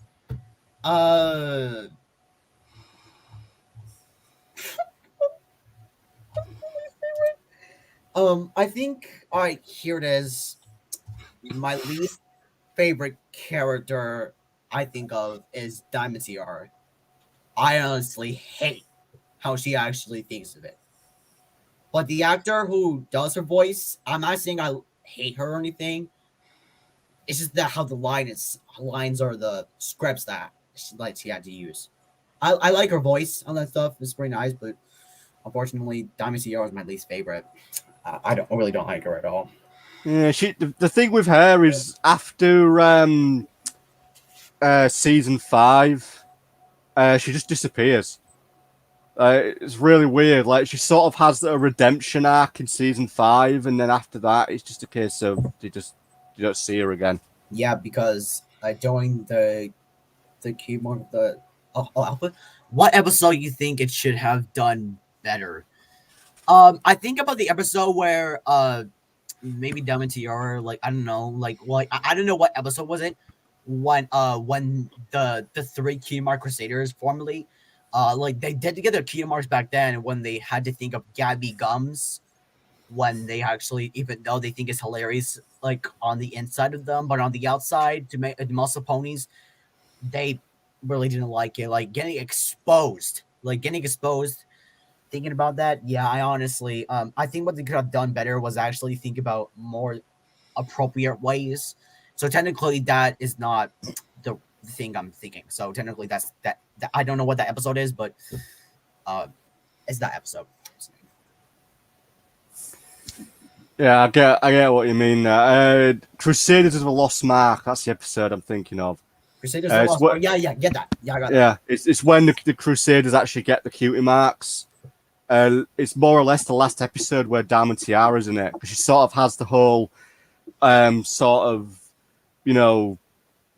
sort of her like coming of age arc, if you will. She's like reformed, and then after that, you just never see her again. So I don't quite understand why they did that. Like they gave her an episode where she redeems herself, and then you just never see her after that. Mm-hmm.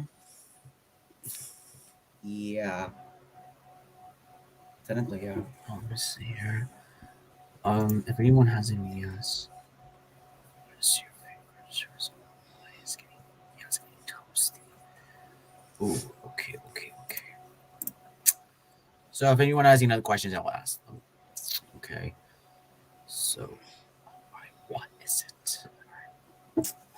So, yeah, I'm not too sure.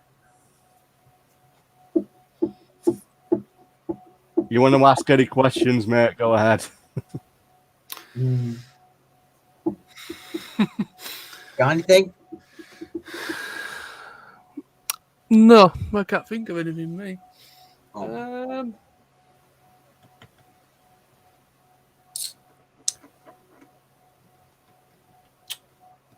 What was it that kind of? I know it was largely the film, but what was it that drew you to the franchise? Dane, that is a good question. I have no idea. I literally have no idea how I got into the franchise. Like, I don't have any idea. Well, I know I got interested into the movie, but it was because of the animation that drew me in. Yeah. Yeah, a lot of people have the same opinion. Over the years, when people have been asked, what got you into MLP, a lot of people say it's the animation. Yeah. It's a nice animation style. It's definitely one of the things that I liked about it. And obviously the voice actors, because obviously I'm a big fan of Tara Strong, so that kind of drew me to it as well. Yeah, well, if you were transported to Equestria for 1 week, what will you do first? I don't know. I don't know what I will do, because if they're gonna transport me over there, I will be my OC, like when you see in Ponytown, for example. So Ginger, don't forget about that. No offense. I think it's nice. I think what I will do first is I will just actually meet the ponies first, and then after that, I will actually meet the main six, and including go to Canada, and then just say hello to Twilight Sparkle herself, and maybe I can ask her a couple of questions to see what I think of her and stuff.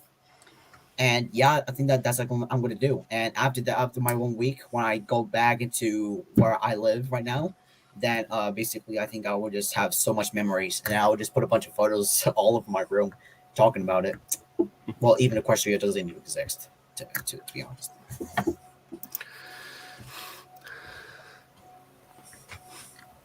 Okay, I've got a question for you, Alpha. I've actually thought of something. Which character would you have liked to have seen a little bit more of, like in development or anything like that? I honestly have no idea. I have no idea. I don't even know a single character that I know that actually can relate that. So generally, I really don't know. Okay. Don't know. All right. Let me see if I can find. Has MLP inspired you in any way? Has it like inspired you? I don't know, to create. Create? Yeah, like, does it inspire you in any way that would lead you to try new things or projects or things like that? I don't know. I don't honestly know what I think of, because it just inspired me to watch it, and honestly loved it, which maybe you guys might know. And I honestly think that soon enough, if I'm actually in a class that's telling me to talk about something that you loved in your life, and I will honestly not bring up G4. I will actually bring up G5, technically. Yeah. So I will just talk about G5 for a minute, and I want to talk about the past, which is G4, because the Brony community started in G4. Yeah. And I will talk about G5 a little bit, and then, I will just make a project. Yeah. So technically, I would do that. Okay. Mm-hmm. Makes sense. Right. We're going to start wrapping things up.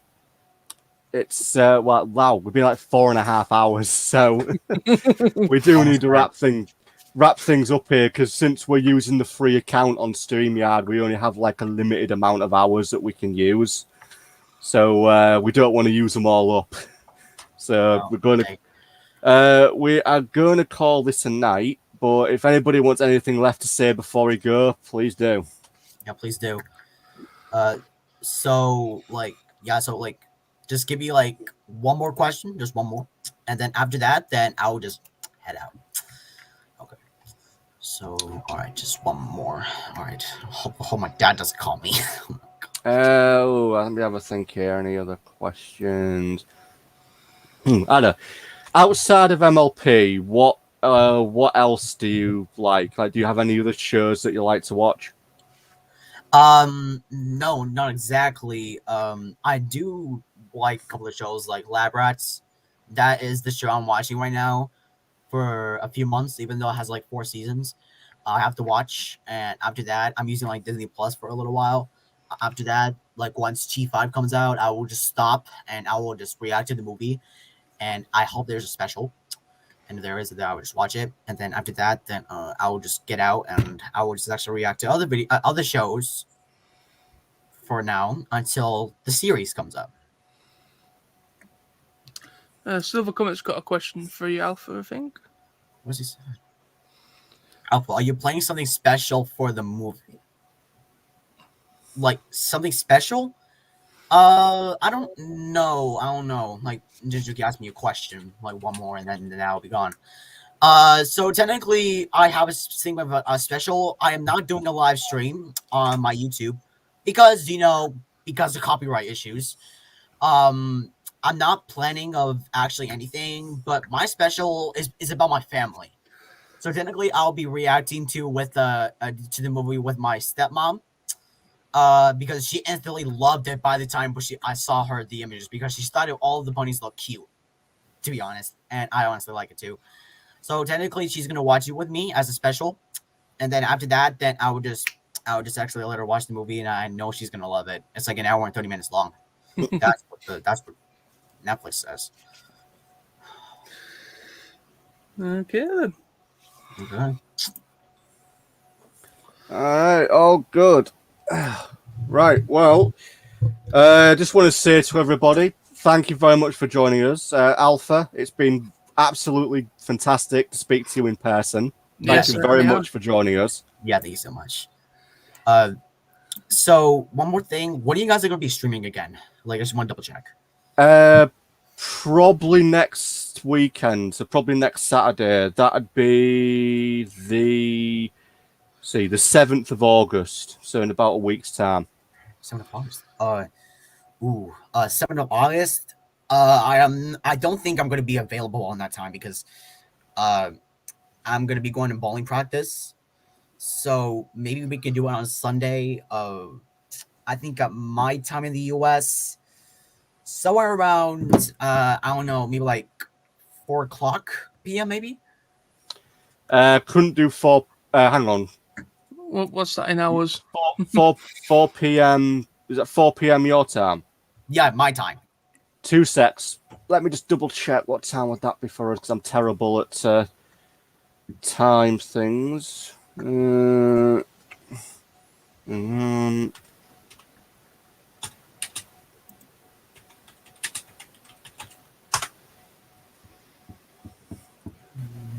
see. Hang on, do me a favor. What time is it for you right now? It is 7:53 here. Right, so it's about 5 to 8 for you. 4 o'clock in Georgia, USA. That is what it says, but here it's 9 o'clock. Yeah, it'd be 9 o'clock in the evening. Yeah, we could do that. Sure. Yeah, 9 o'clock in the evening will do. Yeah, so we'll set it for 8th of August, 8 p.m. Oh, no, sorry, 9 o'clock for us, so that'd be 4 p.m. for you. Yeah, we'll do it then on the 8th. All right, good. All right, I'm going to send it on my calendar now. All right, and I also do want to mention really quick. So I know you, Sam. I know you actually subscribed to my channel. Really appreciate that. You're welcome. Yeah, thanks. So if any of you guys, I do have a channel. I'll send it in the link in the live chat. So you guys can go check it out, and I might post a couple of videos about roller coasters, G5, and some things. So if you guys want to go check that out, I will have that in the live chat. Then after that, I'm gonna do that, and yeah, I think that's pretty much all I'm gonna say now. Let me just get the link. All right.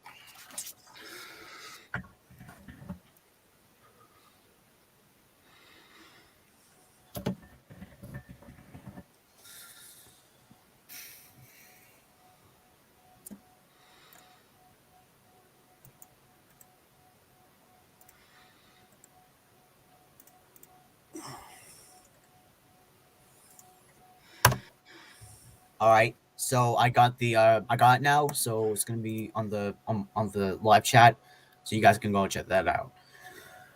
Well, that is pretty much it.